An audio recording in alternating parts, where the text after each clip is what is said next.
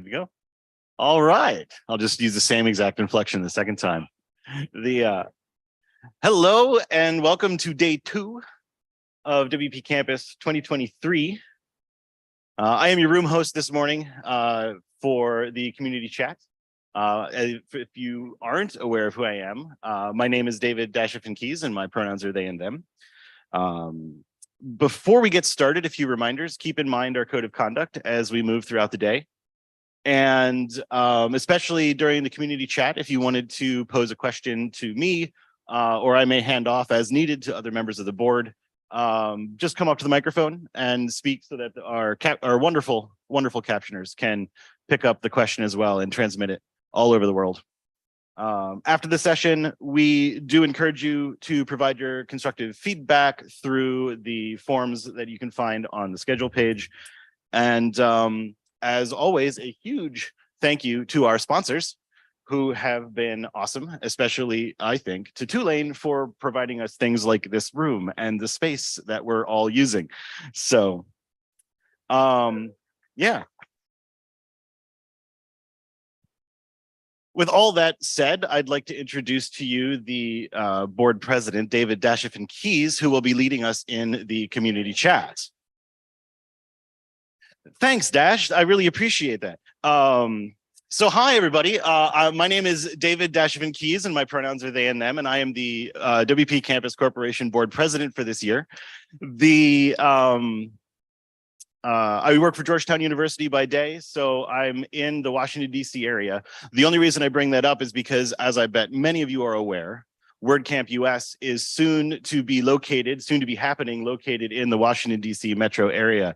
So if anybody here is thinking of going or is planning on going there and has questions about the D.C. area, what we call the DMV, D.C., Maryland, and Virginia, if anybody has any questions about the DMV, feel free to let me know, because I can probably help out. I'm not multiple people. I'm saying we because there are other people from the area as well. So there are folks here that can probably help out.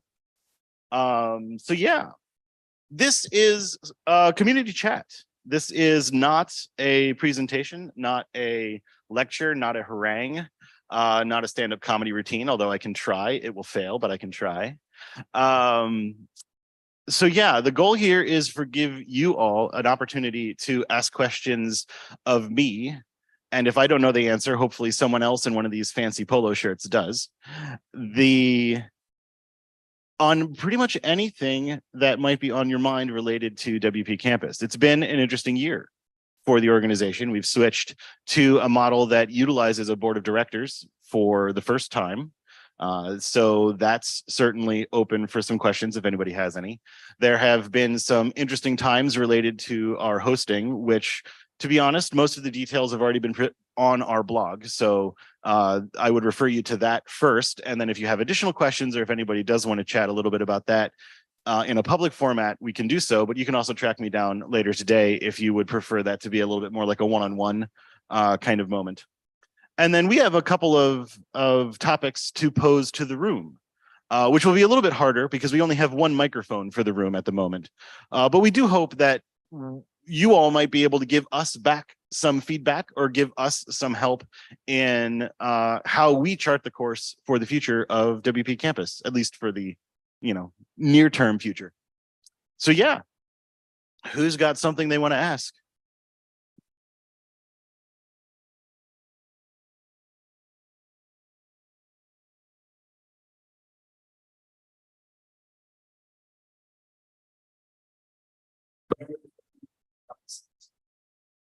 The question was, where is WPCampus next year, and do I know? And that's actually one of the things that we can start out with. We will be looking we want to start a selection committee. We don't know because we don't have a selection committee. We're looking for a volunteer, whether hopefully it's somebody in the room or maybe somebody hearing my voice from the internet that would be interested in chairing the selection committee for next year. The board is hoping that we find that volunteer and maybe multiple volunteers, and we can actually put together a little bit of a committee today or shortly after the conference, because we'd actually like to charter that committee at our next board meeting, which is 1 week from today. So if we can get a volunteer to lead the selection committee, that would be great. Then we can charter that committee, and you all can be off and running to help choose a location. For the purposes of selection, we have an online form. So if you are hearing my voice and you're interested in potentially hosting this fine conference next year, filled with all of these attractive people, then you can fill out that form. It's a 2-step process. The first step being informative, but not super tense. Like we want like a guess at what kind of dates you might want. We want a rough sense of where on campus these things might happen. We want to know, I think the one question is like, is there an airport nearby? Because like we just want to know that people can get there. So the first step of the actual hosting process is fairly straightforward. Those then go to that selection committee who can sort of evaluate. We have a matrix and a rubric and other words as well to help the selection committee figure out what is the best option. And then they'll bring that to the board, and we'll be off and running. So yeah, we want to begin that process, if at all possible, today, and get it off and running to be able to announce an official WordCampus Conference 2024 as soon as possible, because it takes a lot to put these on. We are also looking for a conference committee for 2024, slightly less, I don't want to use the word urgent, slightly less chronologically required, like, because we don't really need the conference committee until we know where it's going to be. But if you're interested in helping to put this on next year, also let us know that. We will, of course, be recommunicating all of these requests out on our Slack channels. We very likely might put these out on the blog, because there might be folks who aren't in the Slack who are willing or interested in helping out. And yeah, so we'll be putting the word out as rapidly as possible for both of those committees. And I would like to see if we couldn't like at least nail down the hosting location within a month or two. That way the committee can really begin the process of locking in dorms, locking in the locations, locking in the hosts, and all of those things as rapidly as possible.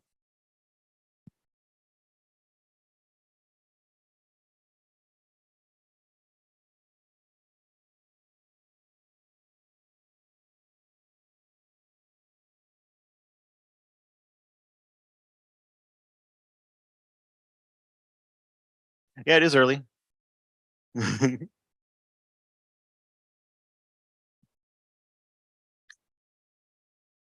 What are other ways that we can get involved with WP Campus throughout the year? Hey, you have now hit the second bullet point in my little keep note. Is community engagement. We were talking at a board meeting, I don't know if it was the last one or two back or whatever, that community engagement has been largely on the Slack, which, considering the course of events of the last few years, makes a lot of sense. Prior to March of 2020, we had sometimes online conferences in addition to the in-person conference. There was a little bit of more opportunities for community engagement, for you all to be a part of WP Campus more than on the Slack and more than the once a year in-person moment. We as a board can certainly imagine ways to involve you all going forward, but I would actually really like it if you all had any ideas to pitch here in the room as well. Feel free to do so. It doesn't have to be like asking me a question in this case. It can be like, hey, I would really like it if WP Campus would do this, and that would be great. We can return to a model where we try to do some single day online conferences. They are I think they're less heavy lift than the in-person conference because it doesn't require as much in the way of logistics, but it is by no means a lightweight lift. So we're also looking for lighter weight ideas, opportunities for you all to get together, maybe regionally, things that could be spontaneously taking place with like with guidance of the WP Campus board, with our code of conduct in place, things like that, but like throughout the year, that don't have to be a single event once every 365 days. So yeah, please, if anybody has ideas, if anybody wants to pitch something, let's start a conversation. Good morning. I've had a bit of my coffee, so I'm good. Following up actually on what you're talking about, one of the things you might be able to do is very much like the regular WordPress meetups do. Have a monthly one. Keeping it top of mind may be part of how you do this. And whether that's a particular sponsor comes forward and says, hey, we'd like to present to your group. A, it's a way to make money. B, it then gives you an excuse every month to, I have trouble running my own meetup. So I know how difficult that can be, but that's regionally. But you guys have the national or potentially in our case, international. So the question is then becomes whether you go to Canada or not or other places, but doing it on a monthly basis, keeping a routine of which day you do it, and just having a presentation on something, whether it's from a sponsor or not. Yeah, that has a lot of potential. The reach, I think, that we have through the organization to reach out to a bunch of different people at a bunch of different places might make the management of those sorts of events a little bit more smooth. Because like this is more people, more options. And name recognition was the comment from the audience. Yeah, that's a really good idea. I like that a lot. Somebody taking notes, because I am not taking notes. Somebody from the board write that down.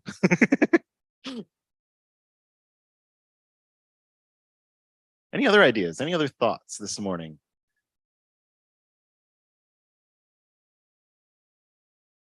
Who here's first time for WP Campus? Wow. Okay. So that's for those of you online where a camera is not, I don't think, yeah, there's no camera facing the room. That was most of the room actually. So that's pretty amazing. I'm super psyched to see that many new folks joining us. I had a not really a fear. I had an expectation that it was going to be like a third of that number of people were going to be first timers. That's great. We asked for feedback on the sessions. Do we have a full conference feedback? Okay, I was seeing nods from folks. Yeah, especially if it's your first time. If you don't want to come up and say anything now that you've liked, that you want to see continue, that you've got ideas for the future, definitely when we get to the full conference feedback. Not that if you're here multiple times, I don't care about your point of view. But if you're first time, I really, really care because that's awesome. You jumping in 2 feet here for a new conference. That's cool.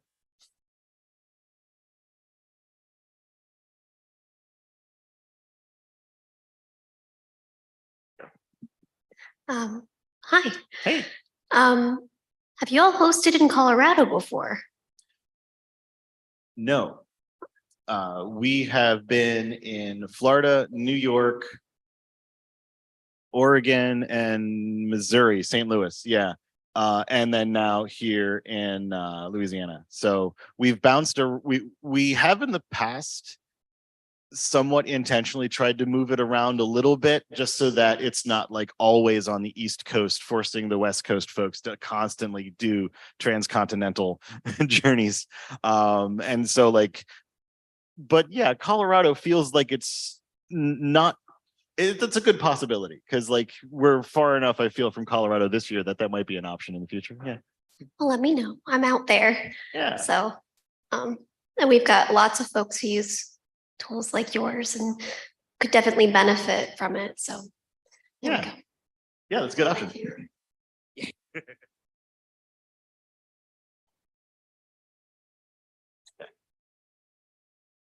Morning, Dash. Hey. Wow, that is sensitive. Yeah, there's kind of a. It is like, wow. Okay.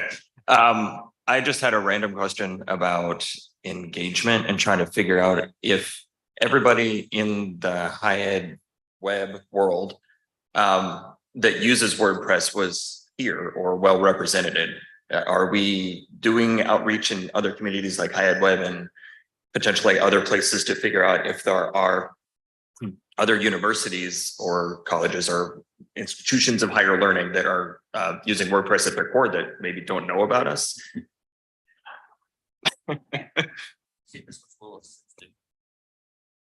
Test, test, test. That one's better. This one's better. Yeah. And is the floor mic this one on? That one's off? Okay. Okay, cool. I was just wondering if we were getting feedback from all three. Ooh. Yeah, exactly. My guess is no. We have on other occasions considered trying to build some kind of WordPress and higher education directory, but keeping it up to date would be a Herculean task that I don't think we've really come up with a great idea on how to make that happen. Interestingly, now with a structure based on a board, we have bylaws that allow us to do things like charter committees to say like, hey, you're in charge of figuring out, Steve, you are in charge now figuring out, no, no, so there are, I think, there are opportunities now with a structure that allows us to more easily and more formally kind of empower members of the community to undertake a project like that. I know for a fact that at least one organization that uses WordPress is not here because it's a university I used to work for, and like they're not here. So at least I don't think they are, but that's okay. So like I know we're not hitting everybody. I suspect we're hitting a good number. There's a couple of schools here that have multiple folks that attended, but there's a lot of folks here that are like the only person at their school doing what they do. There's a lot of folks here that are like the only person from their team that are here. So there's no way that the people here in this room represent every university in the United States and or Canada that are using WordPress. And we're not even hitting all North American countries. So like there's clearly even folks that are within reasonable flying distance of the what has become known as the United States that could attend that just aren't. So yeah, there's room for engagement, not just with the people in the room, the people hearing my voice, and the people on the Slack. We have the opportunity. We have more opportunities out there if we can find them. And hi, my name is Ed Beck. I'm also one of the board members. I would also just like to add that one of our board members also sits on the board of Higher Ed Web, is on both boards. Higher Ed Web is here as one of our sponsors and has a table set up. And it is as part of our partnership with them, we'll have a table set up at Higher Ed Web and send two of our members to be there and answer questions. And that's part of our, kind of outreach that we do to the larger community. We'll get to you in 1 second because I just had another thought. I also think at WCUS, since I'll be there, I may make like go out to Home Depot, just get like a dowel and a printout sign that just says "Ask me about WP Campus" and like put EduWapu on the back, and I'll just walk around the conference with a sign and see if I can get anybody. But Dash, since so many people raised their hand and said they were brand new. There was a question in the back. Was that a new thought or a follow-up, Ed? Well, my thought was, since so many people said they were brand new and this was their first WP campus, I wondered if it would be good for us to talk about what we feel is our main mission at WP campus and ask the room if they have any things that we feel are missing from that or want to add to that would help make sure they come back. Cool. We'll get to that. I do want to get to your question as well, since I interrupted and all that jazz.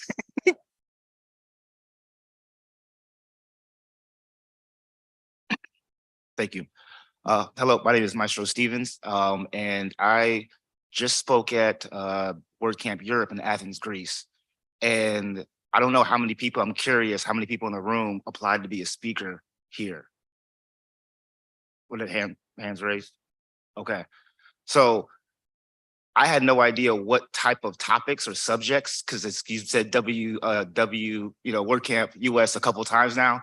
And I feel like there's a different type of nuance between applying for both situations. I just found this organization this year, just Googling, because I just wanted to do some due diligence. So what would you advise people who aren't typically from a traditional background of this, EDU? I didn't go to college. I didn't graduate college. I have a GED, but I started my own business and I had to do my own thing. So I feel kind of different and weird being in a group like this, because it's like, these are my homies, my friends, my fam, but at the same time, I feel like an alien to a lot of people here. So what would you advise a person who was applying for something like this, who wants to be in the educative system, and how would you, advise them? That is an interesting question. Yeah, a ringer is going to answer that question. First, awesome. Thanks for coming. And second, Hi, that's a great question. And I tried over back up. Beep, beep, beep. I'll sit down. Sit warmly by the fire. Join me. So I have tried to write this up in a way outside of my brain. And I definitely have room for improvement there to try to best explain what we're looking for. And I often tell people one of the first questions we ask when we're reviewing proposals is, can I get this talk at any WordCamp? And if the answer is yes, especially if it's an astounding yes, then it kind of moves down the list a little bit. Because honestly, I started out in WordPress, going to a lot of WordCamps. This is not a judgment against WordCamps. I went to a lot of WordCamps and I was not finding the content for me, right? I was someone using WordPress in higher ed, and I just wasn't finding topics. People weren't talking about what I wanted to talk about, and people weren't talking about the kind of work I was doing. And that was one of the driving factors for this organization. And so one of our goals is to try to provide that content, right? That you might get every now and then at a WordCamp. You will, like it's out there. But since WordCamps are regional, maybe you won't find them at yours. Maybe you're not going to a WordCamp in a city with lots of universities like Boston. Their WordCamp has a lot of higher ed talks. So that's kind of one thing that that's one of our kind of criteria on our matrix of kind of going down the list, because we do have to narrow it down, right? We can't select all of them, sadly. We would just be in here forever. And so we do keep that in mind. So we're really looking, our community and our organization is this niche group of people doing very specific things with WordPress. And so we are trying to cater to that and provide a venue and an avenue for people to learn about these things that you might not get elsewhere. So I know that that's a kind of, it's at the end of the day, it's still kind of, it's tricky. Submitting proposals is tricky and picking them is hard. Like, I wish we could pick everyone, and I wish, we can do more. We can do more. We can have more outlets for idea discussion.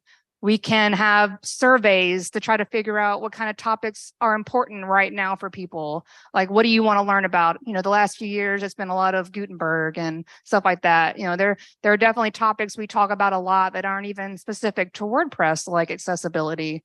We talk a lot about governance, how you can use WordPress to have content governance, stuff like that. So those topics recur over the years. But obviously Gutenberg was a big thing. So we've had a lot of that over the past few years and talking about that. So we can do more I had this idea almost every year, and I just never have the bandwidth, it never gets executed for, we're all volunteers trying our best, but it could be great if we could have an outlet for people to kind of send in topics and then we share them, and so people submitting proposals at least have some kind of motivational list of like, oh, well, I'm doing that, I can submit about that. So whatever ideas y'all have about that, like whatever ways we can help improve the proposal process so that, I know you're not the only one who, I get messages every year. I really want to help. I want to submit. I want to present, but I don't know what. And so any ideas y'all have on that avenue, on that topic, then please share them. You don't have to share them right now. You can just find one of us later, or you can send us a message in Slack. But yeah. Charter a committee. I like that idea. One of the suggestions I might have, I'm usually involved in one of the other Slack channels for Make WordPress, the diversity channel, with Joe Binder, who heads it, has regular conversations about who's looking for speakers, who are the speakers out there that are underrepresented as well, talking about, hey, do you have any problems submitting? How can we help you submit? So if that's something also for everybody, not just the previous speaker, but that may be something as well, an outlet that we can, that the committee can tap into. We have in the past had like feedback sessions, like we've made it kind of like an office hour thing where people could join and then ask, but I mean, or just kind of pitch ideas and brainstorm, I guess is a good better word to use. We've had that before. But ultimately, I mean, I just try to encourage people just submit anyway. Just submit something. Even like, what are you working on right now? What are you excited about? What are you learning right now? What are you doing in your organization? You know, it doesn't have to be a fully fleshed idea when you submit either. You can work on it as long as you give us, you know, just enough information to go off of to help. Because we try really hard to just have diversity of topic and diversity of representation. Like we try to get as much across the board as we can. And that sometimes is easier than others, depending on what we get. We sometimes have to do outreach if like no one submitted a topic on security, you know, we feel like, let's just have at least one. We're normally like, hey, Paul, can you come? Oh, who am I kidding? But, you know, we're, hey, Paul, are you going to come this year? So it's a process, and it's an ever changing process, and it's an ever flexible and process that we should continue to grow and change and adapt as our needs change. One thing you can also do, Michelle Frechette, who is speaking later today, I think at 11, runs WPSpeakers.org. Go fill out a profile if you're interested in speaking at a WordPress event. And under topics, right now there isn't one for higher education, but there is an other field. If enough of us go there and add higher ed in that other field, we then might be able to use that to find folks. She did just do an update today, which is what made me think about it, but there still isn't one, which means I've got to go update my profile again and again and again to add higher ed. But yeah. We did have a question come in from online, and that was, instead of asking institutions and universities to submit proposals, have you considered going to them and asking them to submit? This is for hosting? Yes. No, we haven't. I don't think we've had that. I think we've relied on the community we have to try and find the right people to host. I think in the past, there's been a sense that if you're already a part of the community and you're super psyched to be a part of that community, that you might therefore be super psyched to host the community. But that's an interesting idea, especially, you know, you mentioned Colorado earlier. We might be able to reach out if no one submits a hosting application from Colorado. If that's a place we think we might want to go, we could easily reach out to, U of Denver or something like that and say like, hey, we want to come to Colorado. Rocky Mountains are nice. I got 3 back here. You got 3. Okay. I'll wait. Hi, how you doing? I'm Jim Groom. I'm a first-time attendee. Hi. I feel like I'm at an AA meeting. I've been sober for 10 years. I just, being a first-time member, one of the things that kind of came to my mind was an overall theme that might help people focus their proposals for the talk. But also, we all know WordPress is now like oxygen in higher ed. It could be infrastructure. It could be teaching and learning. It could be the .edu main website. Like, there's so much that's happening across higher ed that I wonder if, like, and it obviously depends on numbers, very focused tracks that are dealing with teaching and learning, that are dealing with building the web might also help, you know, focus the attention of people coming in, or even like a, you know, extra higher ed, people outside higher ed who want to do that. So maybe that's it, but I know that depends on numbers and traction, but that would be one thing that would be interesting for folks to maybe, you know, create a little pathway through the event. Yeah, we've had tracks before. I know we've at least had like an accessibility day or accessibility track in the past. So and I think though that is largely, as you said, been related to less of a prompt, I think, and more of like, hey, look, we got 6 of these. They're all great. We'll pick them all, put them all in the on the Thursday, and that'll be the track. You know, so I think there is opportunities to, yeah. There are opportunities there, I think, to try to pick some topics and say, these are the things we'd really like to highlight, whether it be this year whether it be this month for one of those like earlier, smaller events. High Ed Web was mentioned earlier, and they do have like an accessibility summit and an analytics summit where there's like a focused day of stuff. And so maybe that's an opportunity for us too. We can sort of think about the events calendar day, since I know that that's come up a lot for a variety of different universities. How do we manage the fact that every department has their own calendar? Like, so maybe we just have a day focused on solutions of that. I don't know. Yeah, that's really good. Thank you. Hey, I was just wondering, we know WordPress is huge and it's used I mean, it's a huge part of the internet, huge part of higher education. And sometimes there's lists out there of colleges that use WordPress and things like that. Have you guys ever tried reaching out to colleges? Because obviously the amount of colleges using WordPress is underrepresented here. That this could be much huger event.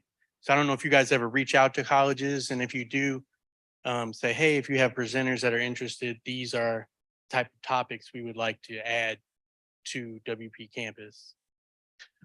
I don't think we have in the past, except for maybe like in the very, very beginning, reached out to places we knew that were using WordPress to build a base. So we have tried.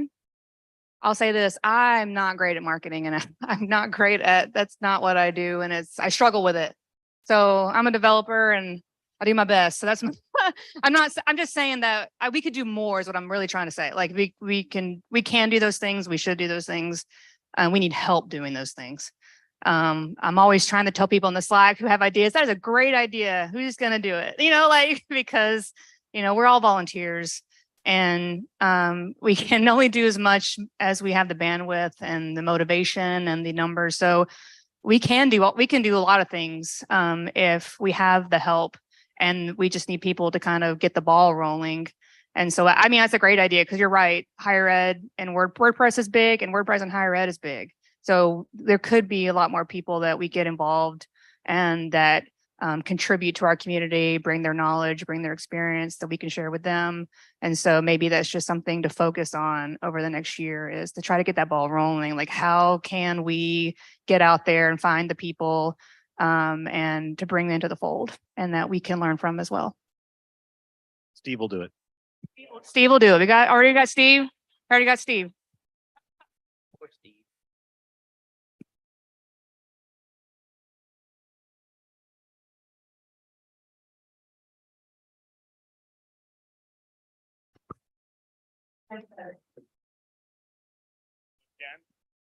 No, go again. I was thinking maybe a newsletter with Ghost.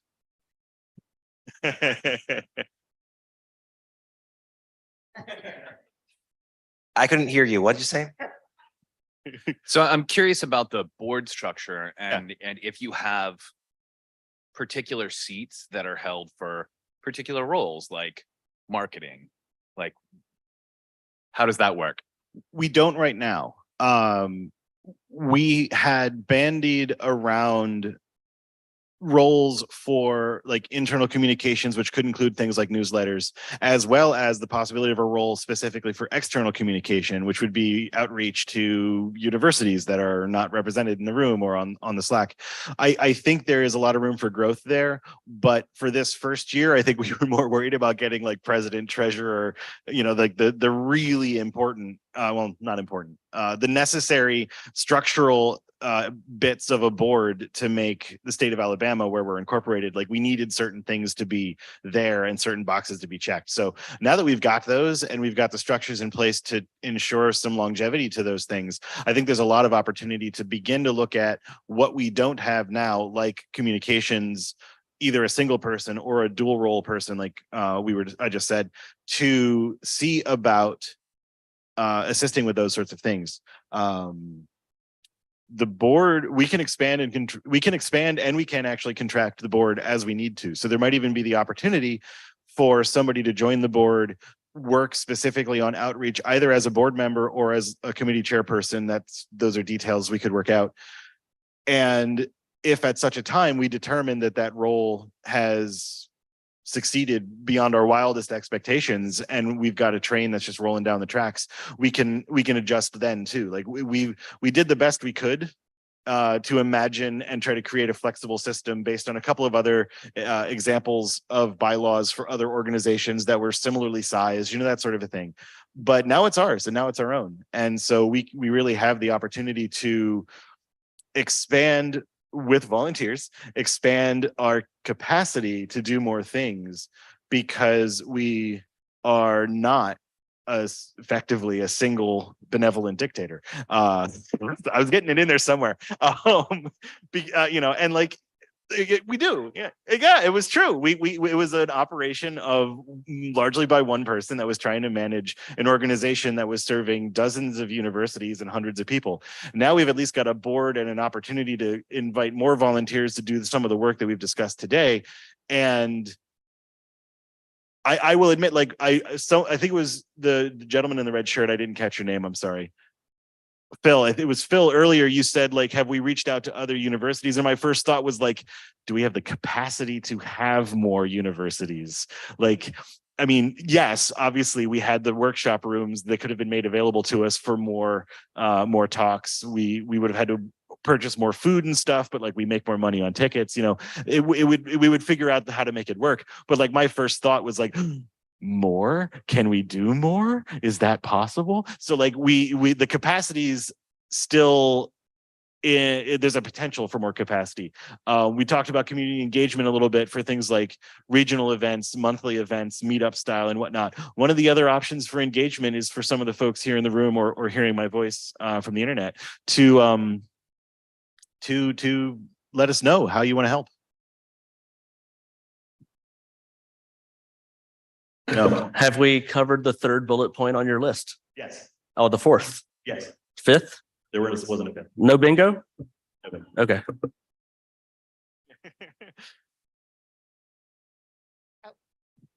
Man, Ed won.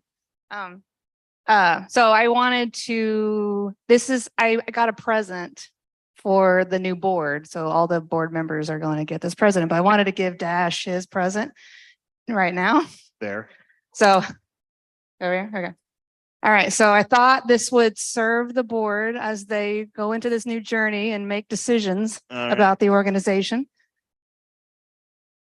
I have a feeling from the top of this that, I destroyed the box. Oh well, hey, it is a magic 8-ball.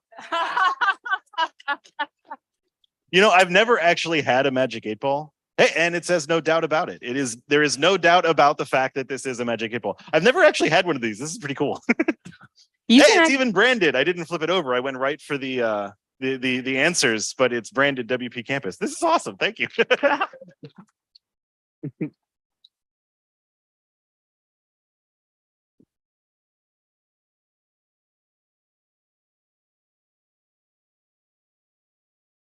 Yes. So there was a comment from the room off mic. Our board meetings are open to you all.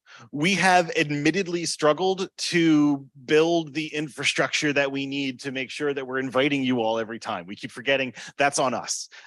We know that. And like every time we're like, oh, we didn't. And now it's tomorrow. And is that, so we're new, we're new at this, we'll get better.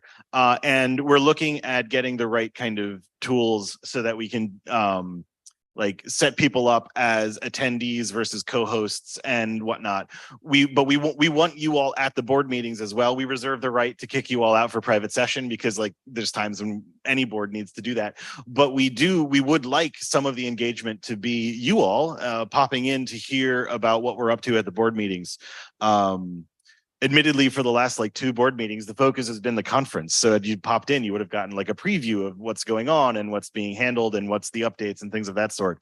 So I think in addition to us learning how to invite you all in the most effective way to come to the meetings, we also probably will have some growing pains and some learning opportunities around at what point do we need to ask the public attendees to squirrel away so that we can talk about stuff that is sort of private and internal to the operations of the corporation that aren't quite as public as some of the other stuff. But yeah, we do want you there, and we are hoping that we will get better at inviting you all in a more timely fashion. And then we'll just have the next challenge to overcome. I think our next meeting is next week. Yes, our next meeting is in 1 week. I have invited you at least verbally here. Our next meeting is, they're always I think, third Friday at 3 or 3:30. 3 o'clock Eastern. Yeah. They're in the end of the afternoon on Fridays Eastern time. And so, but yeah, verbally I have announced it. So like, especially with things like the selection committee coming up, if any of you in the room was like, I could help select a host location, that would be a good opportunity for other folks to jump in. You might get to meet whoever it is that volunteered. So first of all, for somebody who hasn't been in higher ed for a while, but I was happy to attend the first one. Personally, I know you guys have probably already done it. Rachel, thank you. Yes. You've done a great job. The other thing I was going to say with, as you move forward as a board and you have your sort of core members now, have you considered having positions on the board? This just came to me a while ago, not just like your standard marketing or internal VP, external VP, but maybe somebody who's in, a position specifically for the technology people, or a position for an educator, a position for someone who is an infrastructure or internal IT person, so that they are sort of the contact or someone who can advise the committee or the board on those types of things. Those are more unique to every board, depending on what you're doing. Like, for example, my alumni association has an archives committee or whatever. So, but that may be something going forward. Like we were talking about tracks earlier. You can have a track for educators, a track for, similar to this, you could have members of the board who specialize in those areas. Say, okay, if you're an educator, you can apply for it, whatever. But yeah, however you go about that. I think the closest we've discussed was like a librarian or archivist role, as to be both as sort of the lead to manage and maintain the learning library on the website, but also then as the opportunity to be managing whatever other new learning resources we might imagine in the future. So we have had the basic conversations about roles of that sort. The same answer applies to those, sort of as the other one, where like we just had to get a board going, and now we have the opportunity to do that. The internal and external VP kind of conversations have happened. Librarian has happened. I really hope that we do get like maybe a faculty person would be real. Do we have a faculty person on the board? I don't think we do. No, I don't think so. Just about everybody. It's on someone the from a board- teaching and learning center. True, yeah. Two. And we do have a person from an agency on the board too. So we have like the person who would be more closer to the sponsor point of view and the business side, yeah, than more on the higher education side. So we do have a couple of different people that can speak to the facets of the organization. But And I would just want to add to that, just because I was on the planning committee and also on the selection committee. Not everything needs to be a board seat. Every single, thing, we don't mean to be up here and be like, oh, yes, you should be in charge of that because you had that suggestion. You should be on our board now. We don't mean for that. We need to have lower levels of engagement. So when the selection committee was put together, we did make sure there was an educator on there. We did make sure there was somebody with the different mindsets. And although we didn't mark them as tracks in the schedule, we did make sure that, there was somebody talking about infrastructure, somebody talking about education, there's somebody talking about the EDU website, governance, accessibility. We said, hey, there wasn't enough of it in here today. And that's one of our key moments. So we made sure that our keynote was on accessibility. So we were keeping it track of those things. But what we can do better, and what I've heard from this, and I do hear you, is we need to communicate those outward as well, both at the presentation time when we're accepting presentations, and also for the attendees when you're there. And I can take that feedback back and make sure that we do that a little bit better next time. Cool. We are out of time. So that wraps up this session. Thank you to all of you, but most especially me for this wonderful session. Please use Please use chat and social media and our 2023 attendees channel if you want to continue any conversations or follow-ups. You can also stop me in the hallway, or some of the other folks in these fancy polo shirts can probably also answer similar questions to what I was answering.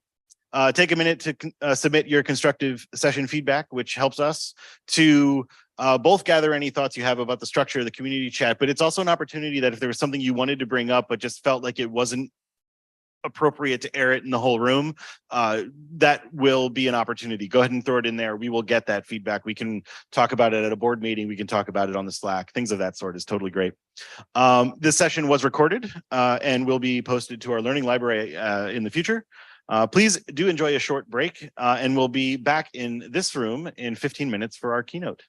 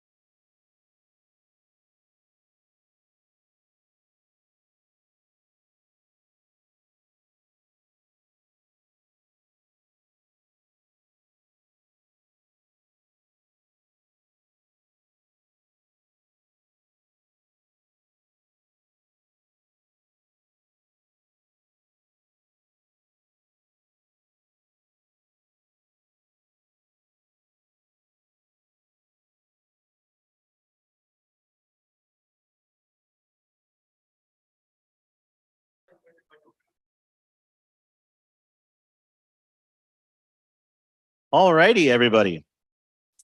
Hello and welcome to the Friday at 10 a.m. session, 10 a.m. Central Time session in room 1, the cram room here at WP Campus 2023. I remain your room host, David Dashiff-Keys.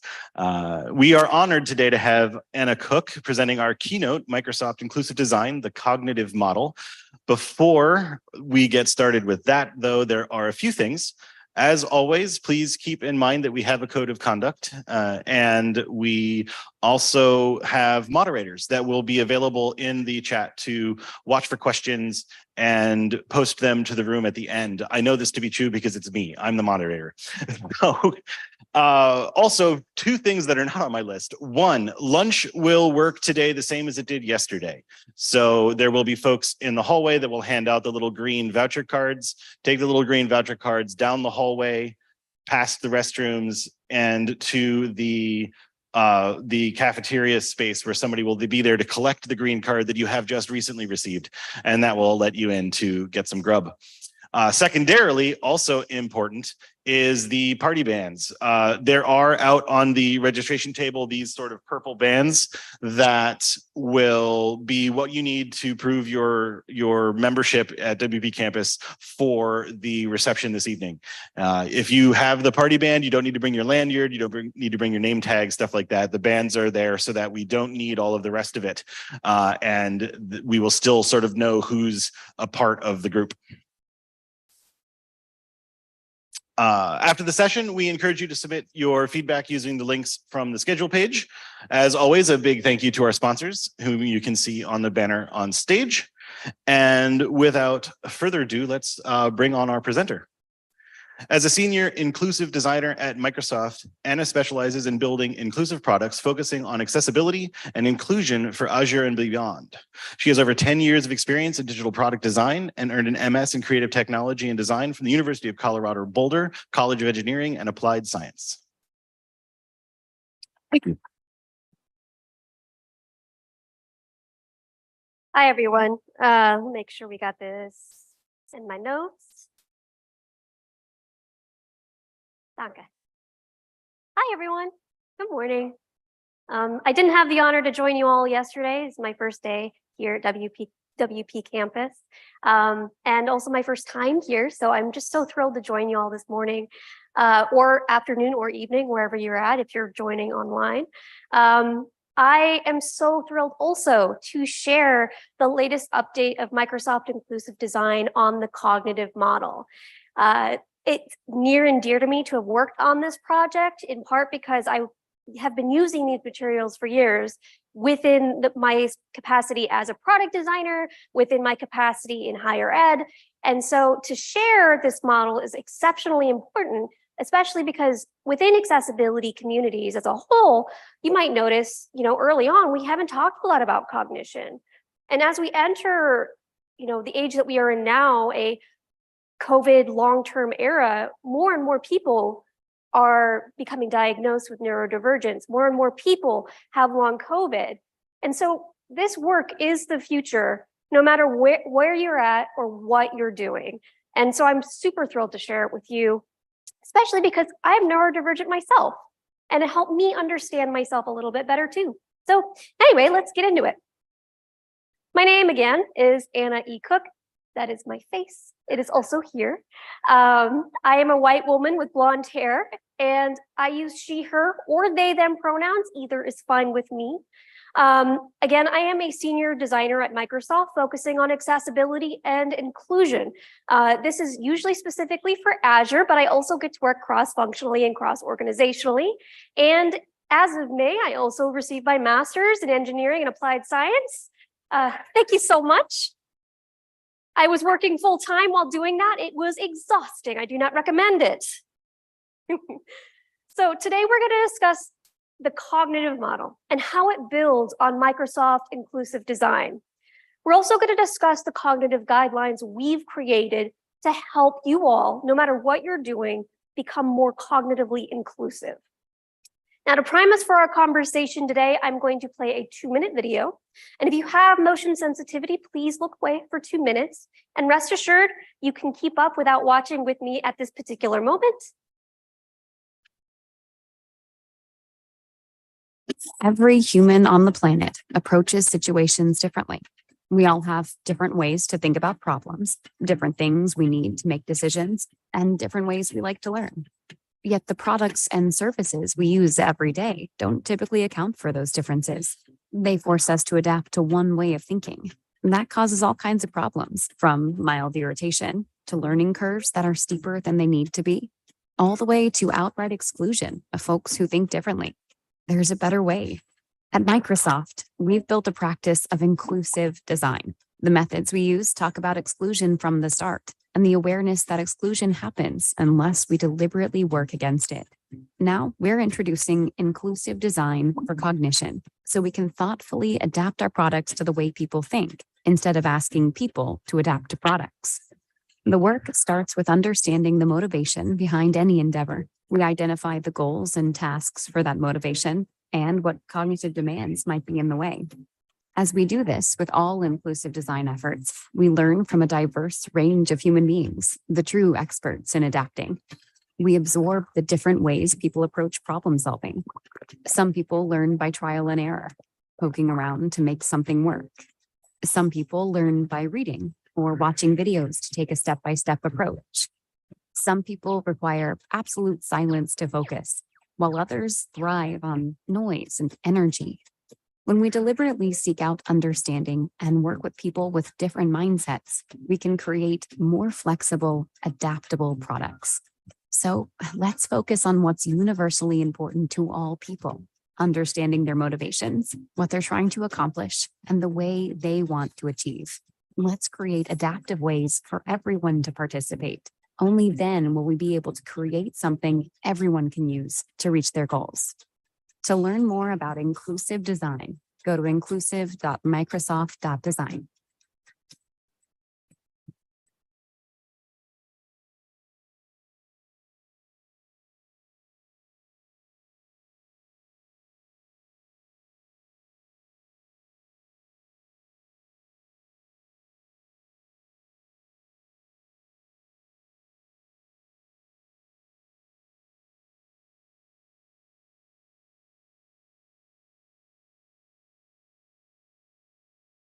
Every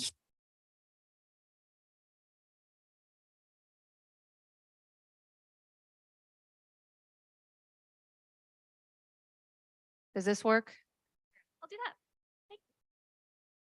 Make sure. Okay, cool. All right, I am well equipped. Thank you. So let's talk about the inclusive design toolkit. If you're not familiar with it, I definitely recommend looking at it and learning from it. It's a very helpful model for understanding how disabilities affect people, how we are all temporarily abled. And this guideline was released in 2015, and which is wild, it's almost 10 years ago, right? And when it was released, folks that worked on it realized that there were gaps in what was considered. A lot of the focus was on physical disabilities and sensory disabilities, and not so much on cognitive disabilities, neurodivergence, and the like. And so the cognition toolkit was our chance to dig into those subjects in more depth. Now, in the original inclusive design toolkit, when we consider the definition of disability, we use the social model. And in that social model, in essence, what happens is that when we create experiences, products, websites, and the like that are inaccessible, we actually create disability. And so consider that model for a moment, because disability is created by mismatched human interaction rather than a personal health condition. And when we think about it this way, it is exceptionally helpful in reframing how we meet human needs, how we account for people's specific circumstances, because nobody fits an average when it comes to our bodies or our minds.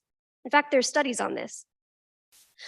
So in the toolkit, we discussed how inclusive design thinking can inform product creators of all types, including designers, developers, educators, wherever you're at or whatever you're doing.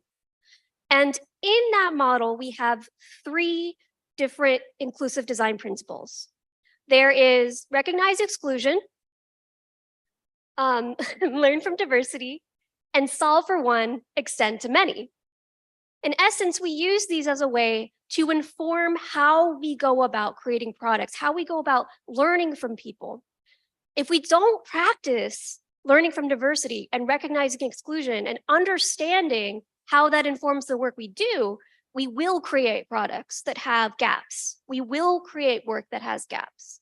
And that's, in essence, what we seek to change. And this toolkit, right, informs the work that we're going to talk about today. Millions around the world have used this toolkit, including educators and educational institutions. But as I mentioned, there were whole opportunities in terms of cognition that original kit did not address. So let's talk about cognition. Now, in our guideline for cognition, we outline that for any task to be successful, motivation must equal or surpass cognitive load. So as an example, if someone's ability to complete a task requires sustained concentration in a minimal distraction environment, they're not going to be able to complete that task in a noisy, active environment. In that case, the motivation does not outweigh the cognitive load. And so we use this to inform our thinking about every type of interaction. Now, in this case, when we talk about mismatched human interactions and creating disability, it comes from excessive cognitive load, which I think as educators or folks involved in educational institutions or even product users, we can all empathize with, right? All the time now, we are getting inundated with constant notifications and tasks and decisions. And so how do we choose what is the right decision? What is the right task? How do we focus on something at that moment? Excessive cognitive demand, particularly for folks who have cognitive disabilities, is not enough. It creates a mismatched human interaction. And as I mentioned, designing for cognitive diversity is the foundation for the future of our work, no matter what we do. So to do this effectively, while also fostering creativity, innovation, and competitive advantage, we consider cognition and start with human needs, not technical capabilities. And so often, specifically in the business world, in the what's the word I'm looking for, in industry versus academia, right? In the industry world, what happens is we're focusing on technical capabilities, and that is important, but what should come first, right? Our human needs. So let's talk about these cognitive exclusion guidelines that we've developed. You can use these anywhere you're at, and you can help use them to evaluate what cognitive demands are in place for anything you create. So our cognitive guidelines include 3 sections. We have starting with motivation, and we identify what cognitive demands are in place for a person in the places that they're interacting with. We offer paths to those audiences by co-creating with people who are cognitively diverse. That means neurodivergent, that means cognitive disability. We include those folks in our creation process to make products more inclusive and more accessible. So the reason we start with motivation, anything that we're working on, is because we want to focus on the potential mismatches, right? If the cognitive demand is too high and the motivation is not high enough, then it is a mismatched human interaction. So starting with motivation is important so we understand what the motivations are for someone to succeed and thrive.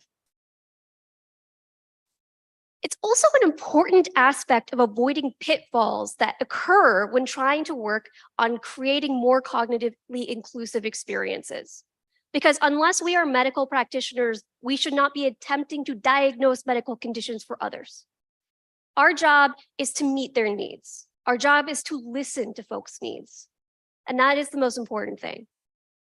So in our cognitive guide, we avoid many of those pitfalls by directing away from the impulse to become experts on medical conditions and instead focusing on motivation.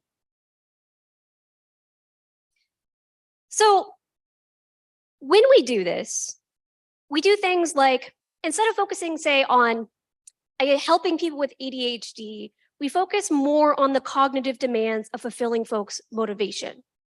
Because people with the same diagnosis, such as ADHD, might have different needs around an experience. And people with different diagnoses may have similar needs.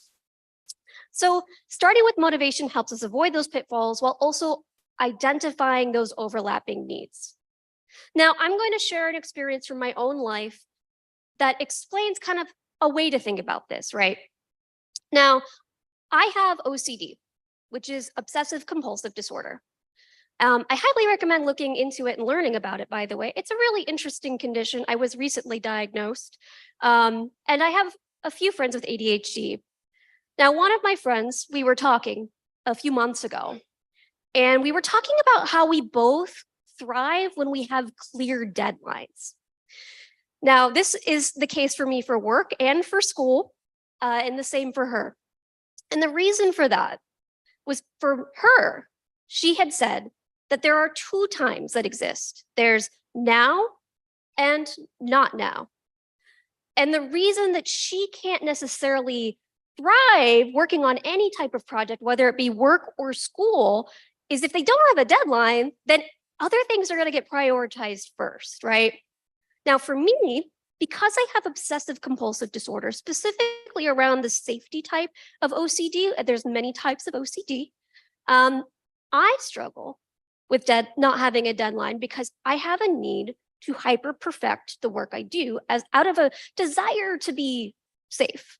It's OCD. It's an interesting condition. Again, it's always fun to tell people about that. And so for me, deadlines help me avoid the pitfall in my own personal life of working endlessly on something until it's perfect, perfect, perfect, perfect.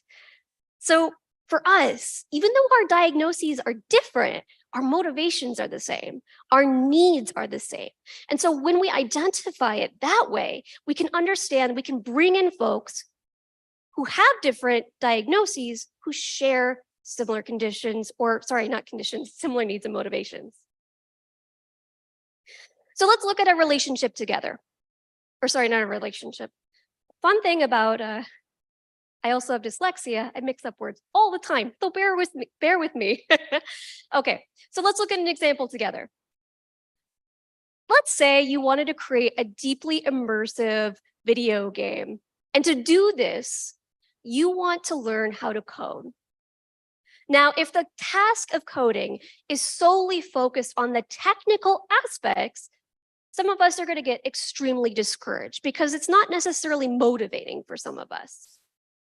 Now, imagine how different it would be if every learning step was reinforcing our desire to build new worlds, to build new inspirational worlds.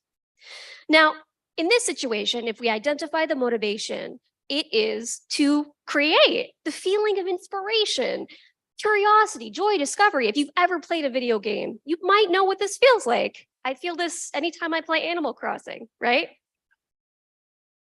Now, the goal in our situation is making a video game, which can be harder than it might seem. And in some ways, it can be a little easier these days than it used to be. But still, to do this successfully, we would have to learn how to code. And so this connects between step 1 of our cognitive inclusion guidelines and step 2, between identifying motivation and understanding the cognitive demands in place. The cognitive demands could be many things, but what we at least know is that it requires the demand of focus, someone's ability to focus on learning, and of course, somebody's ability to learn.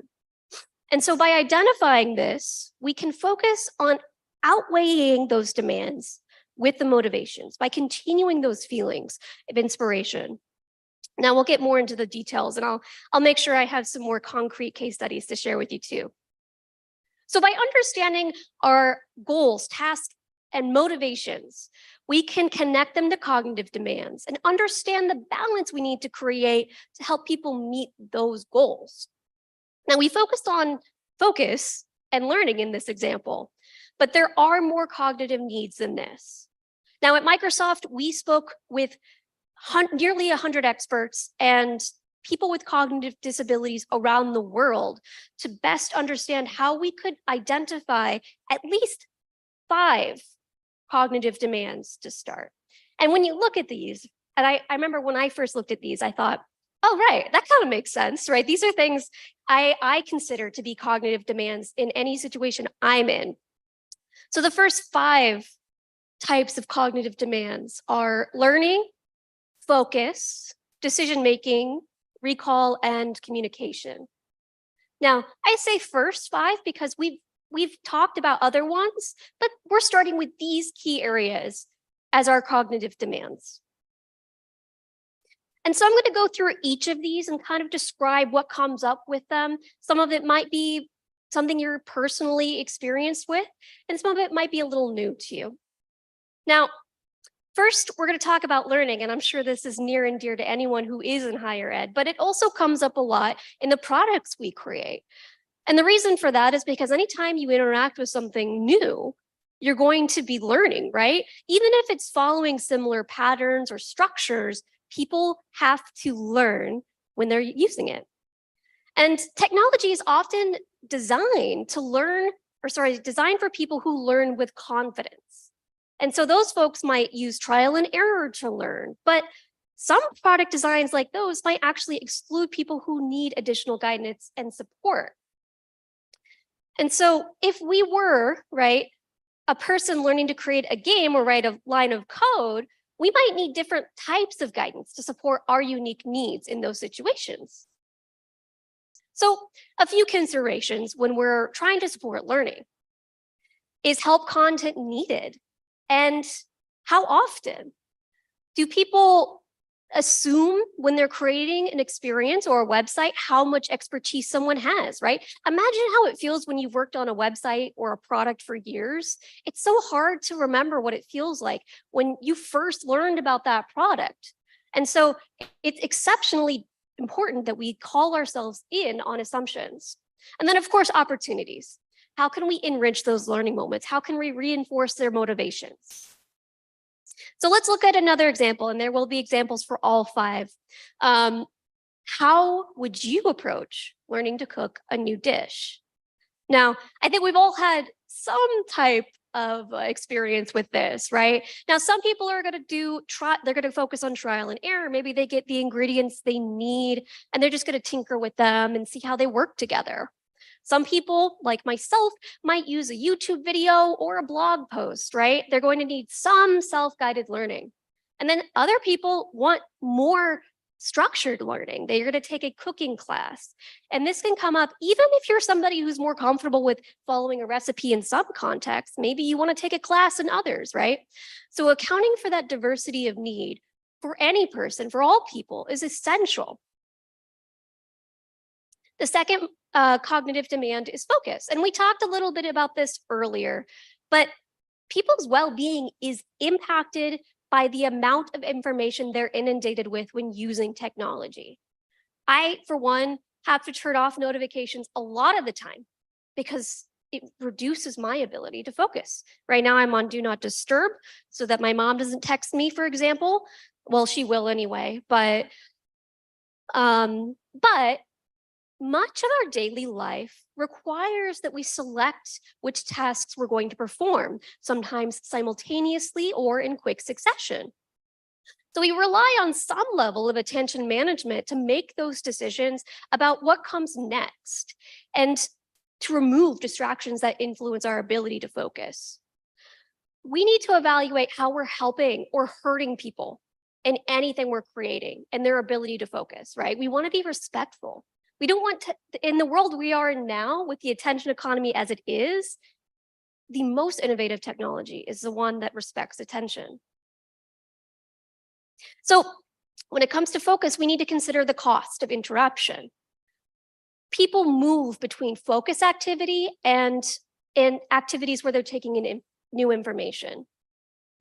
We also need to consider what people do to adjust to different levels of focus, right? And we also, right, need to consider what the role of distractions are, because focus looks different for different people.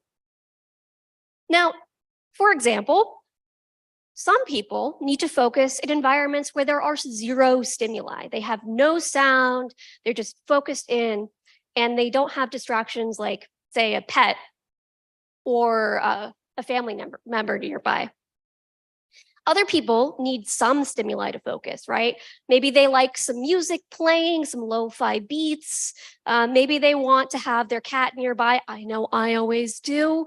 And so they need some stimuli to stay engaged enough so that they can focus, but not get bored.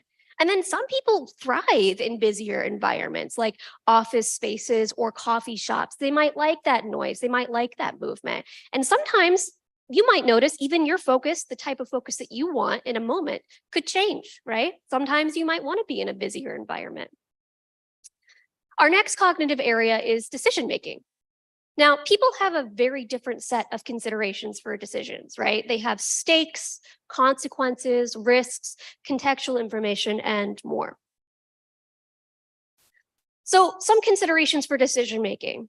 When it comes to empowering people's decisions, we need to consider what our experiences, websites, products, whatever we are creating provides at every decision point, right?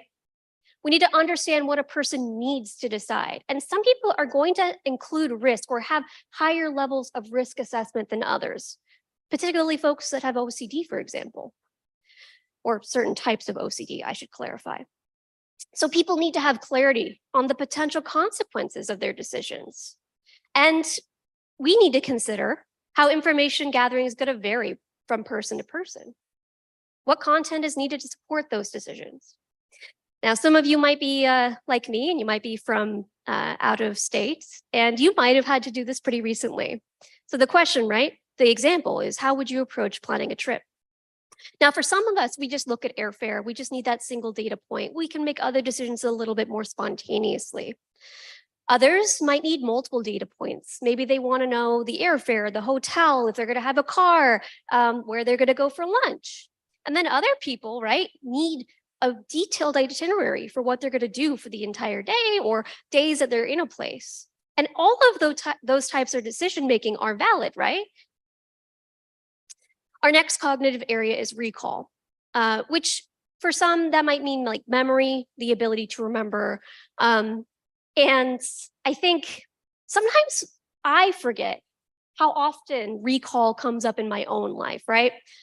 Now, sometimes we remember where things are, or we remember what we need to do, especially if it's really important to us. But in other situations, we have cues, right? We have different cues like notepads where we write things down, or we use our phones to create reminders. And there are folks who need more reminders than others.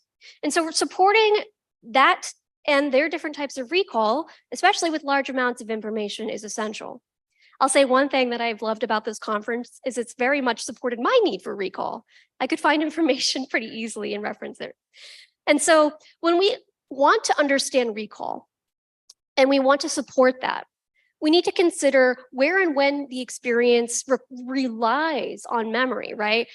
Often people are going to try to remember some things, but it's hard for people to hold on to a lot of memory, even people who are not neurodivergent.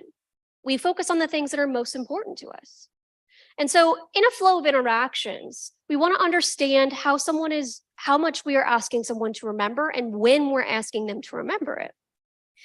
We can learn from how people create their own systems for placing and remembering so that they can find things that they need. For example, keys, right? Now, you or I or anyone else, maybe we have a different set of considerations for keys. Some folks always remember where their keys are. Maybe they place them in a consistent location. I do that personally because it's a little easier for me to remember, right? But then some people might not do that. Maybe they place it in different locations in a home or the like, and they need reminders, right? Again, digitally or physically. And then some folks are going to make multiple copies of a set of keys because they might know that even with reminders, they could lose those keys. And all of these, again, are valid needs when it comes to our experiences. And then the last cognitive demand that we're going to talk about today is communication. Now, if you've been watching me this whole time, you'll remember that communication is only is, excuse me, speaking is only one way that people communicate, right? You might be watching my facial expressions. You might be watching my hand expressions. Some folks use their hands to communicate, like with ASL or different forms of sign language. So communication has a lot of depth and multitude that comes into play, and we subconsciously adapt to different cues in different contexts. But for communication, we need to remember that people have different comprehension needs. So a person who's new to an experience may want real-time pop-up information. Maybe they don't. Maybe they want in-context tips or updates. Maybe over time they want less reminders or less tips and updates because they're learning and they are already familiar with it. Maybe they want experiences from their past use of a website or a product to inform future sessions. So we want to really be thoughtful about how people learn. Some people might want visual cues, right? Some people use screen readers, and we need to help support their needs around how they're communicating, particularly in digital contexts. And so we want to understand how communication needs shift over time and how people's contexts and preferences change when using whatever we've created. So, for example, and this might speak to a lot of folks who are in higher ed again, how would you communicate with a new teacher or tutor? Now, let's say our student in this situation is dealing with an unfamiliar problem. They might want more proactive and frequent guidance in those situations. And with a new tutor, that tutor is going to take time to learn about an individual student's needs through different sessions. So maybe in our first session, they are getting to they're getting more familiar with how the student learns and how they communicate. By the 5th session, they better understand that. And by the 10th session, they understand when to step in and support the communication and learning needs of that student. And a good tutor, right, is going to sense those needs more intuitively over time, but technology is not capable of that. Technology must be intentionally designed to communicate and adapt to different people's needs. So those are the first 5 cognitive areas. And when I first looked at these, I thought, this seems pretty intuitive to me because these are, again, demands I see come up in my life every day. But again, there are more opportunities to learn. And we want to learn, right? We want to consider a cognitively diverse audience. However, understanding these needs and actually truly feeling them are different, right? Now, I want to be conscious of time here. Now, let's see. We have a 6-minute long video. I'm going to play maybe 3 minutes, and then I'll open it up for, I have a question for you.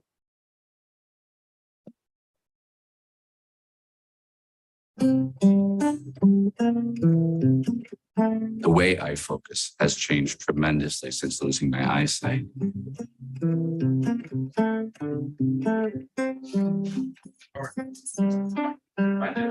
I pop in my earbuds and I should have shut the rest of the world out and get lost in a trance. Anything more than one standard sound in the background can really compromise my ability to focus and stay precise on my task.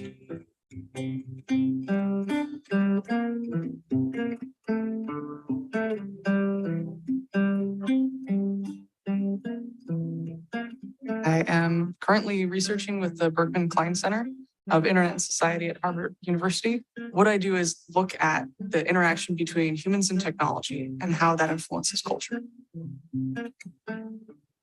Hello, everyone. I'm going to do a workshop on calm technology. So we live in this era of interruptive technology. And it's not just interruptive in that we're getting alerts all the time. An alert can be anything. So let's think about how many notifications you might get during a day. Hey, here's a new calendar appointment. Here's a new email. This thing has been done. There's a text message. Somebody added photos to the drop. There's another Snapchat. Scroll up. New 20 more emails. Technology should consider social norms. And how do we make that technology polite? The most frustrating thing is when a pop-up comes up and sometimes they're not coded right and they lock up my screen. So I either have to do one of 2 things. If I'm fortunate enough to have my partner around, then he will come in and I got this. But again, At 53 years old, I resent having to ask somebody to help me click endpoints away from it. And then if I was alone, I would have my entire day screwed. Well, when I came to New York, the city itself is loud. People talk loud, and there are many noises, like especially the subway. In Japan, people tend to hate the noise coming from the computer or even a cell phone. So they usually turn it off, everything turned off. In Japan, that's really rude thing that to make any kind of noise in subway or in public. When I did a translating job at home with my computer, I really have to focus. I always have any kind of notification sound off. I need to deal with Japanese and English. There are some language issue, like the English words that I don't know, and it pops up. I don't know what's going on. Sometimes I freaked out because the computer is trying to tell me something, like my computer is in danger or something. And then, what do I need to do something at this moment? And then most of the time, it turns out it's just nothing. It breaks my concentration entirely. If I don't have a concentration, I cannot achieve what I need to achieve in my life. I remember the exact moment that I was told that I had ADHD. I think I cried because for the first time, there was this thing that had a name that fully described who I was. I experienced a lot of difficulty interacting with technology myself. And so I have a very personal connection to Microsoft. So a big question is, how do you know when the appropriate time is? How do you know what the appropriate mode is when you need to interrupt somebody? What does that actually look like? Unfortunately, I have to interrupt her at this moment. Margaret Price that's Margaret Price, by the way. She's fantastic. Look into her work. Now I'd like to pose, oh goodness gracious. I'd like to pose a question for all of you. What is your ideal environment for focus? Why is that? And I'm going to have a Dora the Explorer moment and wait for somebody to volunteer. A loud coffee shop? Why do you like a loud coffee shop?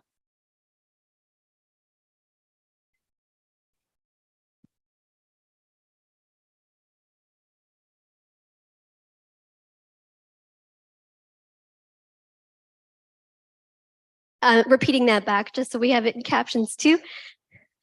Oh no, don't be sorry. No, I'm glad you're answering. yeah, like a coffee shop is just, I don't know. I just think the noise, I think it harkens back to college. Just, I had my typical coffee shops I'd hang and just, having my headphones on and just being around people. I don't know, it just helps me hone in on what I'm doing. Totally. I can respect that. We have another individual. Oh, and while the mic is being passed off, as you're thinking of this, consider who else is going to benefit from that environment, right?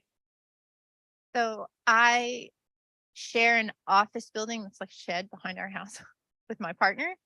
And I do best when he's gone in the late afternoon and the evening, because hearing him typing or talking totally distracts me. I do sometimes turn on music, but it has to be like music that I grew up with, like that my dad listened to, that like I know the words and I just like tune out, like it's nothing you want to sing to really. It's just like background. Totally. I do better if I put my desk in stand mode, oddly. I don't know why. Like at that time of day, I'll usually stand up and I can like really get into like, I'm literally listening to you standing now. I don't know why. I also use a standing one, in part because those desks are better. I don't know if y'all noticed, I'm very short. They're actually much more adaptive.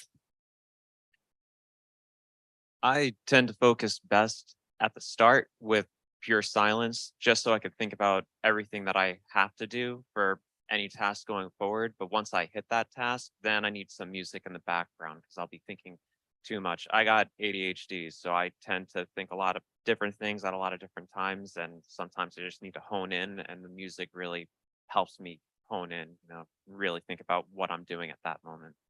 Thank you. Yeah, that's awesome. And I love the consideration that focus changes. Test. I'll take put my headphones on and then really concentrate for probably 15 minutes to a half hour. And then I have to get up and I have to take a break, whether that means take a run around my neighborhood or look in the refrigerator or get a snack. And then I want to make sure that's only 5 or 10 minutes. And then I go back for another 30-minute segment. So I focus best in chunks. It's hard for me to sit there for 2 or 3 hours and just focus on one task. I love it. One more. Even though I really would love to hear all of you. Amusingly, mine's a direct contrast to his. Heads down, music on, loud rock, something like that. And I'll go for 4, 6, 8 hours straight, because trying to take a break for lunch, I build Legos in my head and they just all fall down if I don't. Oh, I love a good, I'll be honest, I love a Screamo song when I'm trying to focus. I was a little emo kid growing up. I wear that with a badge of slight dishonor. But I just want to say thank you all for sharing those experiences. It's really lovely, right? I love hearing from folks because I'm always learning something new. And I think that kind of brings us to the big question, right? So how do we actually identify cognitive demands? Now, if we're creating an experience, we can kind of guess, but that's not enough, right? How do we create truly inclusive solutions? The phrase, nothing about us without us, is a commonly repeated one when it comes to accessibility and disability rights, because it's important to include folks who have disabilities and are cognitively diverse when we're creating experiences. And so I can attest that I am involved in multiple sprints where we're co-creating with folks who have cognitive disabilities, people who are neurodivergent, who have identified areas of concern. And we get to work with those folks. We pay folks for their time too, because it's essential that we're not taking free labor, particularly from folks who are disabled or have disabilities. So we co-create. And the things that come out of that are so cool, right? Even just a few minutes learning from you all today, I already am thinking about, well, how could we design a focus environment that could meet all of these needs, right?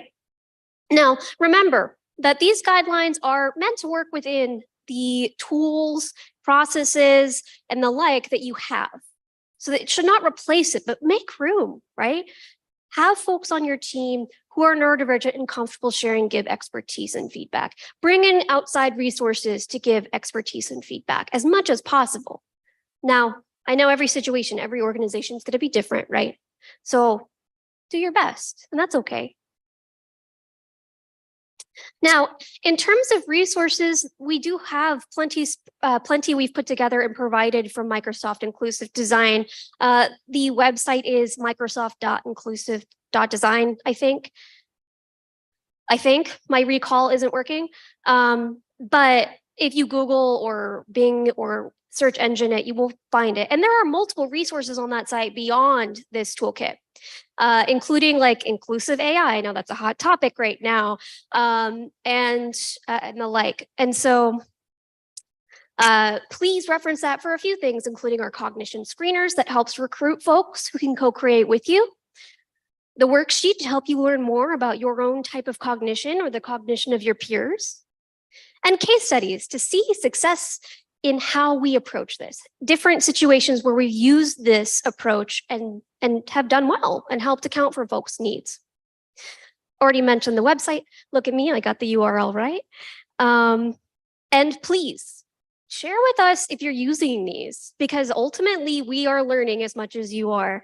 I am constantly baffled by how little I know. So please share if you're using these. Show us how you're using them. Show us what we can do better. Oh, and I could use some feedback too today. So there's a giant QR code if you'd like to scan that, or a condensed URL. Did I cut into question time? I'm so sorry if I did.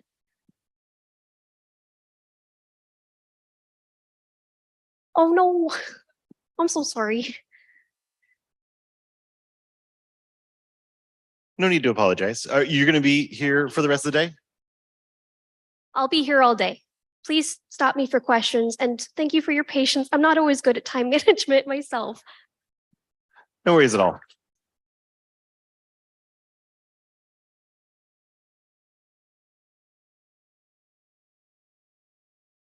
That does wrap up this session. A big thank you to Anna for a wonderful session. Please use the chat and social media and our 2023 attendees Slack channel to continue the conversation.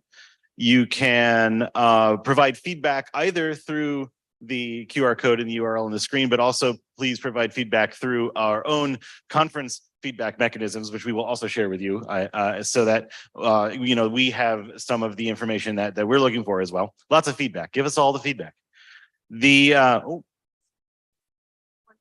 Oh, this is the one for us. Oh, and never mind. This is the one for us. Yay! There's only one. Do it anyway. If you have any follow-up questions, as we just said, Anna's going to be here all day, so do track them down, and they're be happy to answer them. I'm speaking for them, but that's okay. And yeah, this session has been recorded and it will be uploaded to the WP Campus Learning Library as soon as possible. Thank you all. Our next session is in this room. I think it's the only one, right? We're still on one track. Yeah.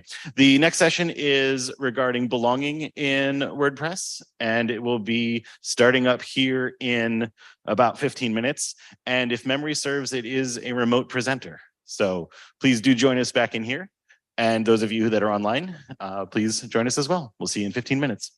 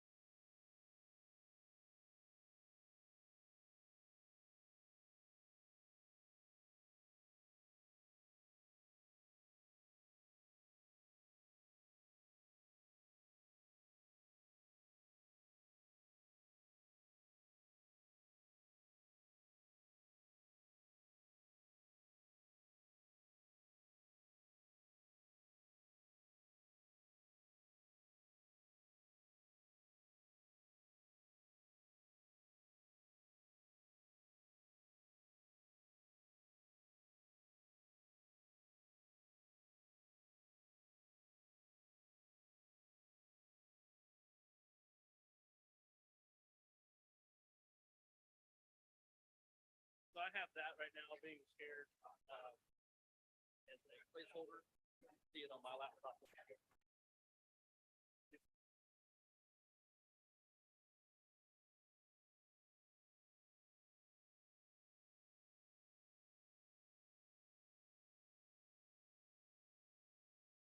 What I meant to share was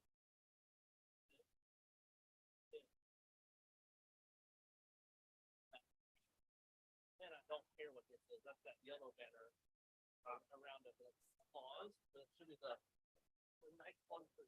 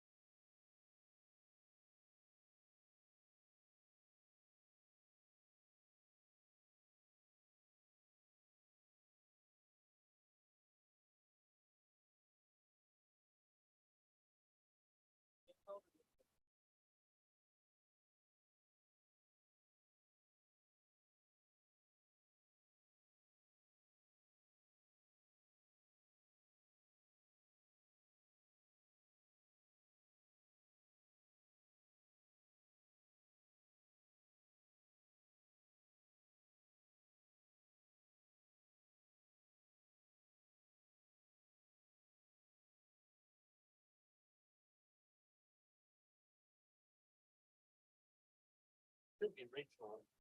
Sorry. It should be Michelle when she comes on screen, but I'm not sure exactly how we're gonna lay out the screens. We're good to go.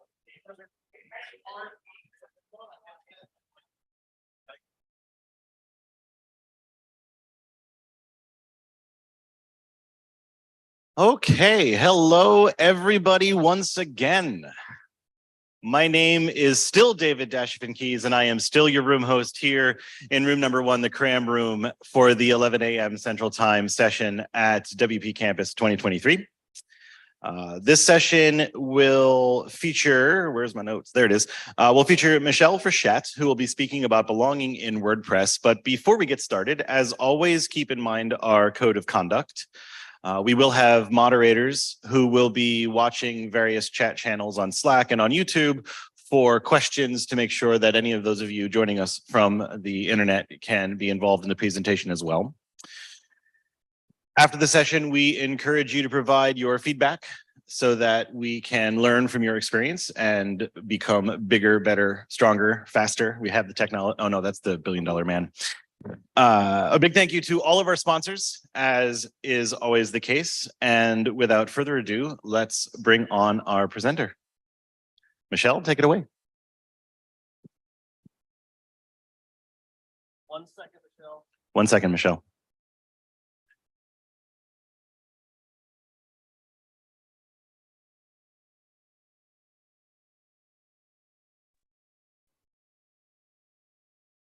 Excellent. All right. So good to be here. Let me share my screen. Okay, cool. So good to be here. I'm sorry I couldn't be there with you in person. This is second best, but certainly I'm with you there in spirit, and I'm so excited about this event. I attended one of the first couple of WP campuses way back in Buffalo prior to the pandemic. So it's nice to be here with you all today. So what I'm going to talk about today is how a global community includes everyone. Accessibility is important. We know that. That's one of the primary things. I actually just published a post today on Post Status about a lawsuit that's happening because of accessibility and accessibility overlays.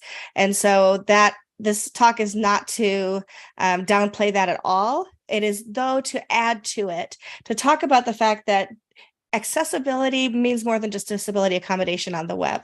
Let's talk about what that means.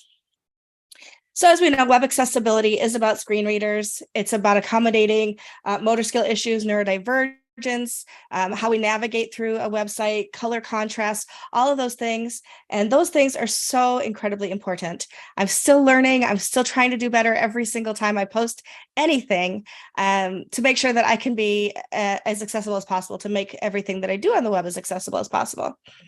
But that's not what this talk is about. This talk instead is about how to make the community more accessible and more inclusive of all of our members. So it's about inclusion for underrepresented and international groups.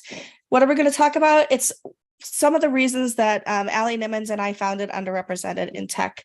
So we founded Underrepresented in Tech because we wanted to create better opportunities for inclusion. We wanted to create an opportunity for people to opt in to a space and not be co-opted into a space. We wanted something that would be free to join and always remain free to join, as well as be free to search and always be free to search. It's a project that helps people fight imposter syndrome. It's also not a revenue generator for us. We are not a 501c3. We don't ask for donations. We have some kind sponsors that help us once in a while just to keep the lights on, as they say, keep the website running. But it's not a revenue generator, and we're not looking to make money off of underrepresented in tech. But I do want to tell you a little bit about why it's important and how our story got started. So Allie approached me one day and she said, everybody keeps asking her to connect them to a Black person in the community or a Hispanic person, or do you know anybody who's ethnic in the community who could make my event more inclusive? Of course, people don't understand necessarily the distinction between tokenization and inclusion. And so we wanted to make sure that we were recommending people in a way that was inclusive, not tokenizing, but also that gave permission for us to recommend people. So originally we started a spreadsheet. We said, hey, these are the people that we can think of. These are the people we've talked to who said, yeah, sure, people can contact me. I may be interested in doing a presentation, etc. But Allie and I don't know everybody. We only know the people we know. And so we started to talk about, like, this spreadsheet was getting out of control. We felt like we were kind of gatekeeping the community, if you will, as far as accessibility to inclusive spaces. And so we started to think about a better way to do that. And we came up with the idea of a searchable database, a database that would remain free to join because we don't want to tax underrepresented people any more than they already are. And it would be free to search because gatekeeping that community means that people won't pay for that access, which also harms the inclusive, the underrepresented community for inclusive purposes. So we wanted to create something that would be fully available, fully accessible, with people opting into it, and giving people the permission to allow themselves to be there or to remove themselves from the database however they saw fit. Also, where they would be able to be contacted through the means they wanted to and not gatekept through us. So we don't know who gets contacted. We don't know who, what kinds of things happen, because that's not something that we wanted to keep track of. That's not something that we know how many people are in the database, and that's about it. We know we can look at the statistics.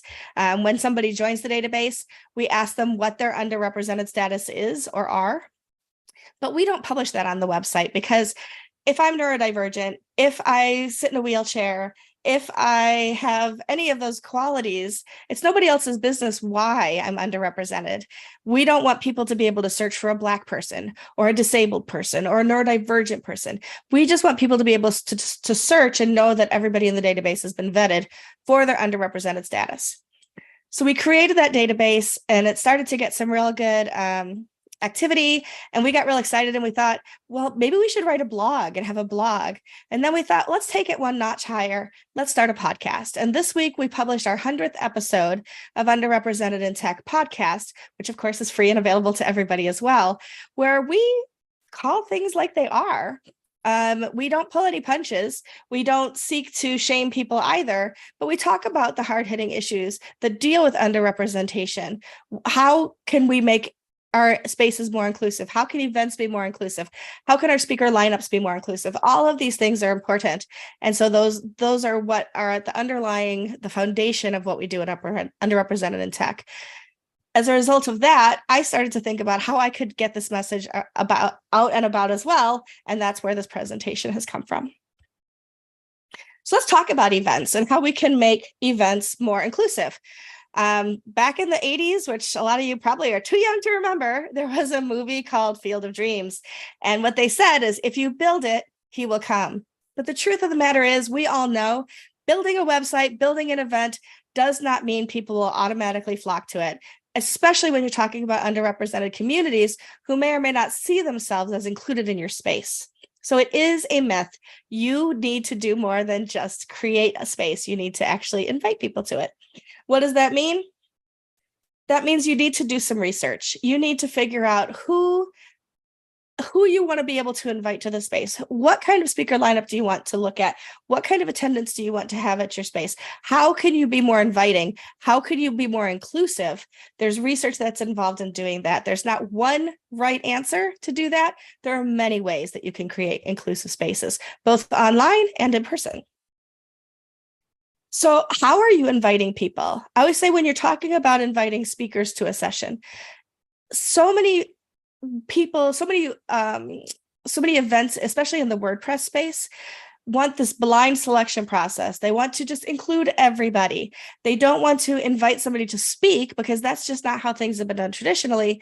They want to invite people to apply to speak, but then they put them in through this blind application process, which means that they're just kind of thrown in with everybody else. And while a lot of white people think that it's on merit alone, it still is not as inclusive as you might think it is. We have a podcast episode on this recently if you want to hear the full conversation about it. But basically, when you are talking about underrepresented people who traditionally have less access to resources, you are already disadvantaging them in a blind selection process, because they may not have access to the resources to know how to present a topic, or how to submit a topic, how to write their own bio, things that other people who have had more advantages and maybe have spoken more, have better access to, might be picked better. So we need to think about how we do that and how we actually invite people to speak in spaces. And then compensate whenever possible. I realize that WordCamps don't compensate speakers. Not every nonprofit has the ability or the sponsorship behind them to compensate speakers.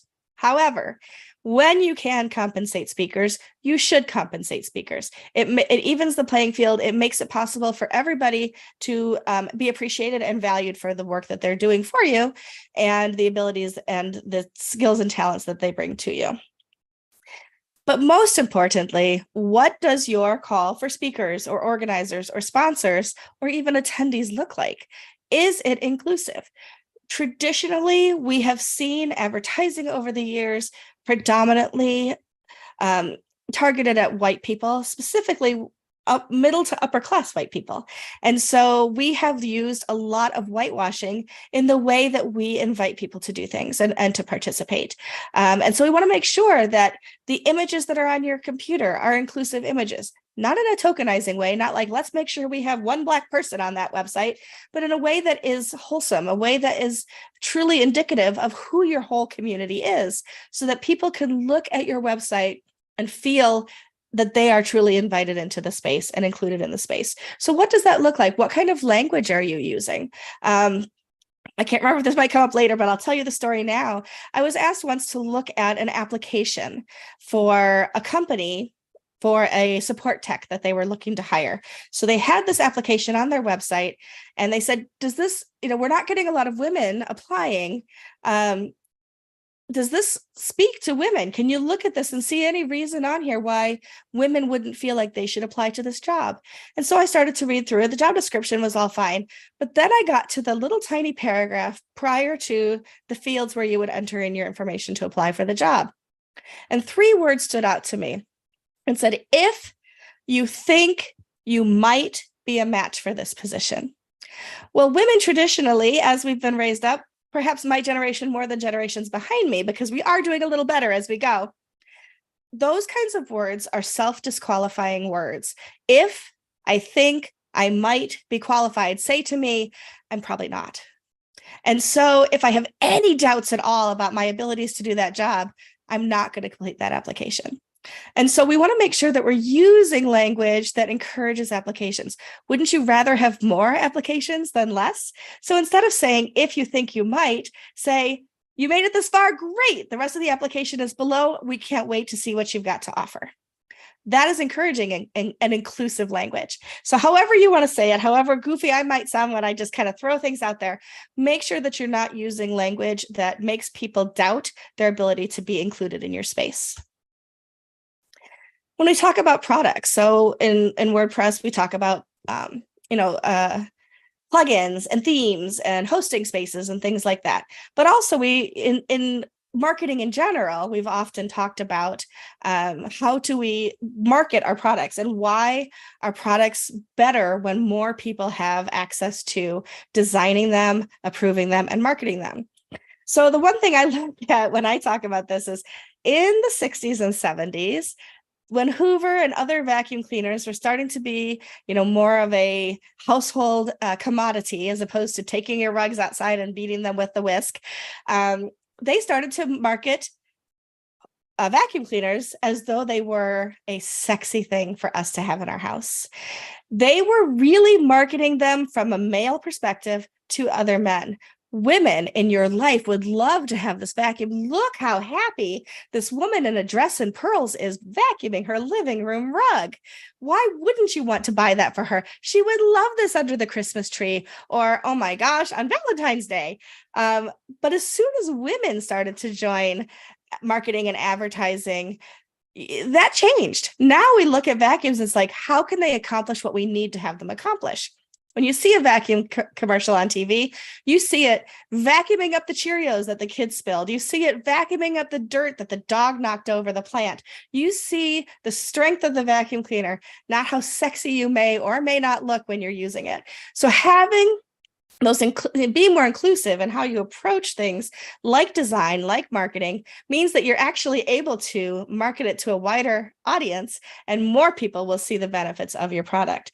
Does it work for everyone? And are you marketing it right? Those are very important things to consider. It does affect sales. It affects sales in a huge way. But it also makes for better projects. I have several podcasts that I do. And one of the first things that when I first got into podcasting, I created a podcast called WP Coffee Talk. And I just put it out into the internet saying, hey, I'd love to talk to people in the WordPress space. I want to interview people. I want to ask the same set of questions to everybody that wants to come on my show. And people started applying to come on the show. And I started the very first person. That's how I met Allie Nimmons, was a Black woman. I'm like, awesome, let's have you on the show. And then it was a white guy. And then it was another woman. And I've had people from 6 out of 7 continents on WP Coffee Talk and from over almost, I think we're over 30 countries now, all over the world. And the gender inclusion for the whole spectrum is there. I have people on there who fit just as many women as men, and I have some non-binary folks as well. There are so many people who've been included, and lucky for me, I wasn't even intending that. It just kind of happened because apparently I'm an inclusive person, which is a good thing to be. But other people started to notice, and then I started to notice other podcasts where they're predominantly white men interviewing predominantly white men. And when you look at that and you're thinking about listening to a podcast and you're a woman or you're a person of color, you think to yourself, is this really for me? Because I don't see myself in all of the people that are part of the guests. So being part of podcasts, blogs, workshops, webinars, events, all of that makes for better projects, including your own HR, including your own design team, including your web team, including all your devs, all of that, every project is made better because of the experiences that come with a more diverse and inclusive group of people. So when you look at what you've had traditionally, you need to look for patterns. You need to make it easy for people to be part of what it is that you are presenting. If you look at your podcast over the last year and you hardly see any women or minorities or other underrepresented groups, why is that? And how can you change that? I'll tell you why it is, because homogeneously, we tend to gravitate to people who are like us and who live in our areas or in our bubbles. And so it's oftentimes having to step outside of that bubble, step outside of perhaps our comfort zone, and really take a look at how we can be more inclusive. It isn't necessarily comfortable at first because you're stepping outside of a comfort zone, but it'll pay off in the end. You really do need to do some outreach to make that happen. It's not going to happen on its own. Again, building better teams. How are you recruiting for people? If you're just posting things on your website and hoping that the right people are going to come, you are missing the mark. There are so many places that you can do recruiting now across different underrepresented groups to make sure that you are really getting the best person for the job, not just the best people that knew about it and could apply for the job. So like I said, what does your application look like? What is the language that you're using? Is it inclusive? Or are you giving people reason for self-doubt? Because giving people reason for self-doubt, it's not a good thing. It really isn't. You want to encourage people to apply. It's very easy for you to look over a resume and put it in the discard pile.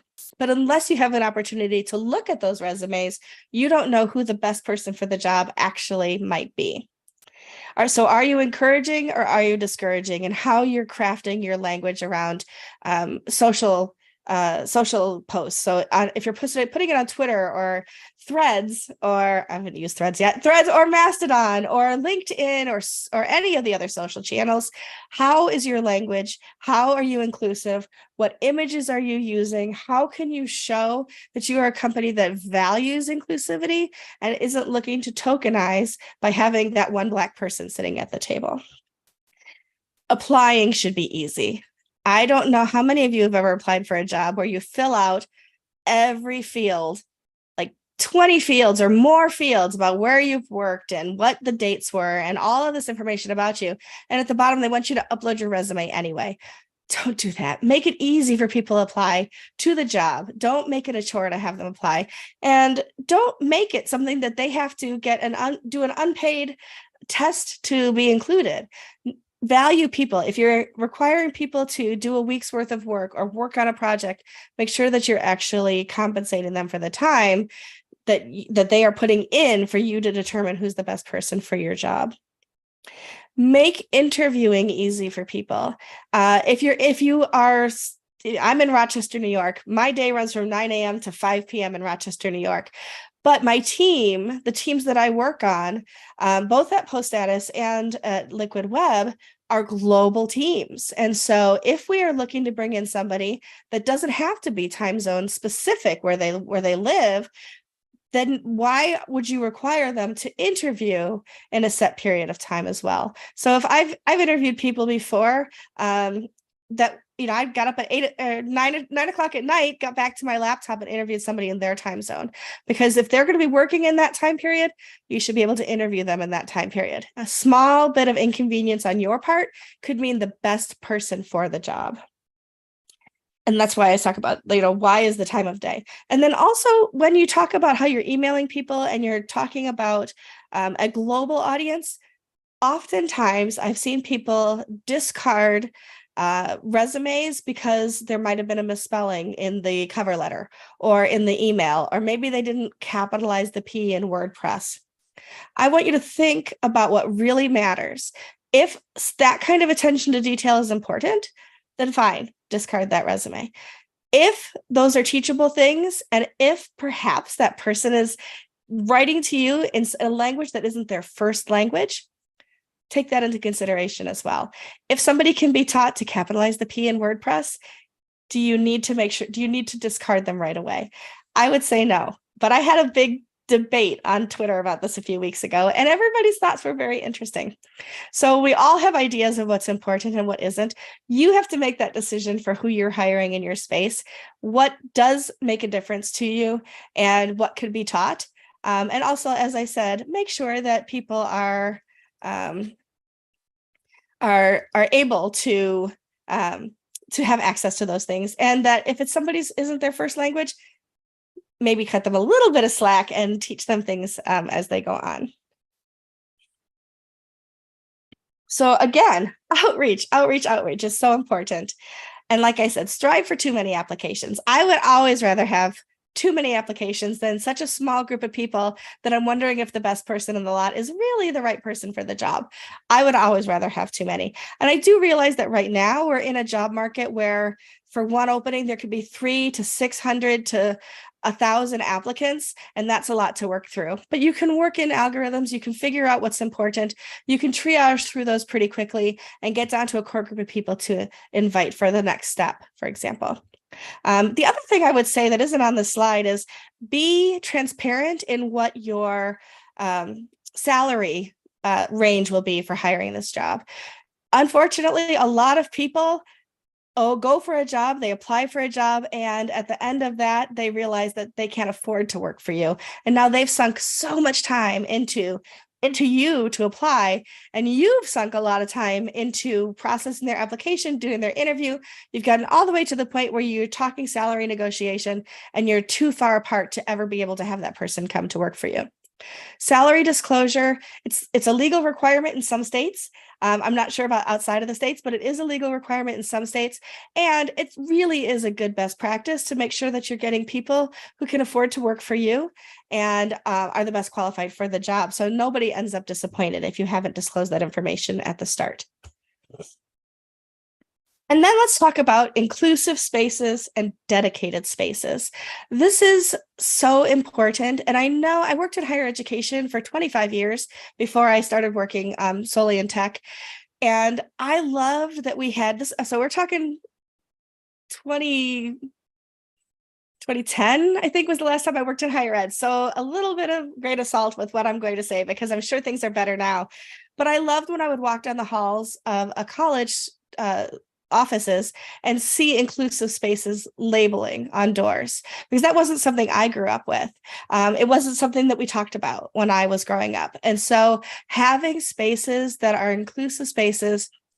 And then also let's talk about dedicated spaces for different underrepresented groups is super important for those groups to feel included, but also have space to talk about their specific issues within your community in a way that is a safe space for them. So for example, in WordPress, there is BlackPress, blackpress.com. They have a site. They have in-person meetups when there's at WordCamps and things like that. And then also there's a Slack channel specifically for BlackPress. And allies, I will say. So if you are an ally, you are most likely invited into that space as well. And there's ways to be included. And there's times when you have to realize that as the white person in BlackPress, I keep my mouth shut and I just give opportunities and don't give criticism, because that's not my space to do that. So by creating that space and allowing people to live within the spaces that they need is just so important, because some of the conversation that happens in there can be heartbreaking. When somebody gets invited to apply to speak, which almost feels like a guarantee, and then they get told, thank you, but we're not accepting you to speak at our event, that's a gut punch. And to have that person have a space where they can kind of lament that process and what happened and how that felt is really important, without people from other underrepresented groups or overrepresented groups telling them why they are wrong. And so we want to make sure that we have spaces that align for that. When I gave this similar talk at WordCamp Phoenix earlier this year, I talked about BlackPress. And after I was done giving my talk and I was out and about at the rest of the conference, 3 different people approached me at 3 different times and said, do you know if there's a similar space to BlackPress for the LGBTQ community? And so I didn't know, and I promised I'd look it up, and I couldn't find anything. There is space in tech, but WordPress specifically, we didn't have a space for the LGBTQ community. And so that night at the after party, several people from the LGBTQ community were sitting near me. We were talking about that, and we registered actually on my phone at that particular moment in time, lgbtqpress.com.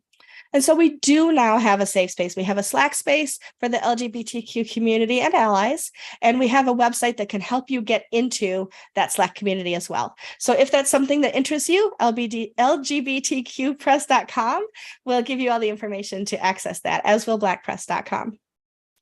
BigOrangeHeart.org is another space that's a safe space for people who deal with mental wellness, whether it's simply occasional anxiety or bigger, deeper issues. Big Orange Heart has saved lives because they are able to. They have mental health first aiders, and they're able to help people get the help they need when they are in crisis. And I don't know that number specifically. The director has a better idea of how many people's lives have been affected. But even if it's just one life that was saved because BigOrangeHeart.org exists, then it's worthwhile for BigOrangeHeart.org to exist. And so it is a safe space for people with mental wellness challenges. I have anxiety. I have depression. I am the president of the board of Big Orange Heart because I fit right in there as well. And part of what Big Orange Heart does is try to dispel any of the negativity that comes around discussions around mental well-being and mental health. That is a safe space for people who deal with any sort of mental well-being issues. That is a safe space for you. You can join that space. There is a Slack. There is a site for that. And then we also have Ladies of WordPress, which is a Slack channel, a Slack group. I can't keep track of channels and groups. But Ladies of WordPress is another one where there's just women. I believe there might be one or two men in there as well. But it is a place for women to be able to talk about other issues that they are discussing and having and hoping and help that we can offer one another in WordPress specifically as women and non-binary folks. And then WordPress values that so much that back in 2020, they had the first all-women non-binary release squad. I was so happy and so honored to be part of that as part of the marketing team. And that was back in 2020, that was WordPress 5.6. We're doing it again. This week, we had our kickoff for 6.4. We have, I think, 55 women and non-binary folks who are part of the next release squad for WordPress. And it's super exciting. And just like the last one, this is going to come with its own dedicated theme as well. So I challenge you to think about what other underrepresented or marginalized groups can we create safe or inclusive spaces for, whether that's where you work or a corporation that you know of and work with, a nonprofit, or the WordPress space specifically or in general. Those are things that we need to think about. If there's a need, how can we provide for that need? How do we do that in tech? And how can we do that within our campuses, corporations, and other organizations? And just a quick example, and this is very specific to the United States. Equal pay day isn't the same for all women. We talk about equal pay day. It's a time in March 31st, when women are right now are making 82 cents for every dollar that a man makes. March 31st is how far into the next year that a woman has to work to make the same amount that a man did the year before. But it's different for Asian Americans. It's different for Black women. It's different for Native American women. And a Latina woman has to work almost 2 years to earn the same that a man earns in 1 year. But here's my secret. The table we talk about, making room at the table, it's not a real table. It's a metaphoric table. We don't actually have to figure out how to tighten up and fit more chairs around it. It's a figurative table. We can make it as big as we need to, and we can make more tables if we need to. Nobody has to sit at the kids' table like at Thanksgiving. Everybody can have a place at the table if we allow them to. You can always make more room. There's no such thing as crowding at that table. No one has to sit at the kids' table. And like I said, we can have more than one table because it's valuing people that makes a difference. And inclusion needs to be intentional. We have to think about ways to do that. Intention is everything. Is your intention performative and tokenizing, or is it truly to create an inclusive space, welcoming for everybody? We need to, those of us with privilege have to understand what our privilege is and how we can use it for others. We have to do the work that will create the right environment and have the right intention. And part of that is understanding the barriers to participation. If we're charging for memberships, if we're charging for people to view things, if we're charging for downloads, those kinds of things can be barriers to entry. And then we have to ask ourselves, how can we create those opportunities for others? Because those of us with privilege do bear the responsibility to level the playing field for those with less privilege. I want to give you some resources. I want to thank you, first of all, for hanging in there with me, listening to all my thoughts on inclusivity. You can follow us underrepped in tech on Twitter, or our site is underrepresentedintech.com if you're interested in listening to more ways to be inclusive. WP Career Pages is one of my projects. It is a way for people to find jobs in WordPress. A Big Orange Heart, like I said, it exists for us to be able to help people who are dealing with mental well-being issues. And then I did create something more recently called WPSpeakers.com, which does have a way for people to check whether or not they are an underrepresented person. So if you are looking to invite people who are underrepresented, specifically in WordPress around specific topics, that is also a resource for you. You can follow me on Twitter at Michelle Ames. That is my threads too, which I haven't used yet, but that's my threads tab. And then also, if you wanted to get in touch with me via email, it's michelle@stellarwp.com. And then I do have the slides and a link to when I've given this talk before over on meetmichelle.online/belonging. And that's what I've got for today. I don't know how we're doing questions here, if we have questions, but I am absolutely interested in answering them if you've got them. All right. Thank you, Michelle. That was wonderful. Really appreciate it. This is Dash from somewhere in the room. Hey, Dash. We do have one question that came in from the YouTube chats. Okay. You had mentioned an access case of some kind earlier in the talk, and it was wondered what the name of that case was and where we might be able to read more about it. Yes, it was about the accessibility overlays. If you go to poststatus.com, it's the most recent post under the news articles. I'll be tweeting about, I actually did tweet about it recently. So if you find me on Twitter at Michelle Ames, you'll see it there as well. I gave it a really long tail URL, so I don't remember it off the top of my head, but you could search for accessibility. I think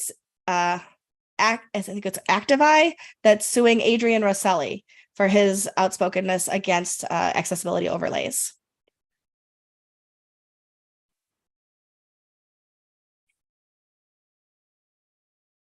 Any other questions?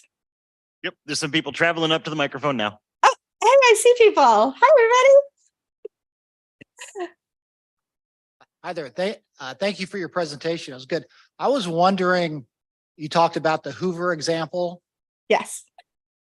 Can you think of a marketing campaign that has been very successful when it comes to inclusion?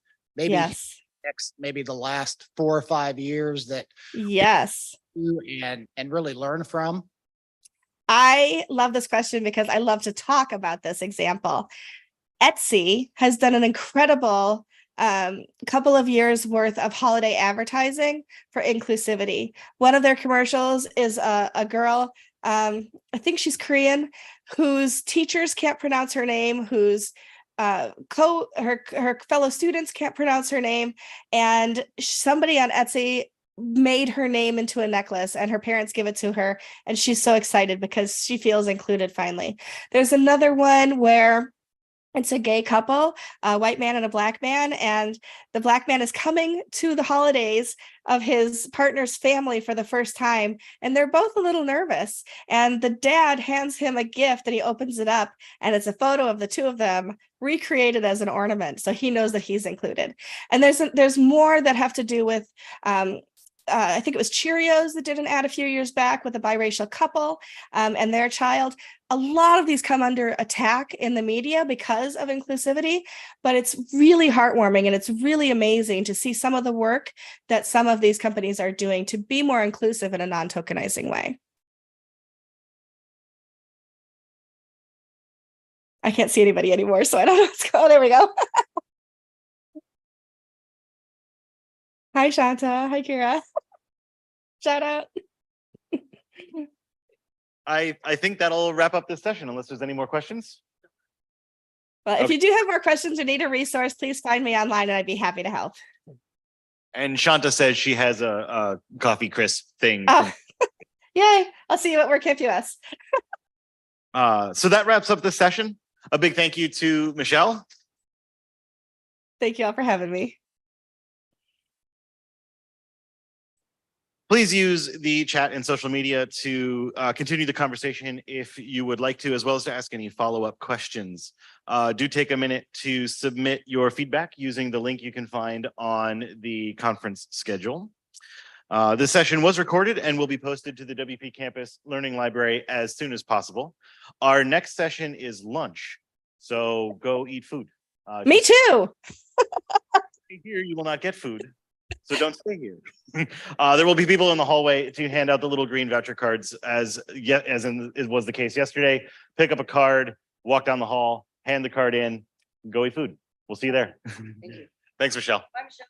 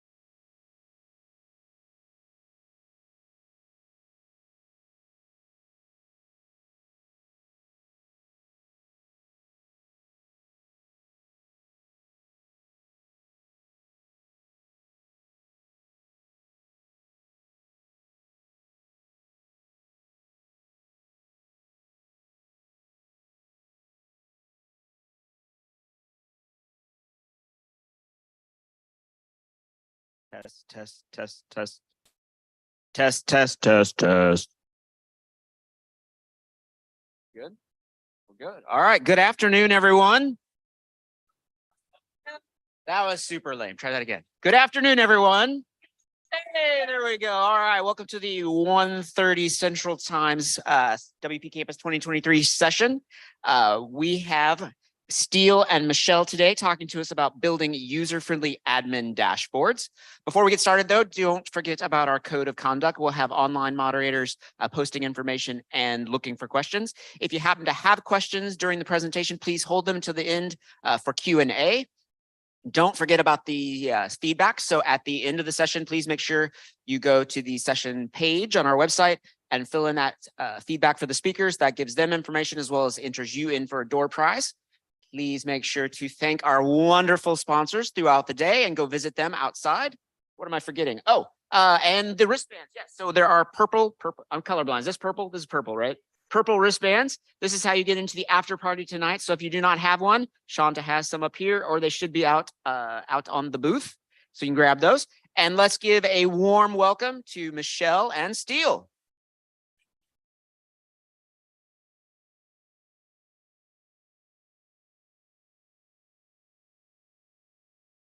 Hello. Hi, everyone. I'm hoping that you can see and hear us okay. Okay, great. I'm going to share my screen and give a brief introduction to who we are and what we're doing here. So we are going to talk to you today about building user-friendly admin dashboards in WordPress, or in our product Pressbooks specifically. Just by way of introduction, I'll give a little bit of introduction to who we are and what we're going to talk about. My name is Steele Wagstaff. I am the product manager at Pressbooks. Before joining Pressbooks, I worked in the higher ed space for about 10 years. I worked at the University of Wisconsin-Madison and was doing instructional technology and consulting work there. Did a lot of work with WordPress and with open source software and with open publishing. And in the last 5 years, I've been working at Pressbooks, and we make an open source book publishing platform that's mainly used in higher ed to publish free and open textbooks. That's a little bit of my background and what brings me here, and I'll pass it over to Michelle to give her a little introduction. All right, so I'm Michelle Waremchuk. I work here at Pressbooks. I have been for about a year. And so I am the UX UI designer, taking a look at the user experience of our users and also the interface elements. I have a background in design, both through user experience design, graphic design, and actually exhibition design. I had worked in museums for a long period of time, but now my work takes me to the digital spaces that we are inhabiting in this level of education. All right, back at you, Steele. Thanks. And I also wanted to say before we get started, just a big thank you to everybody at WP Campus who has worked so hard to put a conference like this on. Even though we're not there with you in New Orleans, we really felt included and invited to participate, and all the invisible labor that people have done to organize this. Thank you so much. We feel appreciated. We're grateful for the community that's been built and to be able to be a small part of it today with our presentation. So what we're going to talk about here, I'll just give a quick outline for what to expect from us. Here's the kind of what's coming. We're going to talk about the problem that we had or that we were experiencing or our users were experiencing with the generic WordPress dashboards. We'll show you the solution that we designed and developed and came up with. Then Michelle will walk you through the design and iteration process, how exactly we built these ideas and developed them. And then I'll talk a little bit more about the implementation with some of the details in the actual code. We'll try not to be too deep or overwhelming, but provide a lot of references where they're warranted. And we want to leave time for audience questions and engagement and feedback. We hope that this session will be useful to you, no matter what your context is. So bear in mind that although this is a specific application that we've built that is a WordPress multi-site based, hopefully many of these principles will be generalizable or useful to you, no matter where you're working in the higher ed space or what kind of WordPress installation you're hosting and helping people to use. So I'll pass it to Michelle to describe kind of the general problem that we had or that we were seeing with WordPress dashboards generally. All right, so you may be familiar with the original WordPress dashboard. It looks a little bit like this.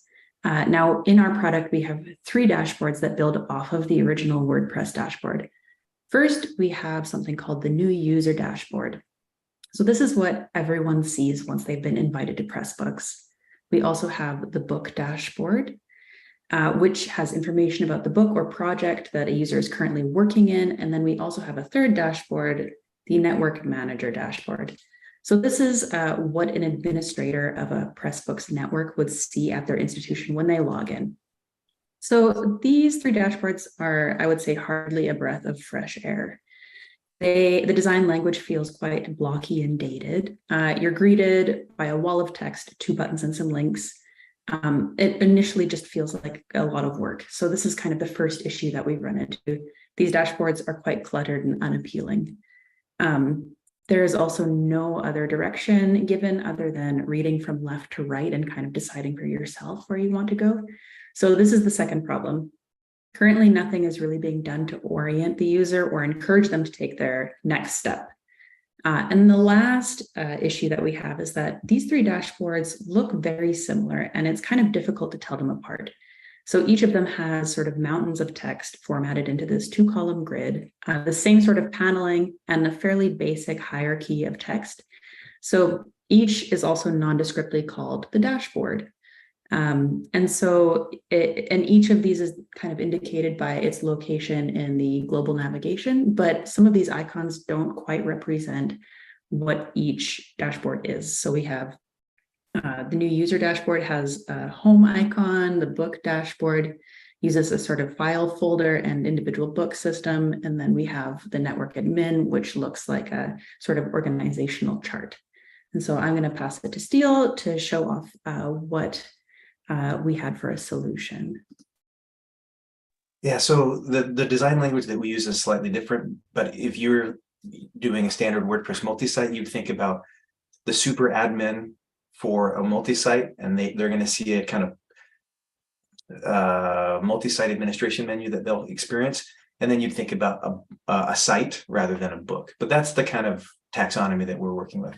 So the first thing I want to show is what we wanted to give people who are logging in to the administrative platform for the first time, just a regular user. So let's say someone's invited you to a site, or you're in a department and someone's invited you to be an author, and you really have no roles or permissions yet. We have a bunch of people who get invited to start using Pressbooks, and their first thing they're going to do, we hope, is create a book project or create a site or work on a site. And so that was the first user experience that we were trying to understand and improve.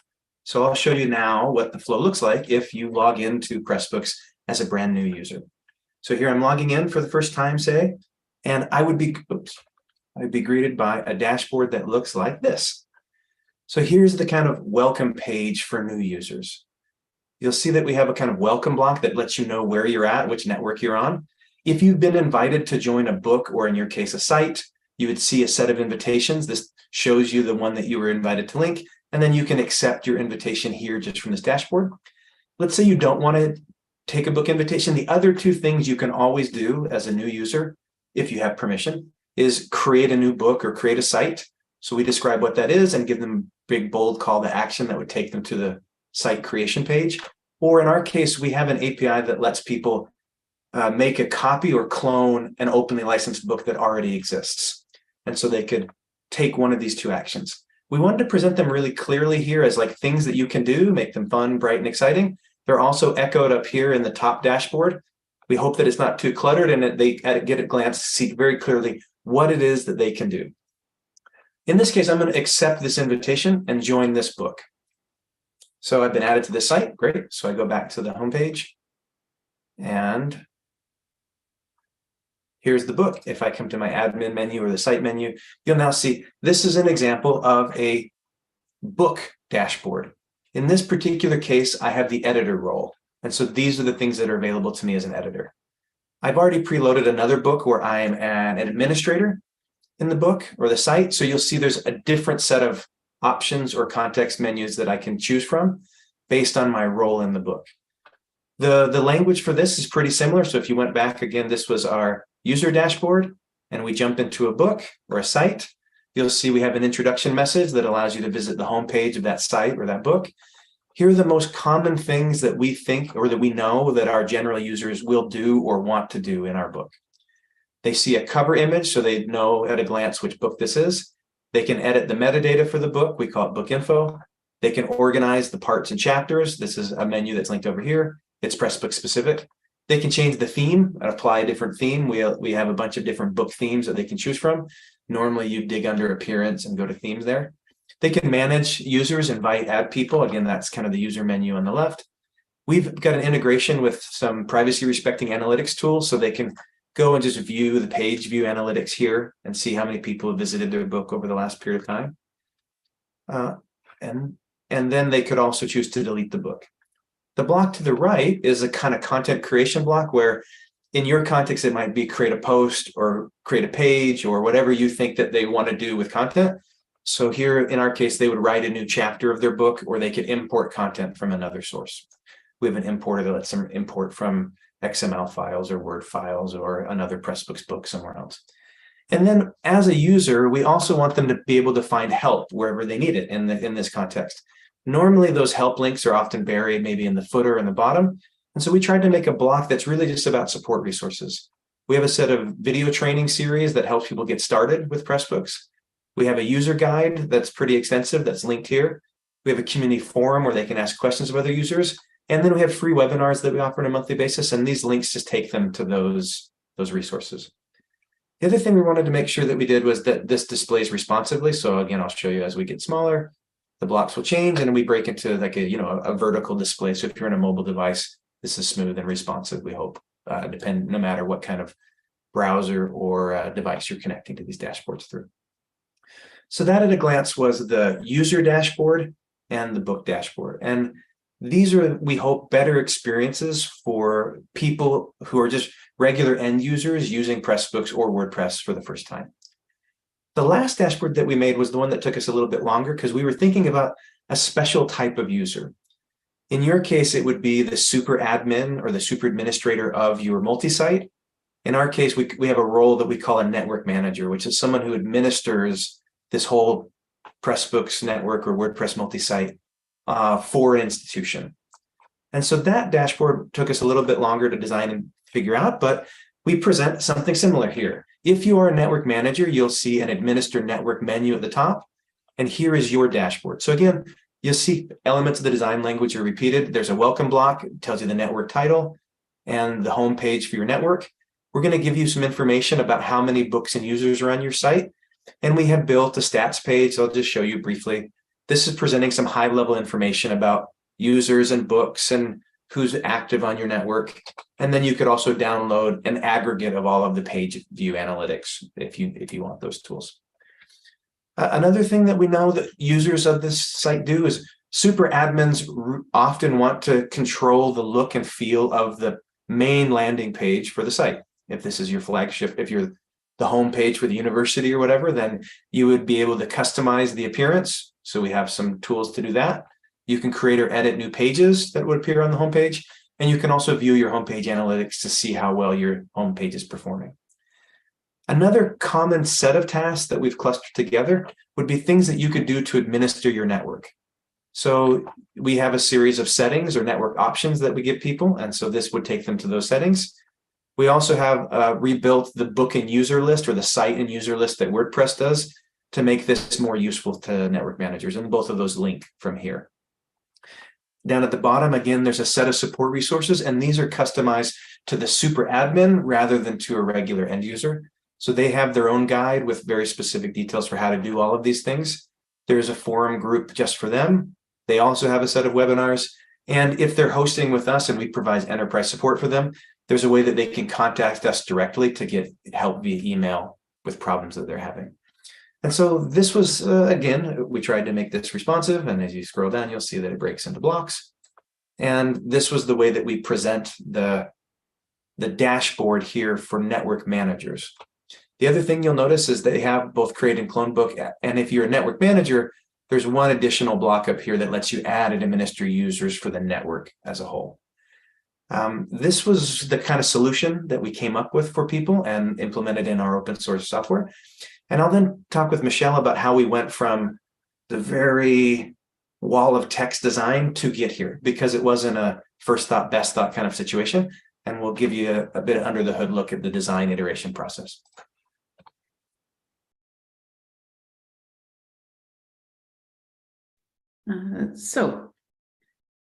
These dashboards are the very first thing that you see, and it should be very clear what your next action is going to be as a user. So on all three of these dashboards, there's a lot of sort of superfluous information that takes away from the main goals of each. And of course, it's always tempting to give the user more information in an effort to give them more options. But in reality, people should just be faced with a decision that they can make and then helped to make the very next step. So as I had showed before, this is our new user dashboard. And the first step should be really to get started on a project. So in our instance, it could be starting a new book or adapting another or being invited to one by somebody else. So our first iteration was really sort of clearing up a lot of that information and trying to make it super clear that we want to have those things front and center. We cut as much information and we gave these two options quite a lot of space. We added some graphics to give them some more visual interest. But since this is sort of going with the original widget style, everything is still quite blocky, we decided we can make this look even more appealing. So we decided next to experiment with some more customized widgets, moving farther away from the WordPress template. So in these samples, you can see that we're trying several different sort of layout versions. We first started doing this sort of 3-column grid, but we felt that it kind of wasn't exactly what we were looking for in terms of balance. And then we also moved this into a sort of full width widget. And then we also realized there's quite a lot of scrolling with this. So maybe this wasn't exactly what we wanted. We tried to do a few different sort of text layouts to see if that would work better. And from this, we actually decided that we were going to go with something that was a bit more of the sort of 2-column grid hybrid with a sort of full width, where we really wanted to focus on this create a book and adapt a book. And we had originally thought we might put some support options here, but we realized, well, someone needs to really start a project first before they're going to be accessing any support. So we can probably get rid of this information as well. And so as we're moving through, you can see that we've really honed in on these two sort of functions. Lastly, we added the sort of book invitations block. And you can see that we're getting closer to the final version. And then the last version, we sort of got rid of that extra visual information at the top so that it's very clear what the function of this page is going to be. So that is the new user dashboard. The next dashboard that we're going to talk about is the book dashboard. So on the book dashboard, it should really help you with whatever the next step is in your journey as an author.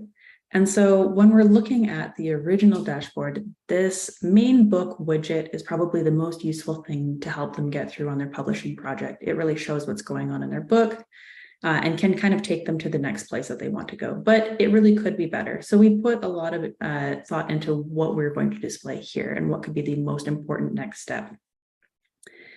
We first started by kind of getting rid of a lot of information and really focusing in on that. And we also kept the user widget block, but then we eventually realized that this is probably taking up a lot more real estate than we need.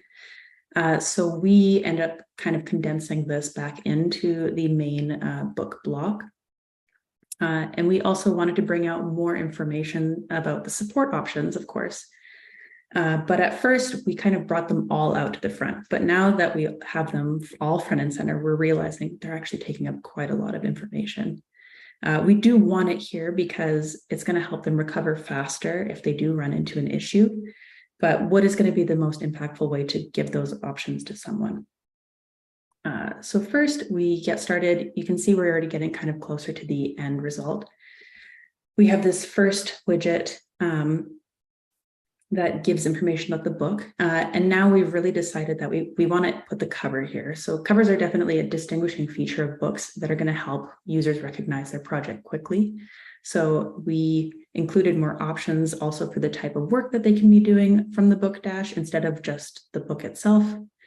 And then we also have this new block that's going to help them import and start a new chapter. So as you can see, we're going through and we keep navigating this sort of support option, which is starting to get a little bit weighty. And you can see we have different versions of minimizing and expanding the content, but then eventually we get to the final version where we actually have it quite succinct, almost all in one page view with little to no scrolling.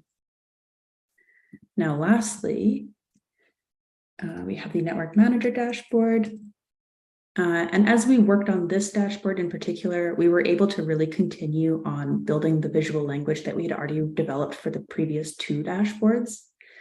And as we had mentioned before, the two most important types of tasks an administrator is going to be doing is managing the front-facing page of their institution. So we developed a block for updating the homepage, and we also developed a block for administering the network, so helping add users and manage books. We carry over the support block that we had built from the book dashboard, but of course this content is tailored here to meet the needs of an administrator.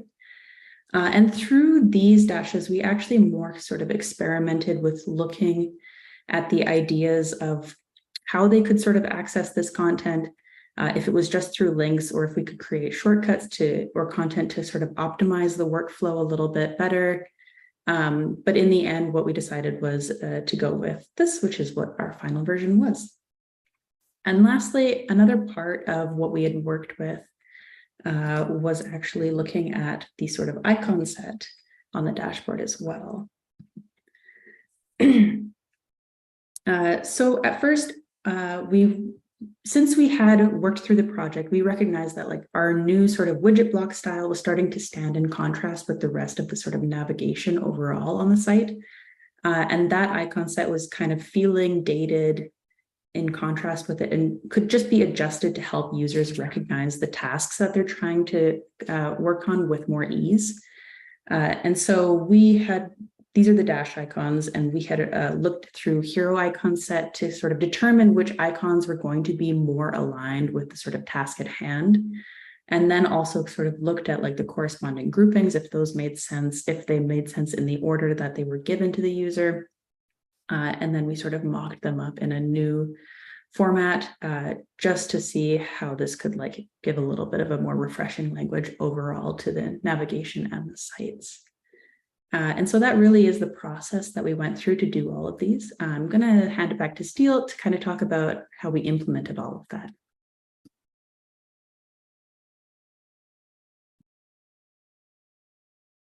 Thank you, Michelle. Yeah, so you can see, obviously, Michelle presented it in a nice linear presentation fashion, but there were lots of conversations, lots of design thinking, lots of, try this, no, let's change this, try this, a lot of conversation back and forth, and just learning from users about what's most effective and what works best. So what ended up happening is, as a software development team, we work on 3-week sprint cycles, and our goal is to have an increment of working software and improvement for users at least every 3 weeks. And we work on a lot of different projects, but we started working on these dashboards and kind of released them in stages.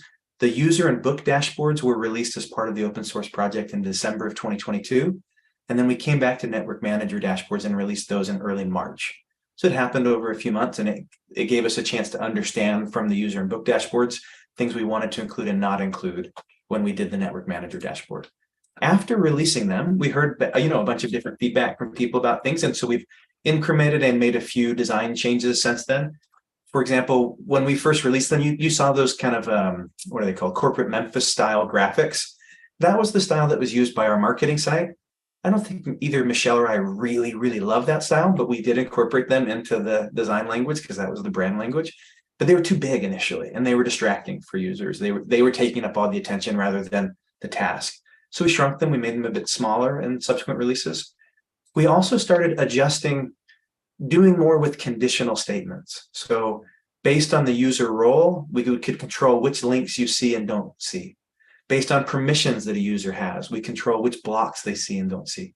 And in particular for the network managers, there's some differences between the different networks that you host, or different sites. So some sites might have this plugin turned on and not this plugin, or one client might have this way to do single sign-on, another might use this.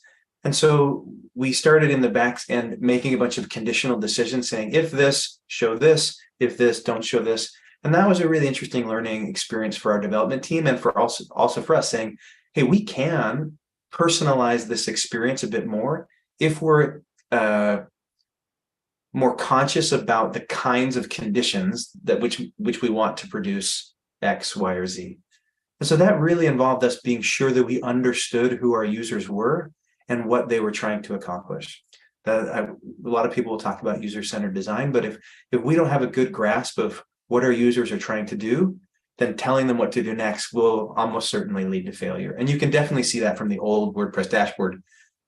I mean, WordPress itself is trying to not tell the users what to do, but just present a big of options, and each plugin can add their new block, and that's fine for a very general ecosystem, but that is not really designed for a great user experience from sign in to success, whatever success looks like. So those are some of the things we learned, and I'll show you briefly some of the other changes that we made. So one thing that we've been focusing on recently has been how to help a new system administrator, new network manager, go from having a first time login to having a site that's ready to launch or ready to share with others. And so we built a little checklist, an interactive checklist that now shows up. If you're a new network manager or on a network that's younger than a few months old, you'll see an interactive checklist here at the top. And so each of these steps will take you to the thing you're supposed to do, but you can check them off. And as you work through, say, hey, I've done all these things. What will happen is once you've checked them off and met with us and taken a little survey, you'll see a congratulations, you're now ready to launch. And then ideally, the idea would be now that you're ready to launch, what's the next set of things that you need to do? So this was the first experiment. We just released this recently, and we're kind of measuring and observing to make sure that this is working for people and actually helping them feel ready to launch their network faster. And if it doesn't do that, then we need to design and try again. In terms of the actual code, all of this is open source. It's in our GitHub repos, and I'll just show you very briefly for the technically minded. We started by making a kind of a dashboard namespace and a generic class. And so what this will do is in each case, we register a new dashboard page and we enqueue a set of styles that are needed for that page. I'm not going to dive too deep into the details here, but then we built what's called an abstract class. Or did I skip the abstract class? Yeah, I did. Sorry, here's the abstract class. So the general class does what I just described it doing. It registers a new page and enqueues the styles. And then in each case, we did a specific implementation of that class. So here, what we're using is something called Laravel Blade templates. That's what our developers like to use with PHP.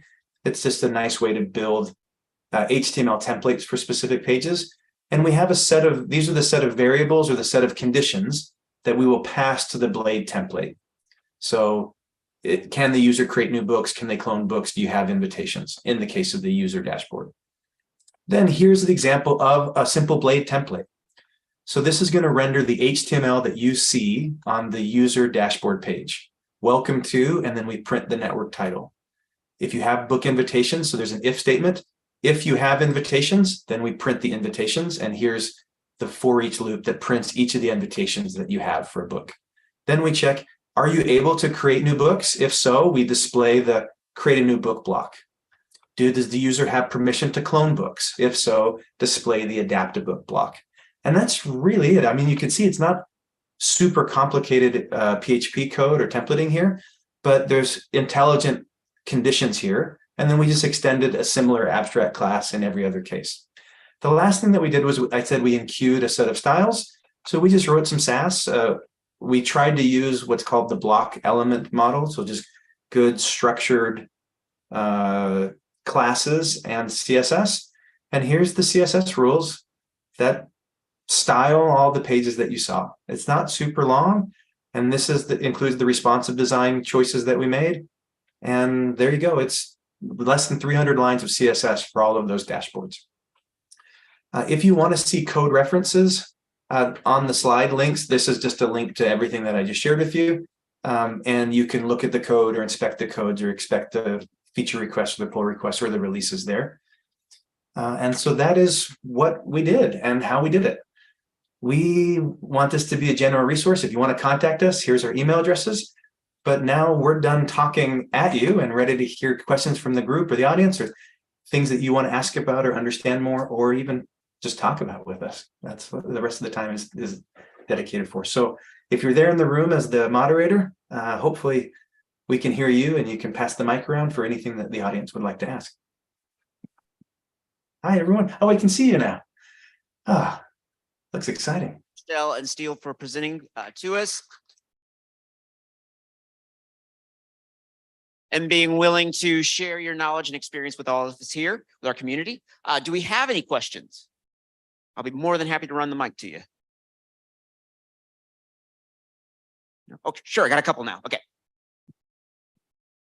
Thanks. Just curious about how you gather feedback from your users about the changes that you made and like what your process is. You mentioned you've already made a couple. How do you gather that, and then how do you operationalize it?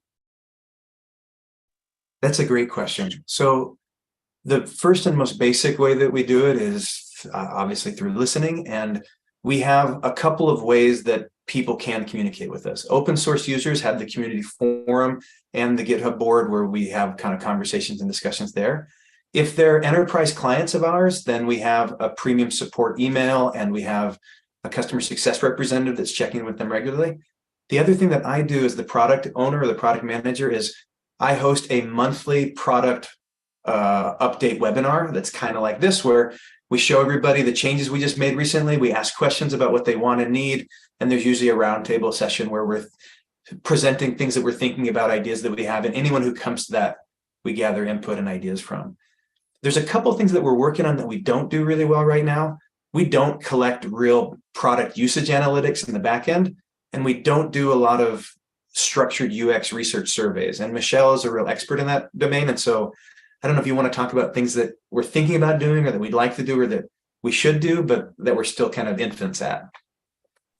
Yeah, we're in the process of starting to implement more changes as we go with design. So actually interviewing users as we progressively iterate so that we can have a more cohesive and finalized version before we send it out to a live production site. But at the moment, for this project in particular, we mostly just relied on what Steele had mentioned. So a lot of the product update meetings and people who are already like quite vocal within our little spheres. Were there any special considerations you had to put into with regards to accessibility within the WordPress dashboard when you're building out there? So I guess if you're developing in whatever ecosystem you're in, accessibility considerations are always very important. And so for us at Pressbooks, we're committed to WCAG 2.1 AA compliance in everything that we release.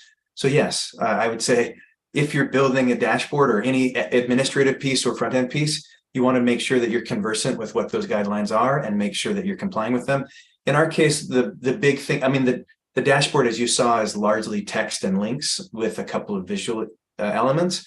So in our case, we want to make sure that we had each of those block elements clearly labeled for what they do, that the heading hierarchy was understandable and properly descending for users of assistive technology, and that there wasn't any important information or context actions that weren't also labeled clearly for users of assistive technology.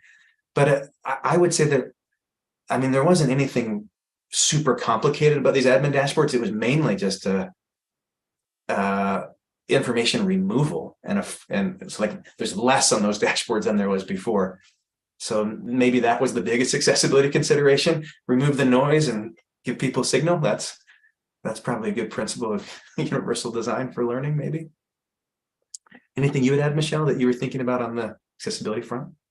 You said it very well, Steele. Thank you. Sorry, I'm sitting in the back of the room, so I missed it.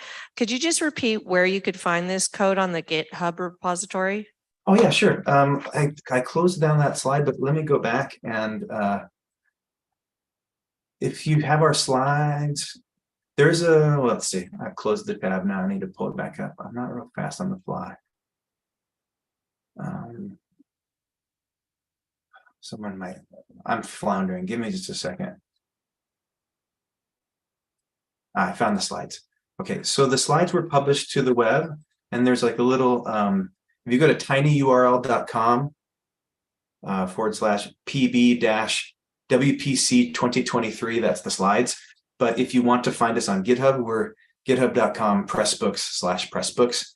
And the links to the specific code references are all on those slides, which are published to the web and accessible in CC BY license. So all the code in that main Pressbooks repository, we release everything under the GPL 3.0 license. So this should all be available on GitHub, and you can reuse and delight people at your institutions however you see fit. I hope that answered that question. I don't know if I did the greatest job of giving what you asked for right there. I think that was pretty great. Okay. So I have a new question. The microphone, while you guys were talking. So hi. Thank you guys for your presentation. If we were considering doing this for a more general purpose WordPress, build a better dashboard for your institution, and the WordPress installations probably support more plugins, more products than what is available in the Pressbooks dashboard. Is there any consideration for other plugins that would typically add more traditional WordPress widgets in that space that doesn't seem possible now? Yeah, great question. So as right now, what happens with most plugins in the WordPress space is they know there's this big just general dashboard. And so they'll have a hook or a function that just registers their own little block, and you can move them around, or you can hide, or you can show them. And so that's the kind of design convention for most plugin makers for WordPress. In our situation, there's, we make several of our own plugins because we are ourselves a WordPress plugin that changes the multi-site. And we have a small list for our enterprise clients, a small list of like approved plugins that we know work well with Pressbooks. In that case, we felt comfortable taking away that main dashboard page and replacing it with one that shows them what they need to do. You saw in our case, some of those links were to things that we don't build and maintain, like that analytics dashboard was an integration with a third-party plugin. If you're at an institution where you know the list of approved plugins, it's much easier for you to do what we've done.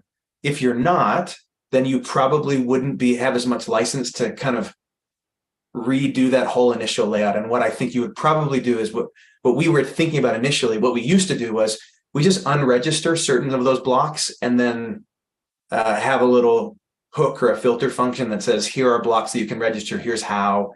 And you probably don't want to depart too much from standard WordPress conventions, or else you're going to have a big lift integrating any new approved plugins. So I think if you're sticking with standard WordPress, you're probably going to stick with that grid that Michelle showed you initially that we don't like. But you can, I think, probably force a user into a certain layout, or choose initial show hide states for some of those things.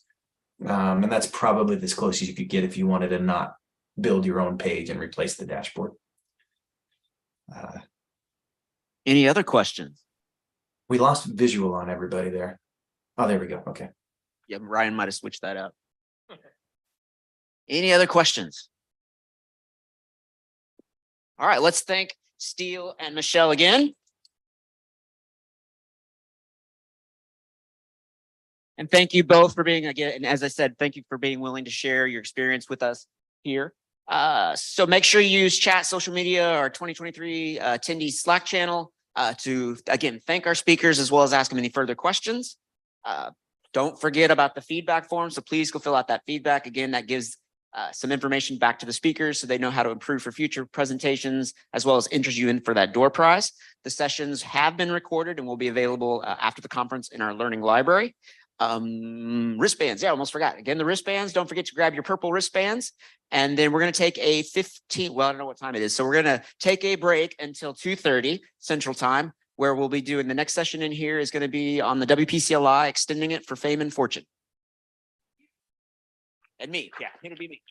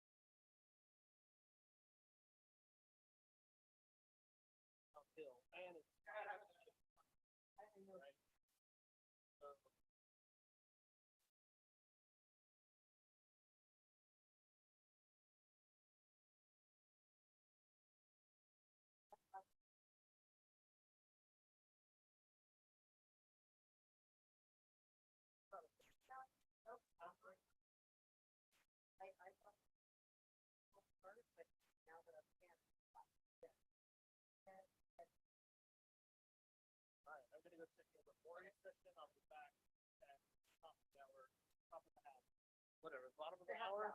Bottom down. Yeah. There's something about being off the.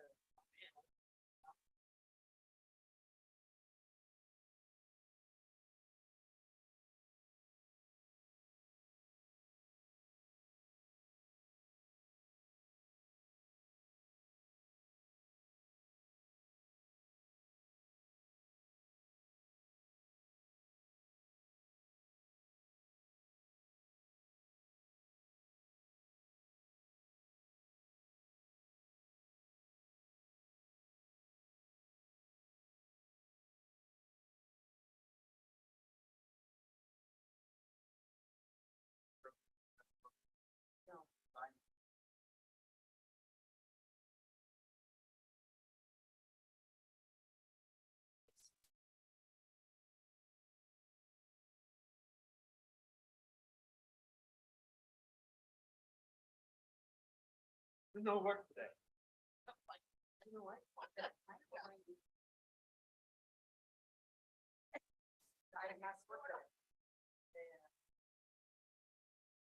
Maybe the day off.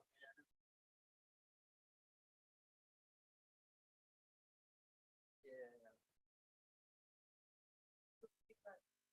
Why did the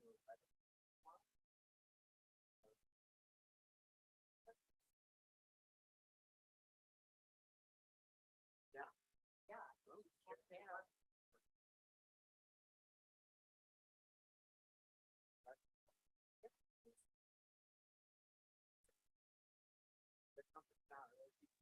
Not paying, they're gonna take that off me. I don't pay for it. You see her, tell her.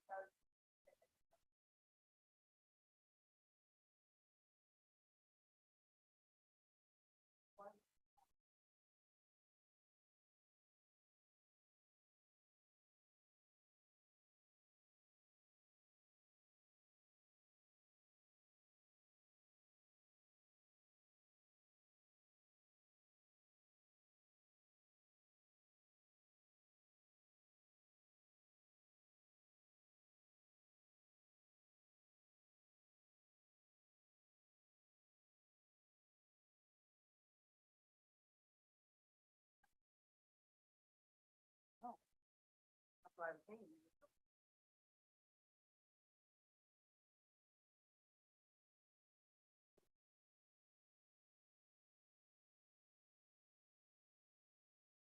That way we're not. We're not.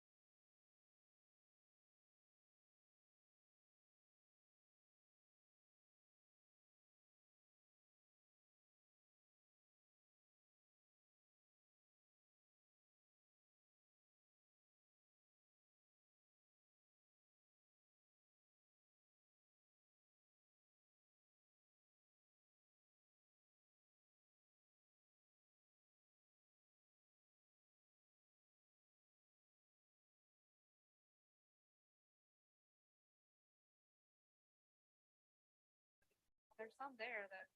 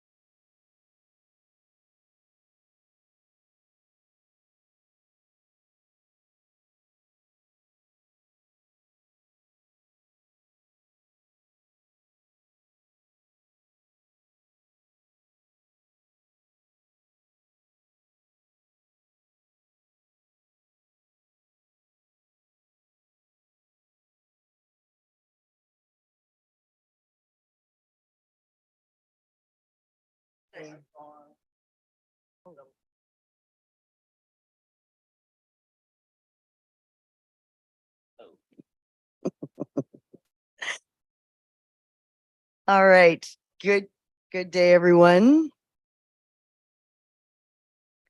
Hello and welcome to the 2:30. Are we at 2:30? Yes. 2:30 Central session. Make it your own, integrating it to it. Nope, that's not the right one. How to extend WPCLI for fame and fortune. Sorry, I was in the wrong room yesterday. With Paul Gilzo. I am your room host, Shanta, for just this session, and I'll hand it back to Paul afterwards. We are honored to have you presenting today. Before we get started, a few reminders. Be ever mindful of our code of conduct. We have moderators who will post information in the chat and monitor discussion. After the session, we encourage you to submit your constructive feedback, which helps our presenters and enters you for a door prize at the end of today, which I'm really looking forward to. And a big thank you, of course, to all of our sponsors. Be sure to visit the sponsors page and check out their services. Last thing, if you have not, for those of you in person, if you have not got your wristbands, these lovely purple ones that match, you know, my hair and the t-shirt and all that, come and see me after the session or pick them up at the registration desk. And without further ado, I'll hand it over to Paul. Let's welcome him. Thank you. All right, so can everybody hear me? Everybody's good? Okay, so making sure the microphone works. Because of my short stature, we've moved me over because I can't see over that monitor. So that's why I'm over here, just to make sure. So as she said, my name is Paul. I've been using WordPress since 2007. I spent 2 decades at the University of Missouri, and I'm now a developer relations engineer at platform.sh. If you're, oh, you can't see my screen. It's coming. Oh, it's coming? Let me share again. Looks like I got off. Yeah, I'm off sharing screens. Okay, reshare. Okay, hold on, pause for just a moment. There we go. Technical difficulties. Where does that hide? Controls. We good now? All right. So if you are now, this is not working. That's all right. Oh yeah, it's not focusing. There we go. Let's try this again one more time. There you go. Hey, so if you're not familiar with platform.sh, we are a platform as a service provider that removes the complexities of cloud infrastructure management. So your development teams can focus less on managing infrastructure and more on responding on the changing needs of your institution and supporting your institutional missions.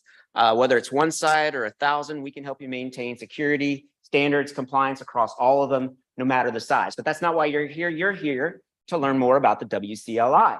Now, by a show of hands, how many of you are not at all familiar with the WCLI? Like it's brand new. A couple of you? Okay. I'm going to try. This is a little bit more in depth than an introduction, but I will try to temper that with some additional information. For the rest of you, how many of you are familiar with it but have never used it? Okay, a couple of you. So let's take a look at it. Before we jump into this, let's take a look at it real quick. The WPCLI, and don't worry, I will blow this up in just a second. The WPCLI is a command line or a terminal tool that allows you to interact and administer your WordPress site without having to log into the interface. So I can do things like, managing my plugins. Or maybe I need to manage, users. But we can also do custom things like, something like this. Or maybe something like this. Truck shape, yay. So let me blow this up now so you make sure we can see that. All right, I'm gonna clear that back out. There we go. Hopefully everybody can see that now. So what we're going to talk about is we're going to talk about how can we extend the WPCLI for our specific use cases. So the first thing I want to do is I want to go into, let me move back over, is to make sure that you understand the bare necessities, that anatomy of your custom command, those things that you have to know about in order to create your custom command. Then we're going to create a command ourselves, take a look at it, begin to talk about the options you have for where you can store or install that code for your custom command. Then we'll talk about how we can add in our own help and information. And what I mean by help is if I were to do WP help plugin list, it'll give me, whoops, I said plug, not plug. Let's see, try that again. Notice it gives us the name, the description, how we can use it, options, all kinds of things. So we need to make sure that we can add that type of information into our custom commands, not only for those that might use it, but also for our future selves. Then we're going to talk about how our custom commands can receive additional information, additional input from users, as well as adding that additional help back into that help area for those extra commands. Talk about the API that the WPCLI utility gives us as we're building those commands to help us build them faster and more efficiently. And then we're going to put it all together. I queried the WP community, the WP campus community, for a scenario that anybody might have where they wanted the WPCLI to do more. So I took that suggestion and we're going to build what they asked for live here together. So let's talk about the anatomy of a custom command, the bare things, the bare minimum that you need in order to build your custom command. It's really just one static method, and that is the add command from the WPCLI class. All you have to do is give it a unique name, that thing that you want to call when you say WP something, and then we give it a callable. So it could be a function, it could be a closure, it could be a class, doesn't matter. In fact, we could make a custom command called say hello that just echoes hello. So let's do it. Let's make a command. Let's do our first command. So I'm going to need to add a directory to the plugin directory. I'm going to add a file. I'm going to call that add command method. I'm going to run the command, and then we're going to bask in the glory of fame and profit from running it. Oh, okay, a couple of that. All right. Well, I want to do this live, right? I'm going to do the live demo. And for those of you listening in, I've got an animation of Bill O'Reilly saying, we'll do it live. But I will warn you that I can't type real fast. So when I try to type all of these commands out by hand, it takes about an hour and a half. So instead, what I'm going to do is I'm going to paste stuff in as we go. So it's still live. I've got no tricks up my sleeve or anything like that. It's still live. It's just I'm not going to type everything by hand. So here I've got, so that we can see here, I've got the plugin directory. Oops, there's the plugin directory. I've got my WP Campus directory folder. I've got a WP Campus file. And inside the file, I've got the plugin header information so that we can interact with that plugin. And then this first piece that we haven't talked about yet is when we run the WPCLI utility, it is going to load the entirety of your WordPress instance. That means all of the code inside your WordPress site is going to be loaded. In addition, it's going to set a few things. One thing is it's going to set a constant WPCLI, and it's going to set it as a Boolean true. Now, we normally don't want our custom command to run outside of the utility. So in this case, what I'm doing is saying, if that thing hasn't been set, I'm probably not inside the utility. So return, I don't want you to run. All right. So there's going to be our first command. I'm going to add a command called WPCampus. I'm going to give it a closure, that callable, and I'm going to say, welcome to WPCampus. So I'm going to go back out here to my terminal. I'm going to say WPCampus. And why did it not run? Why didn't it work? This is where you talk. Why didn't it work? Oh, thank you. Thank you. Somebody up front said, is your plugin active? So let's look. Plugin list. And looks like WPCampus is what? Inactive. Now I'm running a local development tool called DDev. DDev is a fantastic local tool. If you've never used it, gives you great flexibility and control over Docker, or not Docker, but container images and orchestration without having to have container super skills. And this is a clone of my personal website, which is a multi-site. So I'm going to activate this plugin. Let's say WP plugin, activate WPCampus. And whoops, I spell it. See, this is why it would take forever. Campus, and I'm going to network activate that. There we go. So now if I do WP Campus, hey, there we go. Yay. All right. Now this does bring me to my next point. And that is, where can you install these custom commands? Well, first up, like we just did, is we can make it a standalone plugin, or you can bundle it in with an existing plugin, or you can bundle it in with an existing theme. All right, you've got some distinct advantages in that method. And the first is that you have that established distribution channel, right? If your plugin or theme is already in the WordPress public repository, obviously you can put it there and distribute it everywhere. If you've got custom code, you probably already have some method to distribute that. So you can take advantage of those established distribution channels. The next up is your users will be notified of any updates. So as you release updates for it, they'll get that notification in the admin console to update your plugin or your theme. And then because if you bundle it as part of as a plugin or theme, you know you've got access or immediate access to all that other functionality and code that you've written. But there are some disadvantages. The first, as we saw, is that plugins can be, you guys are all sleepy, come on, deactivated, right? They can be deactivated. So if someone were to go in and deactivate it, if you had automated something around your custom command, it's going to fail because it's no longer loaded inside your system. The other piece is that it does limit your ability to control when your custom commands run. So the WP CLI utility has hooks that are similar to actions. And so when it's loading up all this code, you can tack into different spots of when code is loaded. But since plugins are loaded in a distinct order, and it's usually later in the load sequence, if you try to hook into those other areas, they're going to be ignored because your code is going to be loaded in too late. Now, another option that you have is to install it as a must-use plugin. So you have some similar advantages to a plugin in that you have that established distribution channel. And the big advantage here is that it's always activated. It cannot be deactivated, so you know that it's going to be available.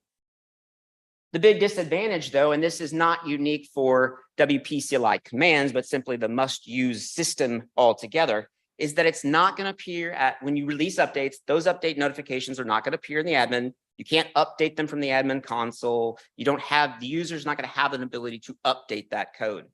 And then WordPress itself only looks for PHP files in the root of the MU plugins directory. So if you have additional code, additional assets that your custom command needs, you're going to have to kind of figure out how to manage that inside there. Now, not impossible, just a potential disability you have to think about. The other disadvantage for both standalone plugin or a must-use plugin or bundling it with a plugin or bundling it with a theme is that the utility itself has some global parameters, skip plugins and skip themes. So if you or someone tries to run your command and they add that parameter of skipping plugins and you've got it as a plugin, well, your plugin's not going to be loaded, your command's not going to be available. So just something to keep in mind. The third option is to install it as a WP CLI package. Is a third option. The big advantage here is it's actually installed into the system with the WP CLI utility itself. It's always active. You can't deactivate it. Now, it can be uninstalled, but then somebody has to consciously go and do that. It can be either a get URL, it can be files on the system itself, it can be a zip directory, excuse me, a zip file. And it's not affected by skip plugins or skip themes. There are a couple of disadvantages. That is, there is no established distribution channel. There used to be a package index where you could actually do WP package browse, but that's been deprecated, no longer available. And then your users are no longer, they're not going to get a notification that there's an update available. You can update the package from the utility, but you just don't get any notifications. The last thing, if you decide to go to package route that you need to be aware of, so this is more of an FYI, is that it has to have a composer JSON in the root, and it has to have, and I'm going to highlight this, it has to have the auto load property pointing to the file that contains at least that initial command for your custom command. All right, so next thing we want to do is we want to start adding help into our custom command. We have two ways that we can do this. The first is through PHP doc annotation. If you're not familiar with PHP doc, it's a doc block, it's a code, or excuse me, a comment block, and we're going to put it above whatever we're calling, whether that's that class, a function, the closure, wherever that is, we're going to put a comment block. And the first line in the comment block is our description. It's going to show up there when we ask for help as the description. That's also referred to as the short desk area or the short description area. Then the next line down is referred to as the long description area, and that's where we can put in additional sections, such as an example. So we would do that by saying # example, all in caps. And so then when we run a help, let me go back here, I'll do like a user help. No, except I did that backwards, didn't I? WP help user. Try this. Scroll down here and we see we have subcommands, and then we've got examples. There's probably some global parameters. We can add those additional, oops, pop it back out. There we go. We can add those additional section in that long description area. So let's try that. Let's go back into our IDE and let's add those comments. So now I've added in a doc block that says welcomes a user to WP Campus. I'm going to add an example section. And now if I go back out and say WP help WP Campus. Hey, see, we now have that nice description. It's given a synopsis, and here's my example. Yes. Woo! Oops, wrong screen. Let's go back to there. Now, there's some additional notes you need to know about. That second section, so we have the short description area, which is just the description. The long description area is treated as a free form area, and it uses Markdown, or specifically Markdown Extra, to parse that. So you should have noticed that we had # examples, but then when we looked at it, it was like all the way over and bolded. So what it's going to do is section names, those are like headings in Markdown. Same thing here. They're going to get colorized, bolded somehow, get pulled over, no indentation. Then everything else is going to be indented by 2 spaces. And if we add additional things, those will be further indented by an additional 2 spaces. And there's lots of additional features inside this formatting that you can use in the doc blocks. So make sure to check those doc standards in the documentation for WPCLI. The second way that we can add help is that we can pass a third parameter into that add command. So we can do callable name, or the name we want to call, the callable, and then we can add an associative array as the third parameter. And we can add in the key short desk to be that description. And then we can use long desk to be the rest of it. Now, I'm not going to do this in the IDE, but I do have a screenshot showing that where I've done the exact same command, the same callable. I've just added that third parameter with basically the same message of short desk equals welcome to WP Campus user. Long desk then is that free form area. And then the help looks basically the same. You're either thrilled or bored. No, okay, it was good. Okay. So the next thing is, at some point, we're going to need to accept additional input from users, correct? We need to accept input, like when I did the plugin activate. Close out of there. Where was it? There. So when I did plugin activate, this is an additional piece of information. It's the name of the plugin I want to activate. This is an additional piece of information, that -- network. It's an additional piece that I need to accept.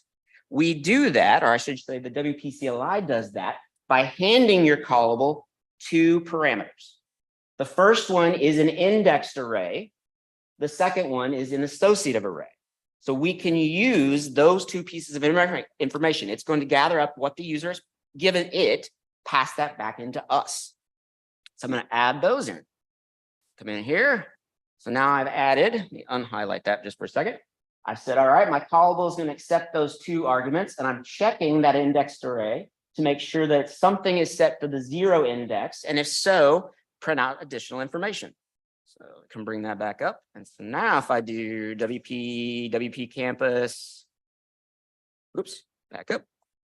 And I'm going to pick on Steve. Whoa, wait a second. I hit the wrong key there. Let's try this. WP Campus, Steve. Here we go. Welcome to WP Campus, Steve. All right.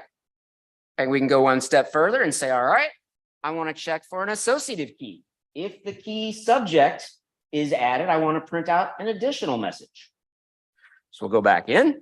And now if I say WP Campus Steve, he is interested in, we'll say DevOps. Now we've got, welcome to WP Campus Steve, you're interested in sessions on DevOps. And that's how you can add in that support to accept information from the end user. All right, but at some point we're going to need help on this stuff, right? So if I do WP help, WP Campus, notice right now that help information still says nothing about the inputs that it can accept. We need to make sure that the utility itself knows about these inputs and then adds in that help for us. So let me quit out of that, go back over. So we do that again in the doc blocks. Now I will mention I prefer the doc blocks ability because I already use PHP docs for all my code anyway. And so if I can reuse that to have it added into the utility, that's less work that I have to do. So that's kind of why I'm showing you all this. We do have additional options. So there it is. So we can add in the help for our parameters that we're asking for inside that long description area. We started off with pound options. And then for each positional parameter we're willing to accept, we give it a name and we enclose it in the angle brackets. If we want it to be an associative parameter, we start it with a dash followed by the key name that we want to use, followed by an equal sign, and then close the name inside angle brackets. To give it a description, we're going to drop then down to the next line, start it with a colon, and then type out the description that we want to use. So let me come back over again. Expanded this out. Let me unhighlight it. Come on, let go. There we go. So now we've got that options area. I've said I'm going to accept a name, and it'll be the name of the person to greet. I'm going to accept a dash subject where they can give me a subject, what topic sessions. And then again, I've highlighted or updated the example. And if now we go out and we ask for the help again, notice now, there it goes. It's also updated the synopsis. So now it says to use this command, you can do WP Campus. I'll accept a name. I'll also accept a subject. And then down below, I can give descriptions on all those.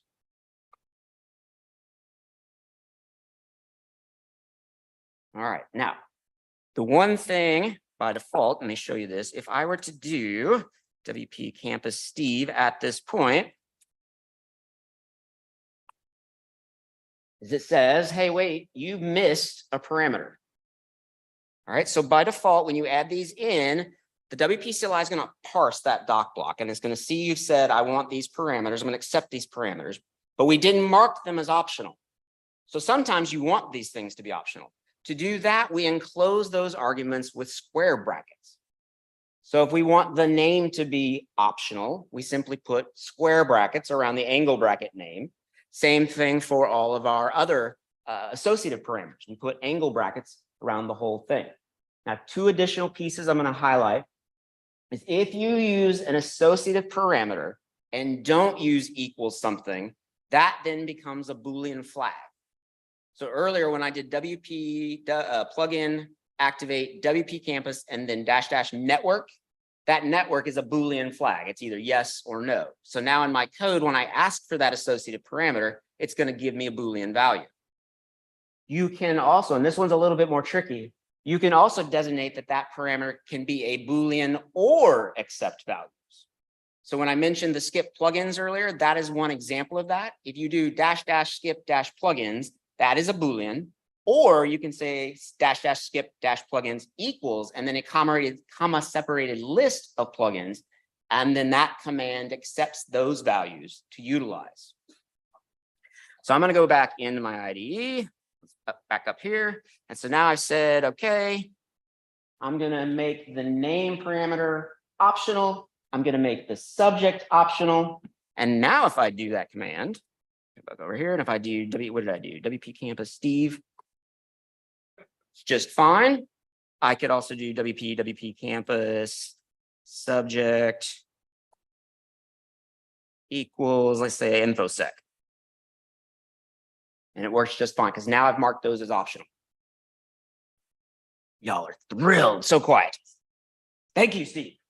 But wait, there's more. So if for those of you listening in, we got Bill Mays from Info Commercial fame saying, but wait, there's more. There is. We can do additional things. So if you add 3 dots after the positional parameter, you're indicating to the utility, hey, I will accept more than one value for this parameter. So I could do, Steve, I could do Shanta, I could do Paul and Josh, et cetera, and have as many of those as I need. Additionally, we can set default values. There it is, default values. So to do that, we start what is called a section. A section starts with 3 dashes on its own line. We drop down a line and then say default : the value will accept. So that way we can designate some default values to have. We can also specify specific values that we'll allow. So to do that, we drop to a new line. We say options : and then for each option we'll accept, the pattern is 2 spaces, -1 space, and then the value. So let me update my ID here for that. There we go. Let me scroll up so we can see that. So now I've designated that John is going to be the default for the name parameter, but I'll also accept Paul, George, or Ringo. So if I go in here and I do WPCampus and don't put anything, what should I get? Oh, I got a default, remember? That's right. So I got a default for that one. I don't have to have it. It's optional, but the default is John. But if I do WPCampus, sound like a... Thank you, auctioneer. That's the word I was looking for. What if I say Robin?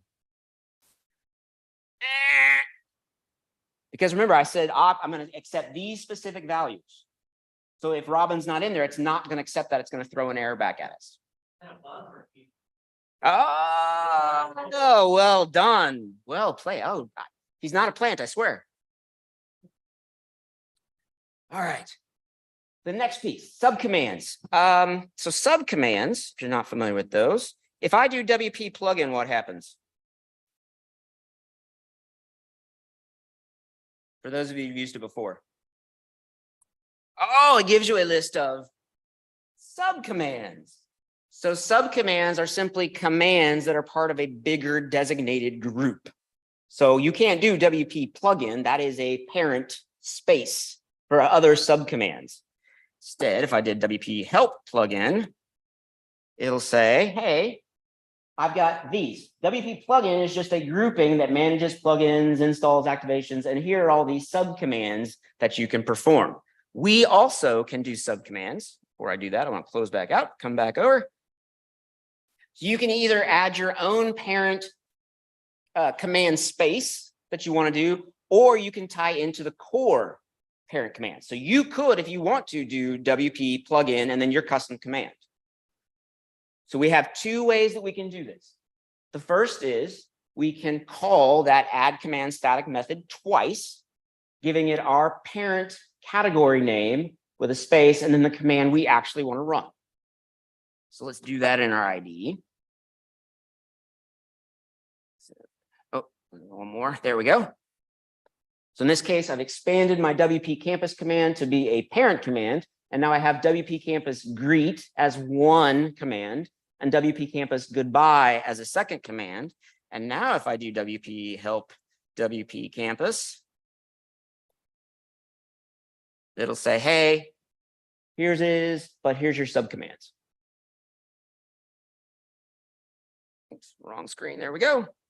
The second way we can do this is we can create a class, and then any of the public methods inside of your class will automatically be registered as subcommands. Don't have to do anything else. Just give it the class. It'll automatically register all those. So I'll come back into my IDE again. Let's expand this a little bit more. So now I've got a class WP Campus. Scroll down a little bit. I've got a public function greet because it's a public method. It's automatically going to be registered. I've already added all of those PHP docs to that method. Got a second one called public function goodbye, adding all of those doc blocks above that. And now if I do WP help WP Campus, it says, hey, your subcommands includes those descriptions. Then I could also do WP help WP Campus greet and give me specific information about that greet command. So the big thing here is if you're doing your own custom commands, you can group them together or again, tap into those existing core groupings of commands. So a couple of notes, a couple of things to remember or know about when you do classes. If you use the magic method invoke inside of your class, and then what that does is if something tries to call your class as a function or a method, it'll call that invoke magic method. If you use the invoke magic method, then it doesn't matter if you have other public methods defined, they're going to be ignored. It's only going to parse and look at that invoke method. So just know that. So in this case, I've got a screenshot, got the exact same class, kind of condensed those so we can see it. And I've added an invoke method that says I will override all of the commands.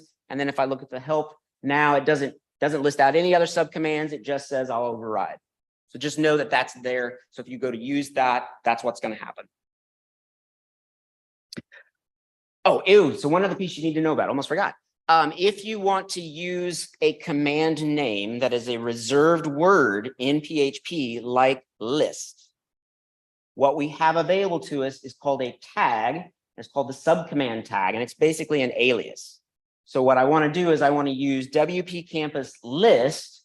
And when I use that subcommand, that tells the WPCLI utility to accept this word, but then run the actual command or the actual method name. So we take a look at this screenshot from that. You see I've done WP Campus list. It does run that, but I don't have to have the method name be the same. That's all it's for. All right. So the WPCLI utility does come with an API. It is way too big to list out in even 2 or 3 screens. So I put a link up to it up there, but also if you just Google WPCLI API, you'll get it. These are utility functions and methods, classes, et cetera, to help you along in building your own custom commands. Some of the ones you're going to use a lot of are going to be this output.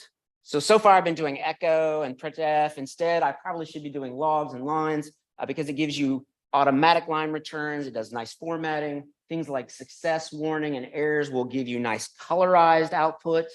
Error will actually halt any further processing, so you can exit back out. If you need to do tables or JSON, you can use the format items function. Maybe your stuff's going to take a while. You want to do a progress bar to give the user an indication of how long this is going to take. And then you can also run other WPCLI commands. So you can have inside your command where you're calling back out to the WPCLI and having it run commands and returning that input to you. Or if you're running another shell command and you're waiting for it, something happens, you can also call halt. So just a large collection of utilities that you can utilize. All right, so before we go further, I want to stop and recap what we've covered to make sure everybody's okay. So far we've talked about the components of creating our custom commands and the bare minimum that we have to have, that name we want to use for our command and the callable. Talked about the options that we have to install that code for that command, the advantages and disadvantages, how we can add in help information for our custom command, how we can accept input from the user and how WPCLI hands that to our callable and how we can use that, as well as how we can add help information for those parameters.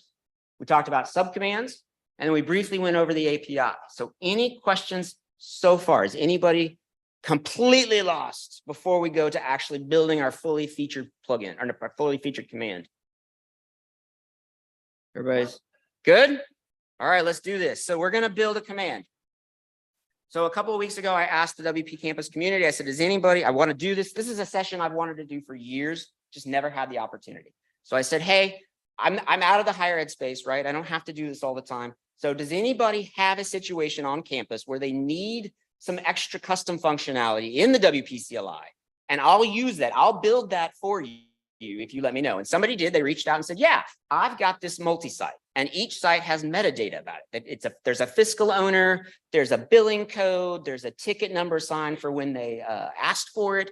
And I want all that information in a nice report. So one of the default commands we have is site list. And it gives us this nice little report where we've got the ID and the URL and when it was created, registered, and last updated. So what we want is something similar to this, but with all the metadata associated. So that's what we're going to build. So let's go in. I've got it started. So I'm going to kind of scroll through this real quick. Again, I can't type all this out because I'm only got like 12 minutes left. So we've got a namespace. We're using the WPCLI class. We're bringing that into our namespace. We've got the JSON exception. We're going to bring the make progress bar function and the format items function into our namespace. Again, we're saying, hey, we only want to run this inside the utility, the WPCLI utility. I then got that plugin header information. I've got my class. I'm going to skip the class for just a second and go down to the bottom. Down at the bottom is where I'm calling that add command. I'm going to attach it to the site parent command, and I'm going to call it report. I'm giving it a callable of site report in the class name. And then I'm adding that third parameter that I mentioned earlier where we could add help information. But some of the other things that we can do is we've got those hooks that I mentioned. A couple of the hooks we can say, hey, before you call my command, I want you to call this other piece of code. And since this is a multi-site, it makes sense to say, hey, before you call my command, I want you to check to see if this is a multi-site. If it's not a multi-site, we'll throw an error and say it's not a multi-site and don't process any further. Make sense? All right, so I'm gonna scroll back up. In this case, I am using that magic method invoke. No particular reason except to show it to you. I've got my doc block up ahead, up above. I've given a description. I've said I'm going to accept a associative parameter called metadata, which is a comma separated list of metadata values or keys, I should say, to include in the report. I'm going to accept a format to use to output this report where the default is table, but I'll accept table, JSON, CSV, or YAML. Good so far? Yeah. All right. So we know we want, and that's, I don't want to skip over there. There we go, scroll down. So we know we want this to be similar to the site list report, correct? Okay, so I'm going to say, hey, I want JSON sites is going to be that WPCLI, and I want to run a command. I'm going to run site list. I got to type up there. See, there we go. This is why I don't do it live usually. Site list, and I want you to return that back as JSON. And then the run command accepts a second parameter, one of associative array, where one of those options is to say, hey, I don't want you to just run it. I want you to return all the standard output back to me as a value. Because this is JSON, what do I probably need to do next?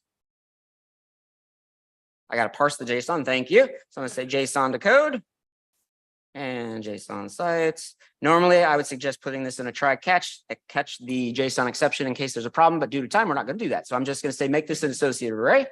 I'm then going to come in. I'm going to uncomment this section again, so I don't have to type it all out. All right. So if they've given us that key, that metadata key, then what I want to do is I want to take those metadata values. I said they're comma separated, so I'm going to explode them into an array based on the comma.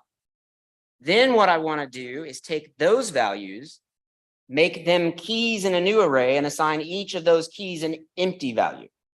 Why would I want to do that? Oh, because not every site may have every meta key that's been asked for, right? But I need a cell for that particular site. So that's all this is doing is saying, hey, every key they've asked for, set it up as an empty value by default. Then for each of those sites, we're going to loop through and we're going to run a command. That command being, and I'm going to copy this real fast, show it to you. So I'm going to ask for the owner and the division. This is just an example to show you the kind of data we're going to get back. What it will return is meta key equals owner, meta value equals Kenny Hoopla. Meta key equals division, meta value equals journalism. All right. So I'm going to run that command. So I'll say, all right. I got a sprint F here that's just taking the key value and plugging it in for the ID using the same meta key or meta values that the user has asked for as keys that I'm sending to this command. So I'll say, all right, JSON meta equals WP CLI, run another command, called command, run command. Again, return those values back to us. True. Then again, oh wait, I got something wrong in here. Select. Oh, whoops. No, that's right. Run command. What is it not like this? I'm gonna come back again. Okay, so WP CLI. Run command. Turn that value back to us. There it goes. Mistyped. Then we have to parse that. So we'll say site meta is JSON decode. And JSON meta. Send that back as an associative array. Now the next part, when we get those values, do we want it to say meta key equals owner, meta value equals Kenny Hoopla? No, what do we really want it to say? Yeah, we want it to say owner is Kenny Hoopla, division is journalism, right? Okay, so to do that, I'm going to use an array column function to pluck the value from meta value, then use the value for meta key to be the key, put those together. Then I'm going to merge my original base set that I set up where each one was empty so that I have a full collection. The second one will override any of the first ones, but if they're not there, I'll get the empty one. All right, so then I'll come down here and I'll say I want to update those entries in my sites array. I'm going to update the one that I'm currently on to be equal to what was originally in the site information added to what I just reformatted. Now I want to print it out. So I'm going to use the format items. And I'm going to use that associative arg that they sent in for format. And what is the default for that? What did I say was the default for the format? Table. There we go. So then I'm going to give it the site information I've just collected. And now I need some keys for the headers. So I'm going to use array keys and we'll cheat and we'll just use the first entry in the sites array. All right. So now if I go run this and I'm going to reduce the font size just a second because it's a little big. So there we go. So now I'll do WP site report, give me metadata that is owner and division. Takes a second and ta-da! Oh, yay! Now it did take a little bit, so let's add a progress bar real quick because that took a little bit. So let's do progress equals progress bar, make progress bar, and we're going to say this is generating report. Did I spell that wrong? I did. Pretend I spelled that right. Pretend I spelled that right too. And then we have to tell it how many iterations this might be. So I'm going to say a count of sites. Then inside our loop, we'll say every time we finish a site, let's update that. Let's move that ticker forward. And then after we finish, let's say finish. So oops, progress and finish that out. All right, now let's run that again. You get a nice little ticker. Ooh, wow. How about let's do one more? Let's say let's give a success message. So let's say, hey, success report generated. Oh, I cannot spell when I'm typing. Generated. And let's run that again. Get the nice little ticker again. And we get report generated. But remember, we can also do other formats, right? So I could say, hey, I need this as JSON because I'm going to pass this over to something else. You can get the nice little ticker. Does take a few seconds and then whoop. So now I can pass this over to some other system. Now, this is a little slow though, right? It's a little slow. I can't see behind this thing. So, oh no, I can't see behind my screen here. Well, so the problem with this is that we are calling another WP CLI command, correct? When you do that, you are spawning a separate instance, which means you are loading a separate instance of your WordPress site. That takes up more memory, more processing. And the more you do, the more you load it up. So remember, when you're in building these commands, you have full access to the WordPress API. So instead of calling other WPCLI commands, call the native commands, the default commands like get site meta. And I did build it that way. I was wanting to show you too, but I can't get to it. So I'm going to do WP site report 2. It's exactly the same, except instead of calling other commands, I said metadata, not sites. Let's try metadata equals owner and division. And let's see how fast this is. Same exact information with the exception of the get sites command gives us the domain back instead of the URL, but that's easy to parse. We could add that, but otherwise it's much, much faster. All right, so that's it.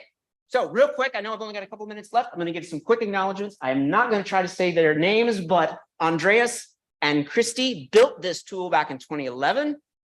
Daniel has been maintaining it from 2014 to 2019, and then Elaine took over in 2019 and maintains this. I bring them up because if you see them in person or online, please give them some thanks. Like I am on the WPCLI every single day. I use this thing all the time. It is an amazing tool. Please give them thanks. I would greatly appreciate your feedback. So you can either scan that QR code or use the link t.ly/W0, capital Y, lowercase f, uppercase F. Give you just a second before I go to the next slide. And, oh, there we go. And if you have additional questions for me, obviously I'm here and around. That is my business card there on the left. If you want to scan that, you can also go to linktr.ee/Gilzo, which has all my other links, or you can just search my last name. There's like dozens of us in the US. Most of them are related directly to me, and you'll be able to find me, I promise you. So thank you.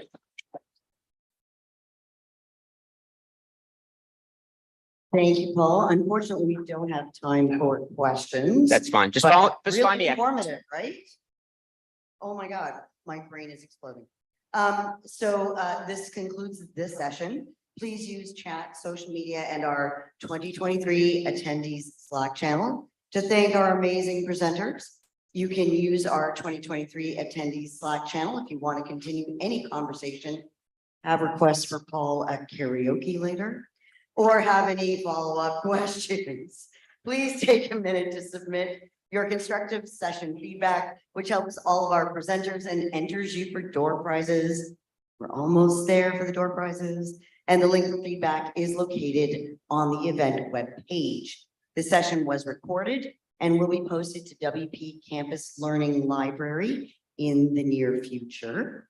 We are now on break, nice snack break for those of you in person. And we will be back at 4 p.m. local time, which is central, for University of Mary WordPress, a small public liberal arts love affair. I forgot one thing, and that is all the code from today is on my GitHub repository space. So if you just go to github.com/Gilzo, it's there as WP Campus 2023 WPCLI something, but all the code's there. And lastly, if you have not gotten your wristbands, please come and see us. Thank you, everyone, and enjoy your break.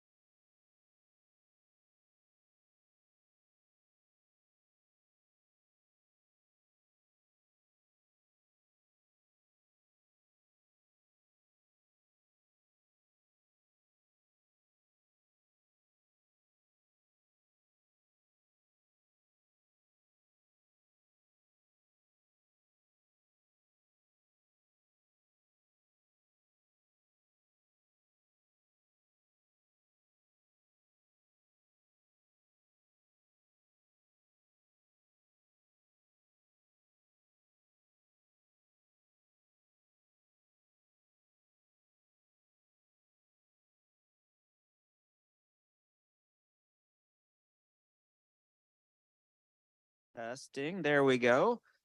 Welcome to the very last session of WP Campus 2020. I know, oh, the last session, boo. So it is the 4 p.m. session in the cram room. I am very pleased to introduce Jim, Lauren, and Meredith from Reclaim Hosting. We're going to be talking about the University of Mary WordPress, and I kept getting that wrong earlier, a small public liberal arts love affair. But before we let them speak, we do have a couple of bits of housekeeping. Please be ever mindful of our code of conduct. We will have moderators online to post information and watch things, make sure everything's okay. Please hold your questions until near the end, where we'll have an open session for Q&A.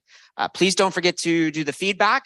Again, the feedback not only enters you in for the drawing later on, the door prize, but it also gives our presenters very valuable feedback on how they can, what worked, what didn't, et cetera. Again, thanks to all of our sponsors, including Reclaim Hosting, for their support of WP Campus, because this conference would not be possible without them. And with that in mind, let's give them a warm welcome.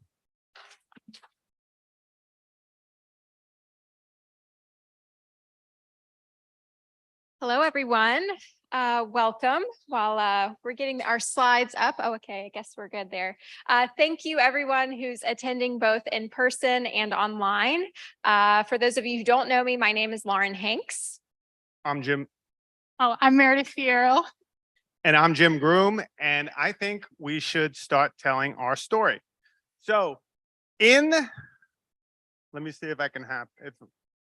Is that working? There it goes. In the beginning, which is roughly the early 2000s, there was centralized IT. It looked kind of like this. Yes. Someone like this was running it all in this room. Exactly. And this is who you got help from. But you know what? They provided some really powerful services. For many of us in university, that was the first time we got an email domain. That was Donkey Kong's first email domain at umw.edu. True story. And it was where we did things which now we take for granted, like file sharing, network storage. You know, this is pretty kind of cutting edge. This was provided by your universities. In fact, I don't know how many of you remember this. There were these things called tilde spaces. This is Mary Washington College, before it was University of Mary Washington, circa 1998. Molly Barbara got 10 megabytes. 10 megabytes to host her space. And she was a computer science student in 1998. And she built this page, and it still lives, which is pretty remarkable. And then we had the learning management system, the LMS, the big black box, where we did most of our transactional experiences, never to see the open web, never to live another day beyond where they happened. Sometimes that's good, but in general, it was bad. In fact, these were dark days. But then the don't be evil era of the web arrived, or Web 2.0, right? Where our trusty friends at Google were going to take everything away from us, all responsibilities. You don't have to run email. You don't have to worry about file storage. You can run it on Google sites. Everything's fine. Same with Microsoft. They stepped in.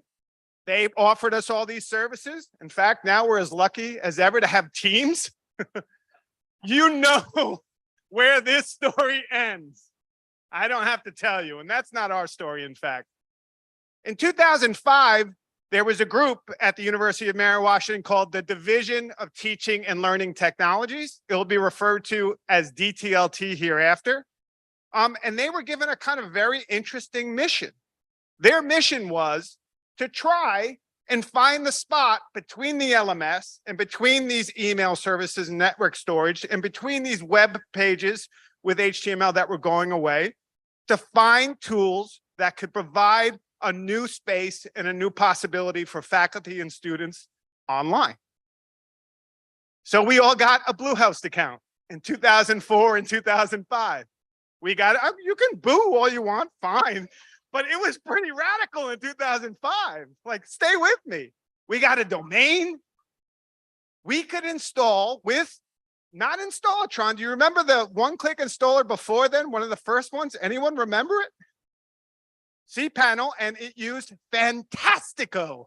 Do anyone remember Fantastico? You could click it, and with one click, you could have WordPress or Drupal or Joomla if you went that way, which I'm sorry if you did. You also had access to PHP MyAdmin, MySQL. I mean, this was a brave new world for an ed tech group that had no infrastructure, what to speak of. It was radical. And what we did in this group, there were 5 of us, is we built open platforms. It wasn't the first, but one of the very early academic publishing platforms built on WordPress was this one. It's called UMW Blogs. Ultimately, it had over 10,000 sites. It started in 2007, and it was considered, for many ways, an academic publishing platform. This was about open pedagogy. This was a space where faculty and students would create resource sites together on, do you remember it? Have you been affected by it? The 2008 financial crisis. Or Venice. Interesting enough, I live in Italy. I took some people down to Italy, to Venice, to see it, and they were looking up something about Venice glass.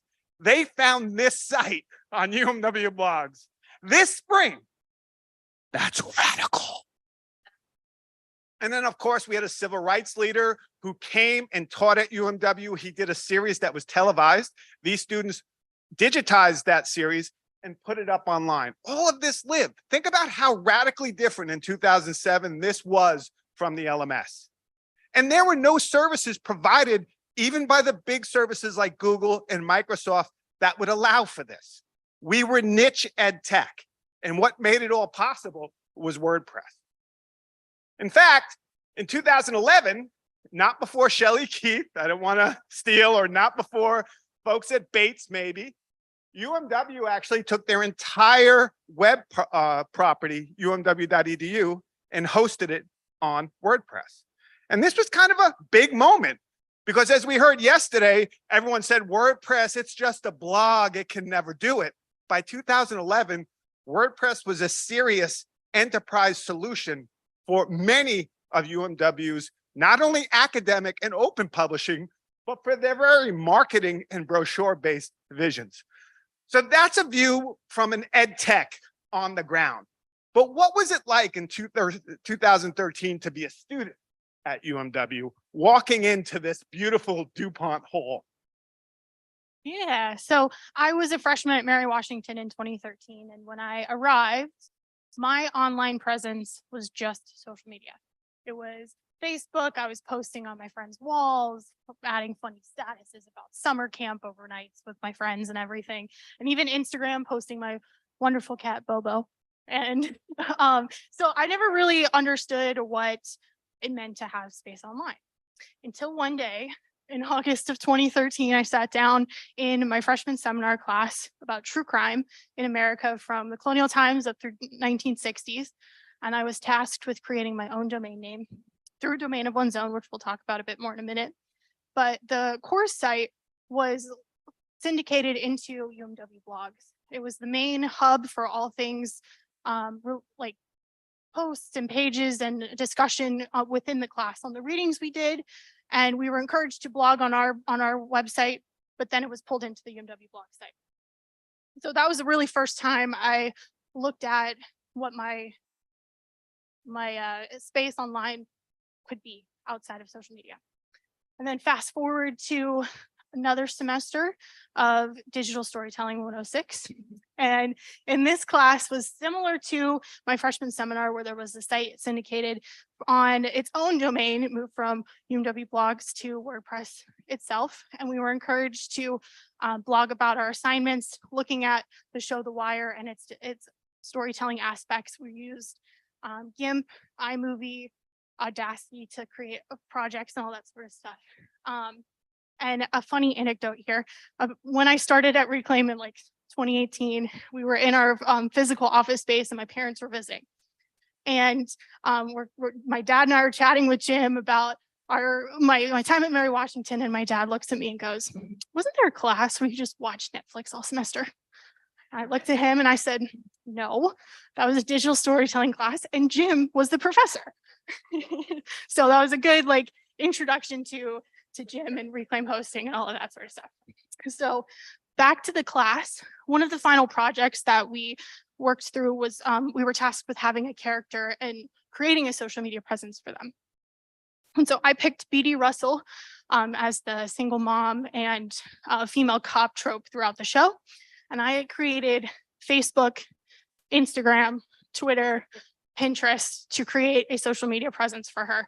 And you can see I've got recipes and pictures of her kids in the show and just little notes throughout. So that was another tool, and somewhere I really realized that I wanted to continue helping people with the domains, with their domain, their presence online, and the tools that we learned in digital storytelling. And that got me my job at Mary Washington as a student tutor in the Digital Knowledge Center, where I would tutor these tools. And alongside Martha Burtis, she was building this website as we got started. And I really realized WordPress was not just a blog. It's an application. And with her experience, she turned this into an appointment calendar. Students could book their time with us. We could select the specific tool they wanted to work on, WordPress multi-site, domain of one's own, WordPress, audio editing, all that sort of stuff. But it really inspired me to create my capstone course, the video starting, of a recipe collection site. So I took custom fields, posts, forms to create my own recipe collection site, and even incorporated BuddyPress to create a member experience. So in tandem with that, I had to have an experiential learning credit within my major and turned that into an internship with Reclaim Hosting.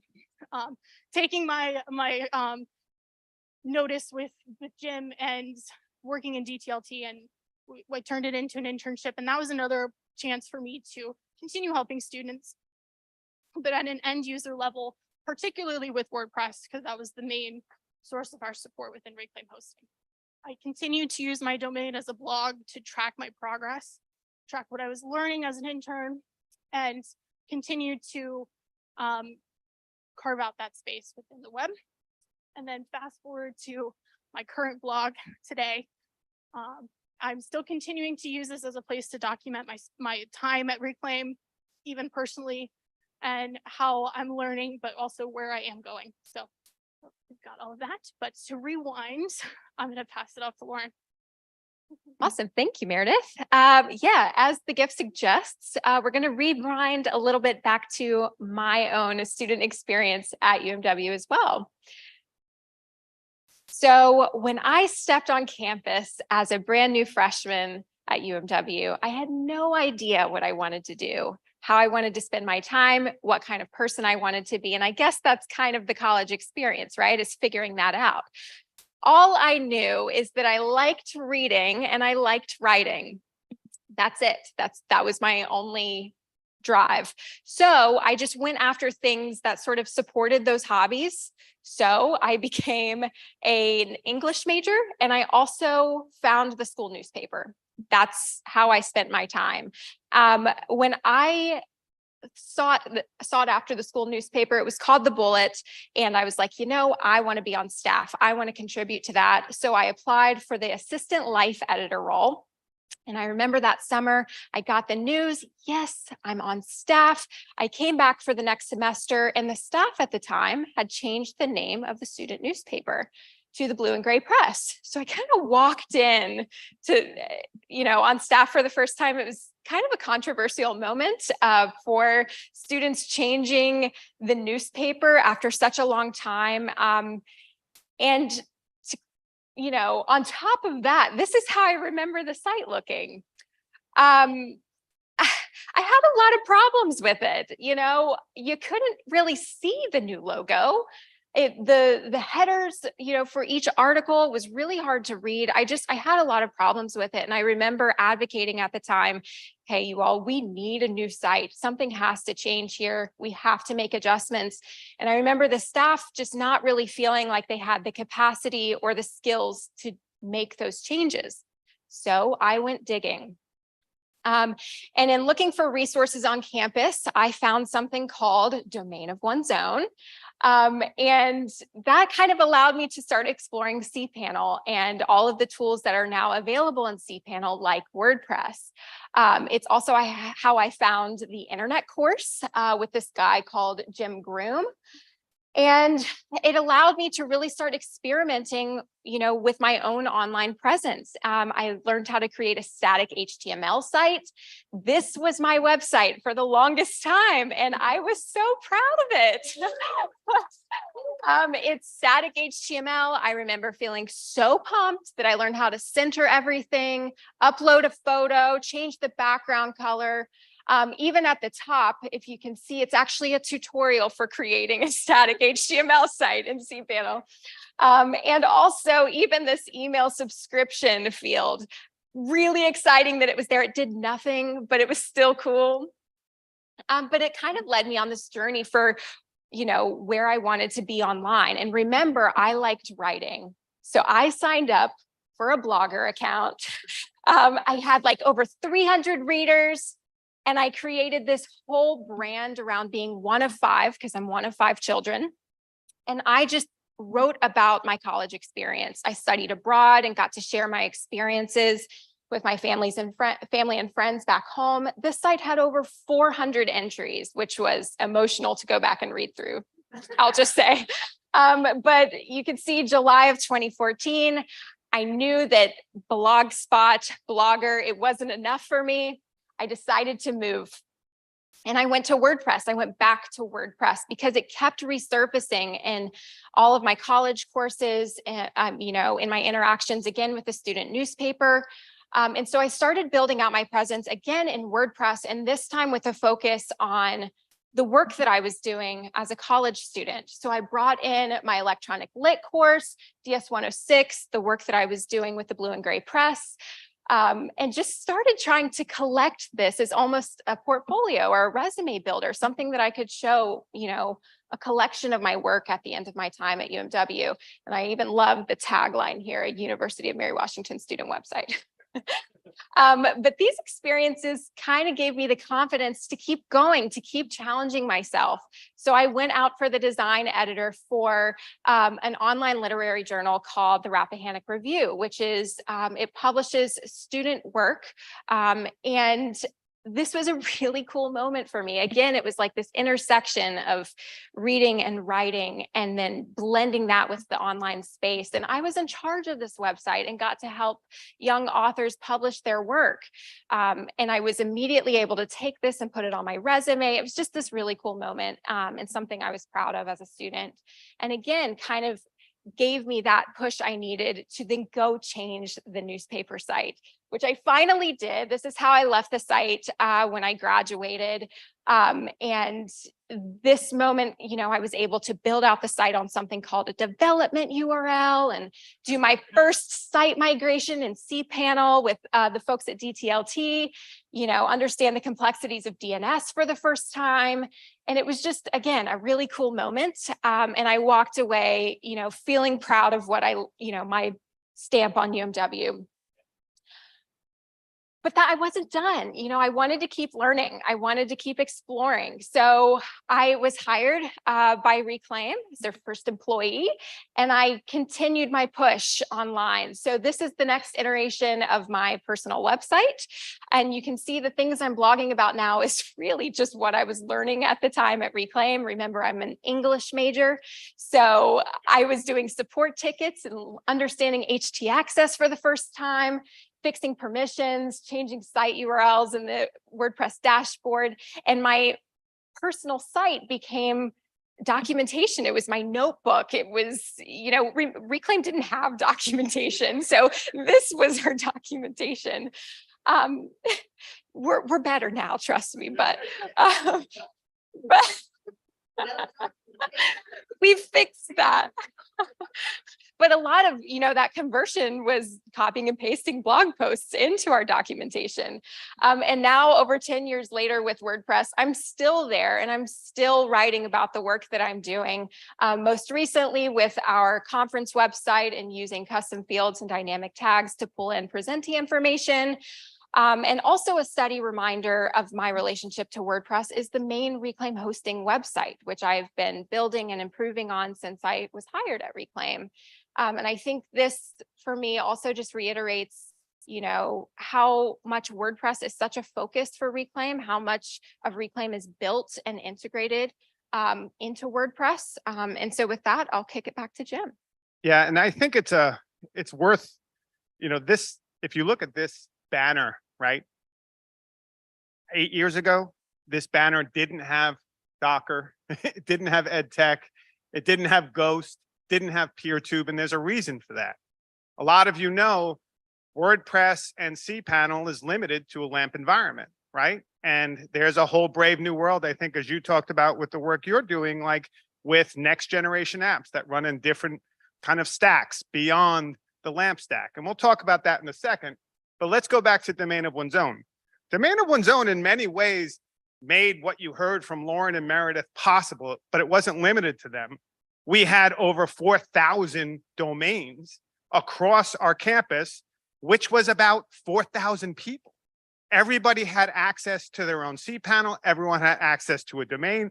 Not everyone used it extensively, but it was a core part of our idea of digital literacy. Understanding how to build, how to create, how to architect in this space. And the LAMP environment, for the fact that it may not be the only alternative, was a pretty powerful stack to give students to build in particular because of the prominence of WordPress. On top of that, Domain of One's Own started with Tim Owens and Martha Burtis and myself at UMW, and we hacked together WordPress. And Tim and Martha wrote some code that brought cPanel into a page of WordPress. And how we built Domain of One's Own was WordPress as the wrapper and a series of plugins that allowed us to do single sign-on, that allowed us to change the dashboard, that allowed us to embed cPanel right within a page. So when a student logged in, what they saw was their cPanel instance. We made accessing cPanel simple by building it within WordPress. And that's a whole nother element upon our building WordPress as a wrapper for a bigger application called Domain of One's Own. Well, Domain of One's Own got a little bit popular, right? I don't know if it changed the world, but more than UMW was interested in it. So we had schools from throughout North America and beyond saying, how can we do this? And that's the point at which Tim and I spun out and said, maybe, I don't know, I can't see life beyond higher ed, but maybe we can go and start a company called Reclaim Hosting. And so we did. And what happens there is we started with Domain of One's Own, but it didn't stop there. Is that right, Lauren? That's right, Jim. In addition to Domain of One's Own, we started having schools come to us and say, hey, we've got this large WordPress multi-site. What do you think? Can you help us? And we said, sure, let's do it. And we started doing it and, got our footing with hosting WordPress multi-sites, almost to the point where I looked over at Jim and Tim at one point and was like, we should probably get this on our website so folks know that this is something we're doing and we can do, And actually one of our earliest examples of hosting WordPress multi-site was VCU's Rampages. This is what the site looked like in 2015. When we migrated it to Reclaim Hosting, it had about 20,000 sites. And through the years, we've been able to be part of conversations with them to help optimize their site as it's continued to grow. At this point, it was around 35,000 sites. And now in 2023, we're able to help them think through the next stage or the next journey for VCU Rampages. They are working through culling through sites that are no longer in use. So our infrastructure team has been building scripts to look at empty Hello World sites that haven't been updated in X number of years. And so we're helping them really kind of consolidate and, give it a fresh life, I guess. Another example, or similarly, we have larger legacy WordPress multi-sites, and I know it pains you to that this is legacy, but UMW Blogs is now in a position too, where they're thinking, okay, we want to archive this space in exchange for a fresh WordPress multi-site. And so even as soon as this summer, we have been working to flatten this large WordPress multi-site in exchange for sites at UMW, which now directs all of their new traffic and growth for multi-site users. Yeah, and so as we've been working with to create the new multi-sites, like we in the audience here at Georgetown University is also doing the same project. We've seen a lot of schools realize that domain of one's own and WordPress multi-site are really powerful in tandem with each other. So they decide if like it was with sites at UMW, you can see that they've got like pros and cons for what type of project someone's running. So if a student just wants to run a blog about a project or anything like that, WordPress multi-site might be good, but if someone wants to experience a bit more like advanced apps, Scalar, Omeka, anything like that, they would definitely want to work with domain of one's own. And so we've seen the power between working in tandem with UMW Blogs and domain of one's own, and other schools like Coventry University over in England also do the same thing. And they marketed it towards students working with domain of one's own and faculty working with WordPress multi-site. So you can see the scenarios kind of shift in that mind. And same with the University of Oklahoma as well. They have the same portal, and it's cool to see how WordPress is still the wrapper within this sort of scenario. They have the landing page and then the redirection between both of them. And with that, we're also able to take advantage of some of our newer technologies and optimize the websites through a lot of our cloud platforms as well. And as Ed Beck knows, it wasn't not going to come up today. Reclaim cloud. So one of the things we did, we all had this weird moment in 2020. I was in Italy in 2020. So I don't know, for us, the pandemic hit in like February and really like got crazy in March. Whereas my partner, who we were building an arcade at the time, was like, it's not going to hit America too hard. We have so much space here. We're all spread out. We know how that went. But we didn't actually, certain good things happened with that in the arcade. But once it hit, and once we all basically went to our respective homes to quarantine or wait out the pandemic, he's like, I want to look into, we've been getting questions again and again. Can I run this Ruby app? Can I run this Python app? Can I run this Node.js app? Can I run this? Can I run that? We'd be like, no, sorry, no. And he's like, I want to be able to say yes. So Reclaim Cloud actually allowed us to create an infrastructure where we could actually not only run more traditional LAMP environments, but a host of other environments, whether it be Ruby, Node.js, etc. And the key here is we still had these dedicated big servers, but then each of those VHS tapes, because those are VHS tapes, represents a different stack. It could be a LAMP stack, it could be a PHP stack, it could be a Node stack, a Python stack.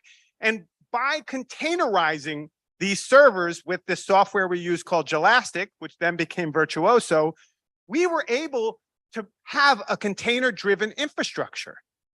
And Docker, in many ways, changed the way infrastructure is done, right? The container metaphor is one of the greatest metaphors in IT. The cloud as a metaphor sucks, right? Think about it. What does the cloud mean? It's nebulous. We don't know what's happening. Like Google wants it to be nebulous. They all want it to be nebulous. Containers, it's very specific. Just think of a container ship. It's a standardized way to containerize things that move quickly around the globe, right? It's a radical shift in how we do business. And that same metaphor is what Docker imagined when they thought of containers. And it's our moment here with Reclaim Hosting to think about how we can bring this container infrastructure to higher ed, but not necessarily to the IT and DevOps people who I think are already doing that in things like AWS, as we saw brilliantly with Charles at Lafayette earlier. But how do we give students, staff, and faculty access to this extremely powerful infrastructure. And in some ways, Reclaim here is the crane, right? This is all back to The Wire. I don't know if you remember the second season, but like we're able to actually help people think about what's possible within the cloud. But Jim, Yes. this is a presentation on WordPress. That's right. So you might be wondering, how have we been able to work with WordPress in Reclaim Cloud? Well, I'll tell you. Multi-region. So for those of you who don't know what we're calling multi-region, these are basically optimized, scalable environments across multiple data centers in our cloud infrastructure for high availability and DNS failover. So really that means hosting for larger mission critical websites .edu domains, right? Like Trinity, Trincol.edu, McAllister.edu. We're able to start thinking, okay, this isn't a student website that has to be up everywhere all the time. And really, these are more mission critical. And so it's a different game for us. And so we had to think more critically about the infrastructure running behind it. And multi-region in the cloud has been, a part of that. And if you think, Lauren, we started in 2005 at DTLT starting to think about WordPress as a solution. And you remember that Virginia Slims? You've come a long way. Like, think about 2005 and 2023 and what's possible with WordPress, because many of you are here because you're using WordPress, which was just a blogging platform, to run your entire university infrastructure in terms of the front-facing web. That's a pretty powerful shift. In fact, we just celebrated 20 years of WordPress. That's kind of a milestone, right? And I said it earlier today, and it's worth reiterating, like WordPress is kind of like the oxygen we breathe. And Reclaim Cloud has made it pretty easy, I would say almost trivial, to set up a high availability, failover multi-region instance with an actual interface we have now that's coming out called Reclaim Press that allow an individual user to manage that, right? And we're trying to figure out the space where maybe a university does not have a DevOps team that can do some of this, but yet still needs to run WordPress in a high availability failover relationship. And so we're kind of in this space where we're exploring what's possible. And the fact that the pandemic hit and my partner decided to explore Reclaim Cloud opened up a brave new world. In fact, most of our infrastructure for WordPress hosting is run through Reclaim Cloud, and it's ridiculously fast. And what's more, it can also be enterprise ready, which is phenomenal. So we started our WordPress UMW blogs on Bluehost. Do you know how many classrooms I was in? 30 people logging in at the time, and the whole site goes down. Boom. Right. And and that was great. And that was awesome because it was an enterprise. And it was also kind of the spirit of the early web. But things have changed for WordPress. And it's funny to see how that infrastructure changed. So anyway, I think if you're interested in those developments, what we're doing with WordPress and Reclaim Press, you can follow our newsletter, roundup.reclaimhosting.com, which is run on Ghost, which I think is funny. And also, here's our QR code, which will take you to that link. Please subscribe. We really appreciate you staying in the midnight shift to hear us before this ends. Thank you all very much.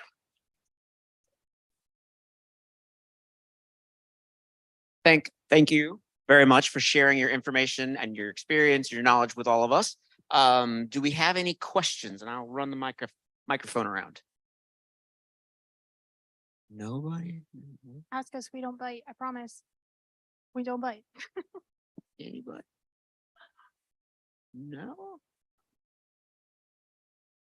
No? Okay. So let's see. It is the last session of the whole conference, and I am about done. So make sure to use chat, social media, Slack in our 2023 attendees Slack channel to thank our presenters and ask them follow-up questions. Please, please, please make sure to fill out that feedback. Again, that gives them information about how they presented, as well as enters you into for that door prize. There is no next session. In fact, I need to switch papers because, as I said, this is the last session. Not only, what's that?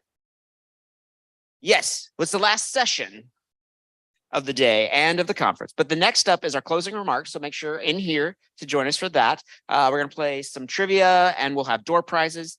Then we hope you'll join us tonight for the after party, which starts at 7 p.m. at Carrollton Station. You will need, can't shake it off my wrist. You'll need a purple wristband. So if you do not have a purple wristband, make sure to grab one. What else am I missing here? Oh, you do have to register for that. So make sure you register if you haven't already. You can find more information about registration on the event schedule. Thank you again for joining us here at WP Campus 2023, whether in person or online. And we hope to have you back next year. So join us again in about 25 minutes for closing remarks.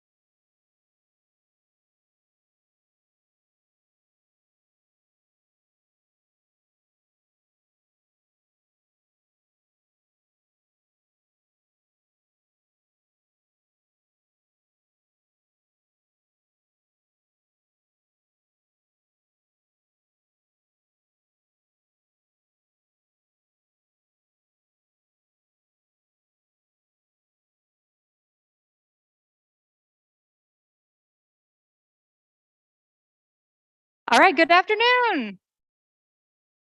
I hope everyone had a lovely time and learned lots of new things. And it's not quite over with yet because we love our closing remarks because we play trivia and it's lots of fun. And we do door prizes. And basically we pull out all the swag from the archives and put a few out each time. And so some of the swag is pretty awesome, I must say. But basically, if we do draw your name, you can come up here and pick an item from the pile. Quick reminder, I'll come back to the reminders. So let's get started. I wanna get through this so we can go party, right? All right, so we have so many people to thank. First off, our organizing team.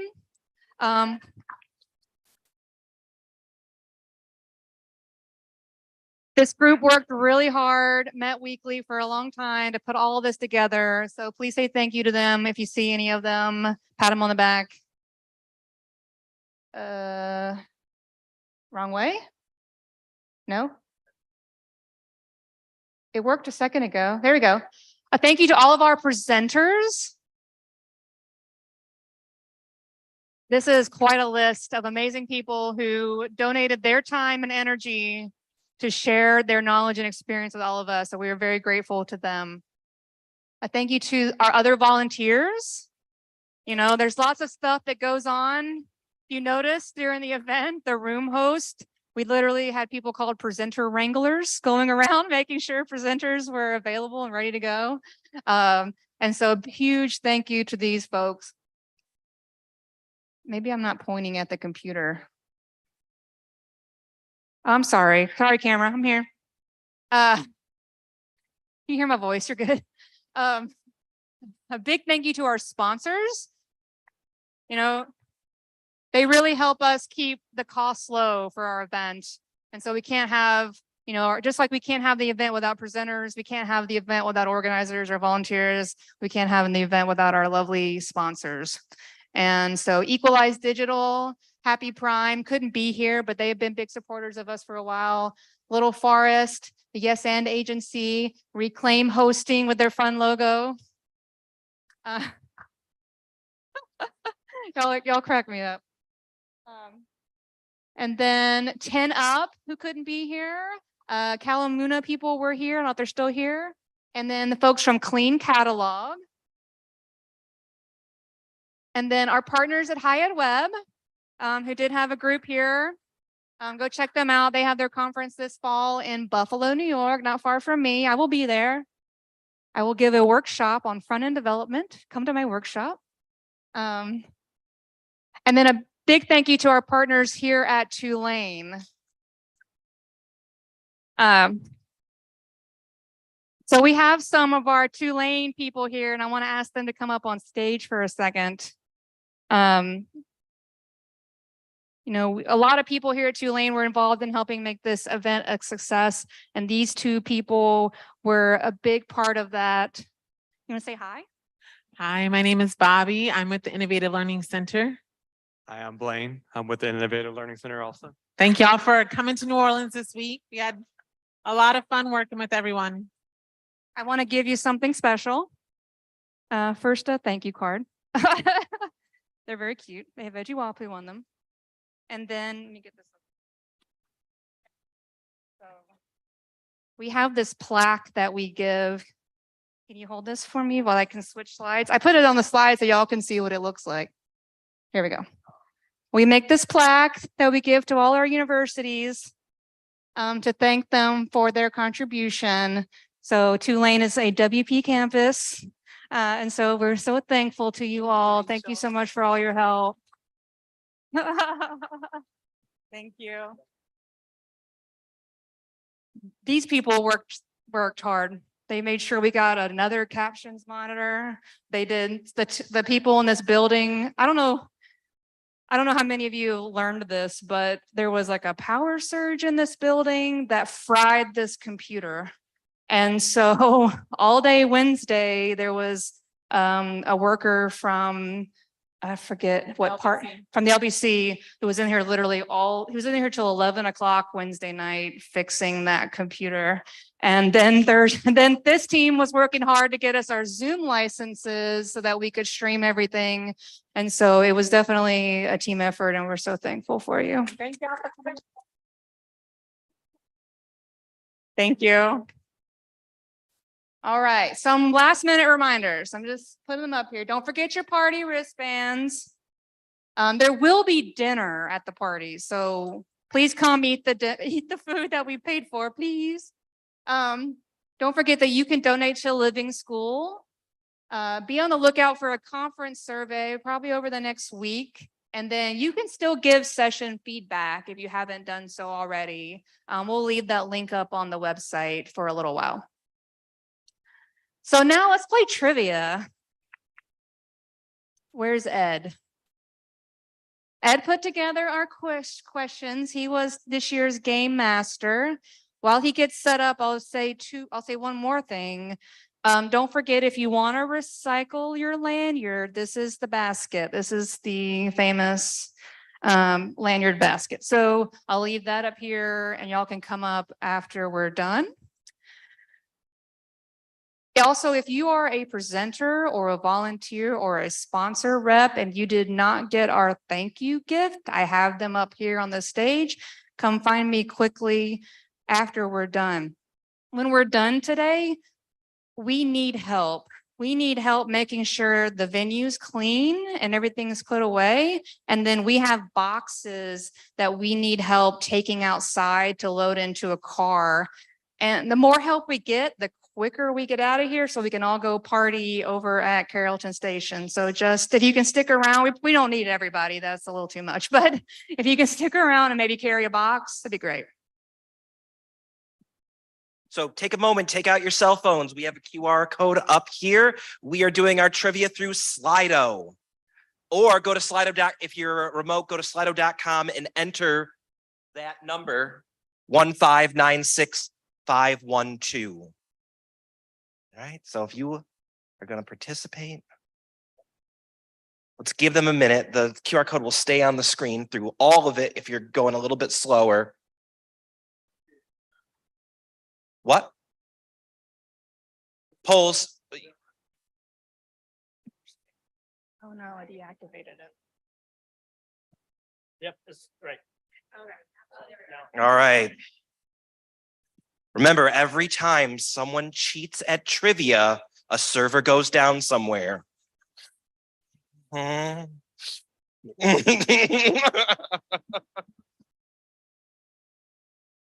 right, is everyone seeing a poll up there? Okay. Question number 1, how many items are in the WPCampus Learning Library? Approximately. I'm gonna give you 10 seconds.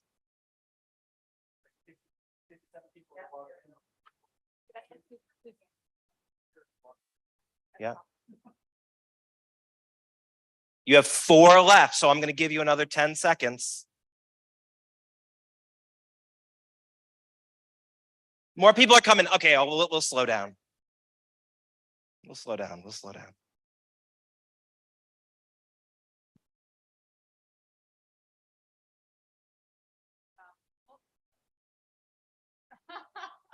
All right, click it. All right. 50% were correct. There are right now 217 items in our learning library, and that will be growing because all of our sessions were recorded and they will all be posted shortly. Yep. Answer. Okay, Tulane is our gracious host this year. What is the mascot for Tulane University?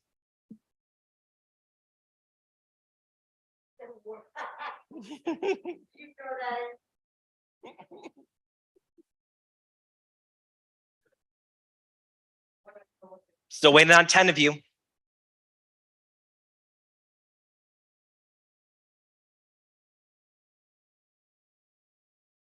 Lock in. Here we go. Go ahead and click it. 93. That was an easy one. That was a gimme. It was the green wave. Let's move on.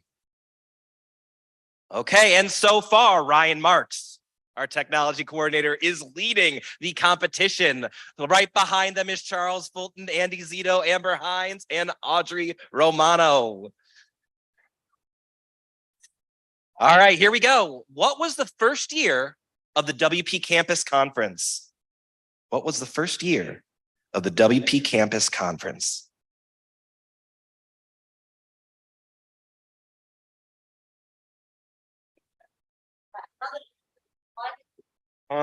Yeah, all you procrastinators.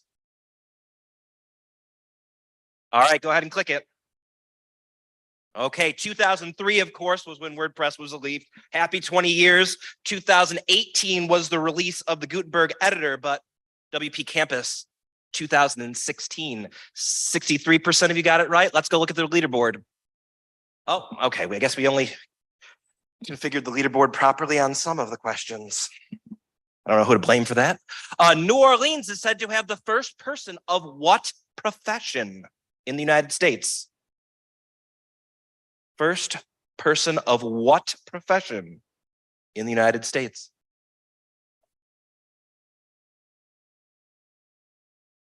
Come on, I gave you green wave.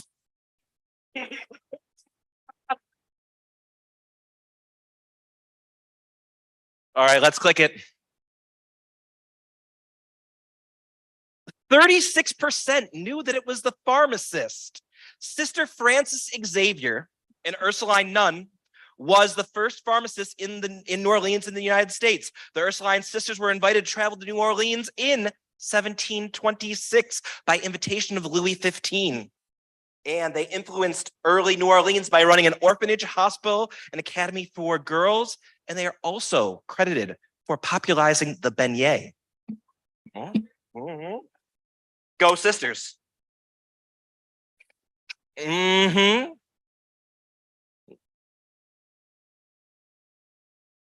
All right, the historic district of New Orleans has a distinctive architectural style. What colonial powers architecture influenced the majority of buildings in this quarter?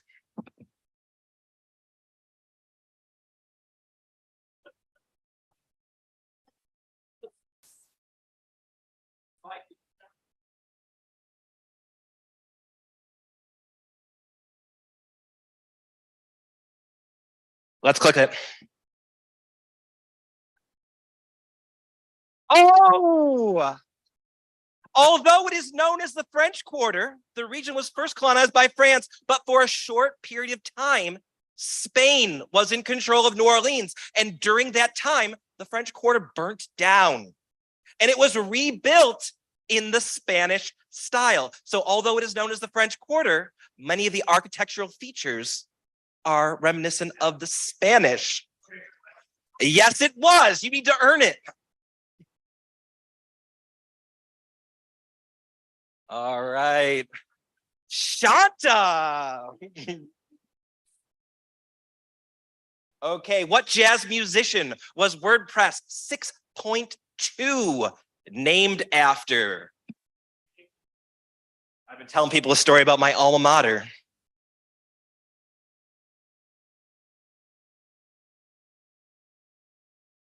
You know, jazz, the New Orleans connection. This is an important question. Known as the Wizard of the Saxophone. Yeah, we got 57. Let's go.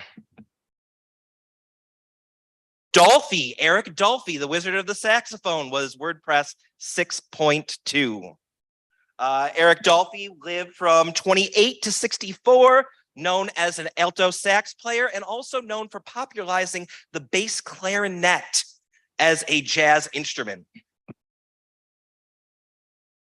Hey, we're gonna keep on the jazz theme. We're gonna do one more.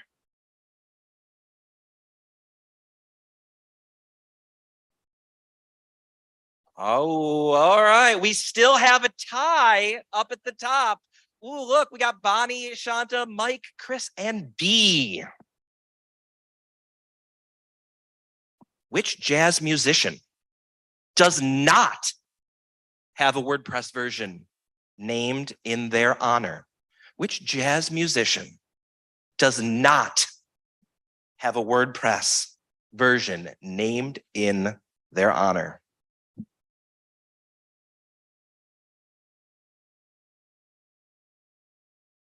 Got 55 of 63. Lock your answers in. Okay, let's do it.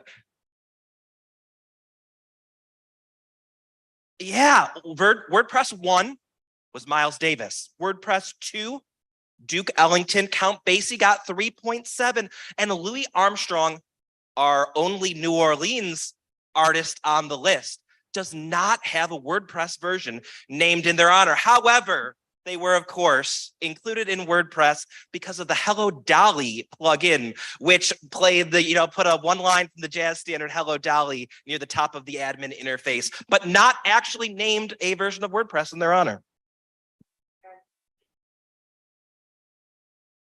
Hey, what party game created the unofficial conference mascot, Truck Sheep? Was it Pictionary, Scattergories, Cranium, or Telestrations?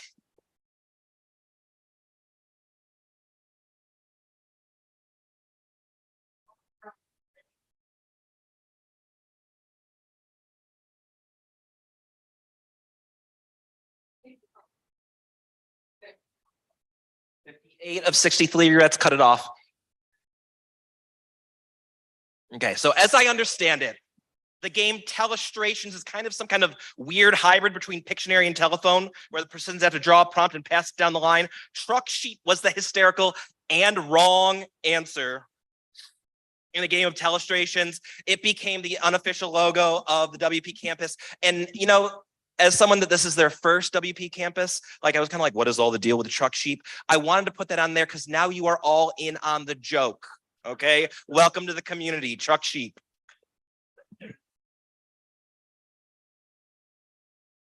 Shanta still in the spot. Steve Ryan, Spotted Cat, Robin to go, and Bonnie still on the leaderboard.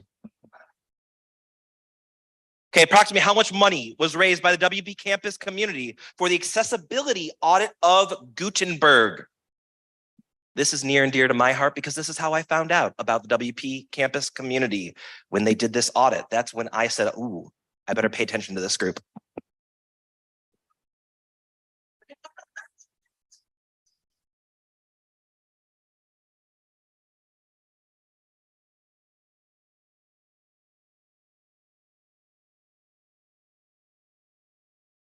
$57 of 64 have slotted in. Let's call it. The actual number is $31,200 to do that accessibility audit of the Gutenberg editor.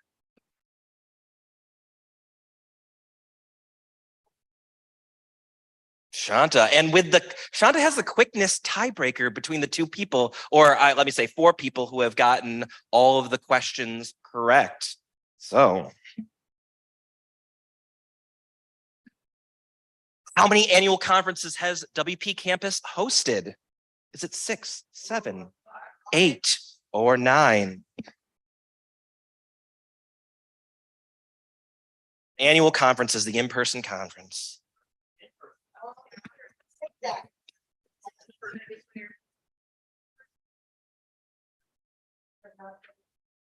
I'm looking at the answer, trust me.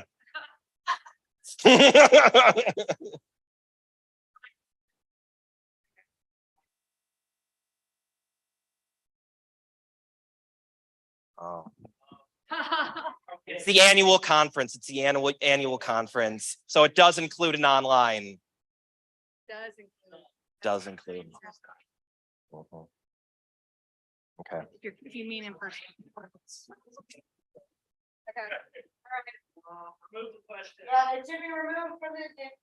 I don't know if we can strike this from the record. I apologize. See, even though the first conference was in 2016, we had to unfortunately cancel the 2022 annual conference. As a result, I thought we'd had 7 conferences over the 8 years of the organization for our annual conference. But of course, there has been the online event in between, which makes it a very confusing question. And I am wrong. I apologize. 5 in-person conferences.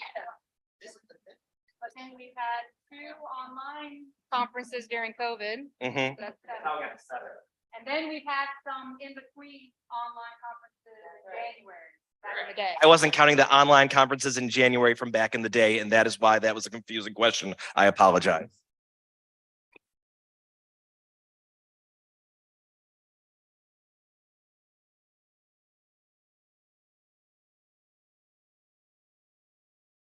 Is that the? Oh, there should have been 2 more.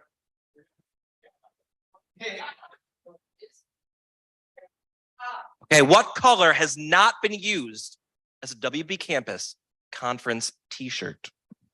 Which color have we not used yet? Don't look at the on front table, Ryan Marks.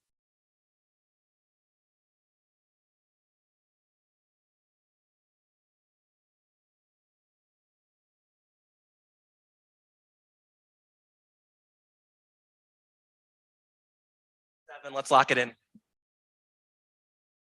It has not been used in yellow. We had the dark black gray from 2016. Blue we've used a couple times, 2017. We did use red as an admin t-shirt for the 2018 conference, but never yellow. Too easy of a question.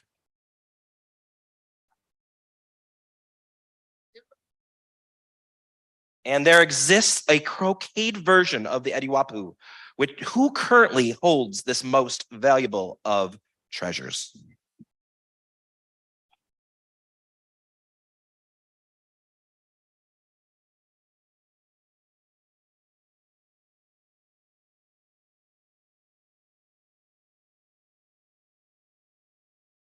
Let's lock it in.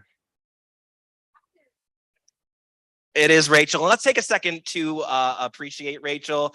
She's up here. She's thanking everyone.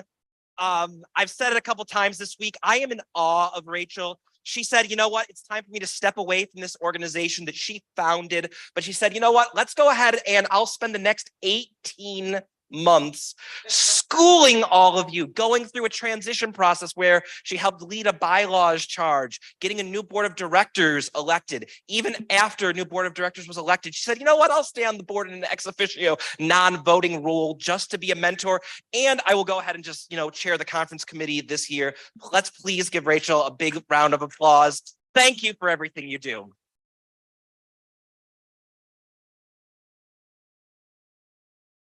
Let's look at the leaderboard.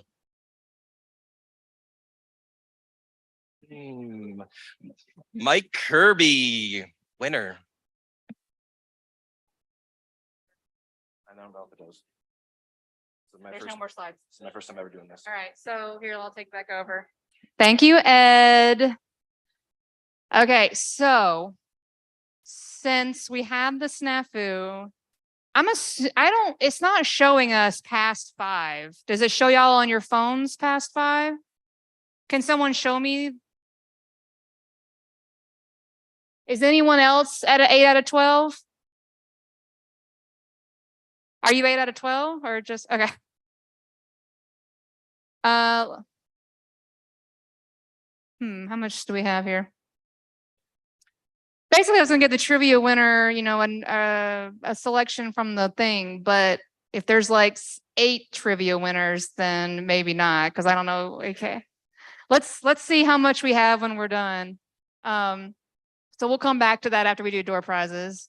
Something else to point out is that we do have the extra shirts.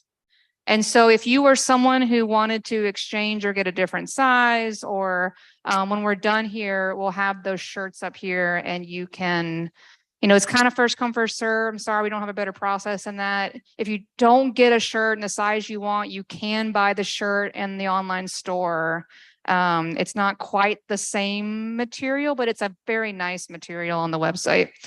I also have a pile of shirts from people that didn't pick up their shirt for whatever reason. So if you're still here, Adam Lenz, Emmanuel, Kathy Zant, Jenny Frank, Kate Stevens, come find me. If not, they're gonna go in the pile. All right, well, give me like 30 seconds to set up door prizes. Actually, while I do that, we'll do our vendors. 2 of our sponsors had giveaways of their own. So Sarah, you wanna go first?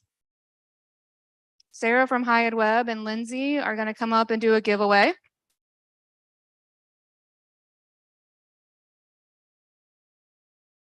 Oh, here's the full leaderboard. Okay. Okay. So 6 people were 8 out of 12.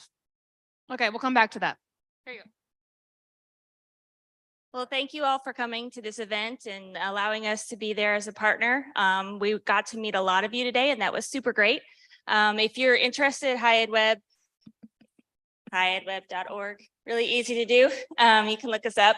But we promised to give away two registrations to the Accessibility Summit, which is happening on July 25th online this year. And Lindsay is our chair. It's a 3rd annual Accessibility Summit, and it's a really great all-day event with 3 tracks of online learning, all about different types of digital accessibility, from teaching and learning all the way through coding and other more technical topics. So inside is a little swag bag, and we'll email you with details. And the winner is Katie O'Donnell.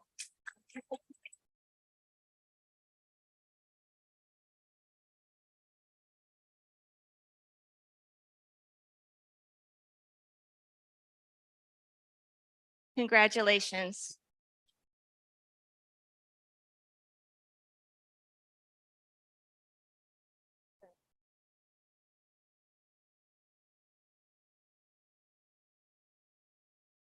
We're gonna put a spinner on the screen, so if you don't like things that spin around, look down.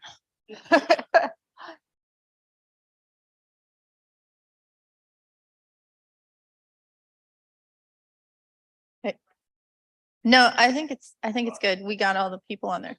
All right, so we're gonna click and spin and see who wins. Oh, maybe. Okay. All right, you wanna click it? Trigger warning. All right. Meg Novak. Nick, come on down. We're gonna make you take a picture with us, if that's okay. All right. Will you take a picture? Right here.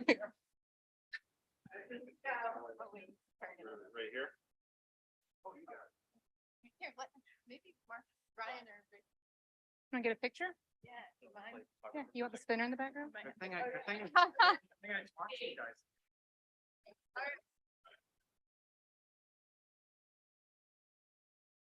Yay.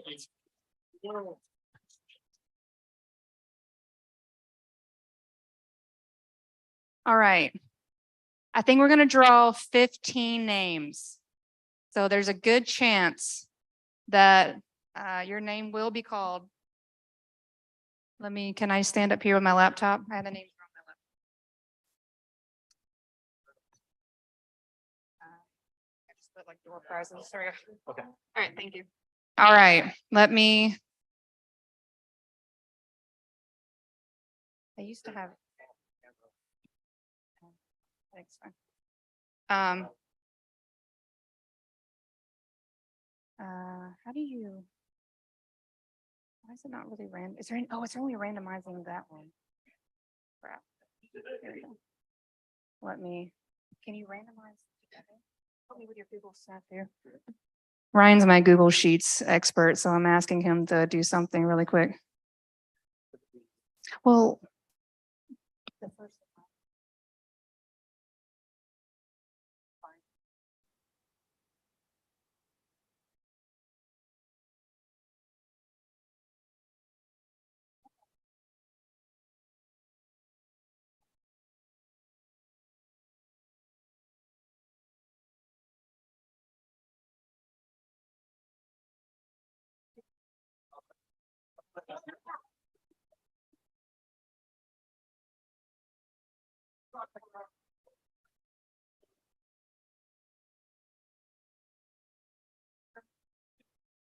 All right, thank you. So these names are mixed with the session feedback, which means that some people online could be in here. And I apologize to the people online, you're not here. So don't get a door prize. So if I'm going to call names out, and if they're not here, we'll give them a couple seconds and then we'll move on. Hold on one more second. All right, let's start. Here we go at the top. All right. Stacy Benison, are you here, Stacy? No. Audrey Romano. Yeah, you want to come get? Yeah.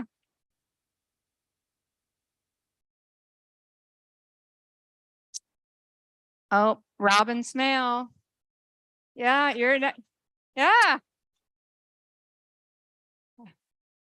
So, oh, I'm sorry, I didn't really explain. You can pick from any of these items on the stage, including down to the Hyatt web bags, and stop there.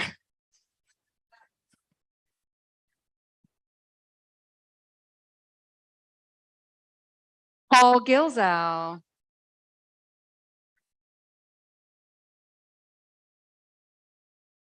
Sarah Sad. Are you still here? She's gone. Russell Query. Are you still here? Russell. Shanta. Is Lee here? Lee Scalarup Bassett. Woo! Meredith Fierro. All right. Oh, she's gone. Chris Belote. Yeah, there you are. Mike Kirby. All right, we already got them. She already got told and on YouTube. Roy Ashley. Is Roy here? No? All right, no Roy. Gavin Colborn. Woo, Gavin. All right. All right, James Nicknick. All right. Daniel Tiger. Is Daniel here? There you go. All right. Cody Plumhoff. Is that an in-person? Yeah. I thought so. All right. That's 15, but you know what? Let's do 5 more.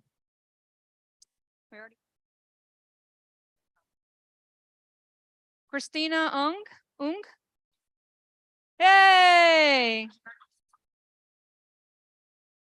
Kathy Zant, are you here? Nope, no Kathy. Oh, she's missing out, Kathy. Mark Branley. There you go, Mark.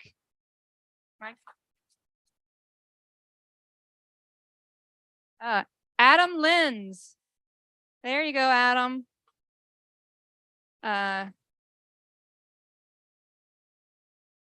Rachel Martin.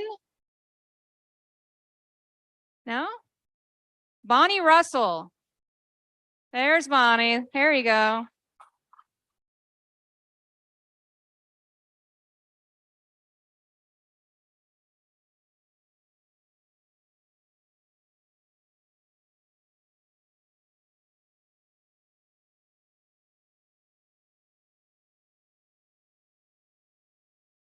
Stephanie Harden. Stephanie here? Nope. Sorry, we're having scrolling issues.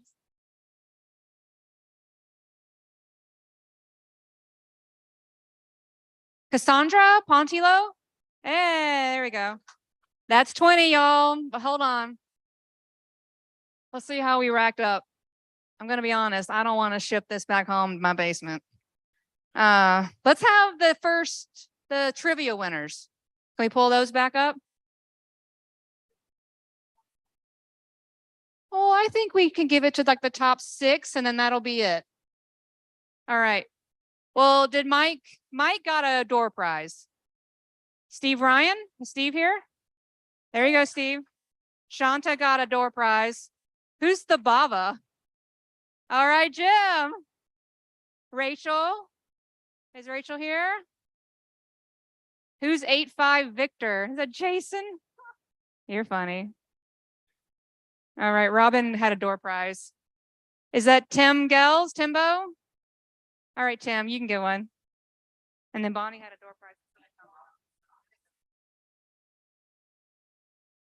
All right, y'all, that's it on the door prizes. I do have one more thing to open up to the masses.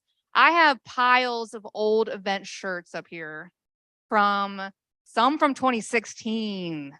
That's the level we're on. I don't want to ship these home.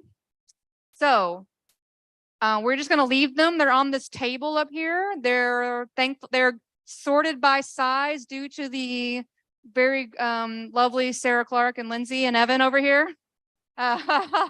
So if you want to come up and get one of those shirts, and then the purple shirts left over from the event are over here on the stage as well. Thank you all.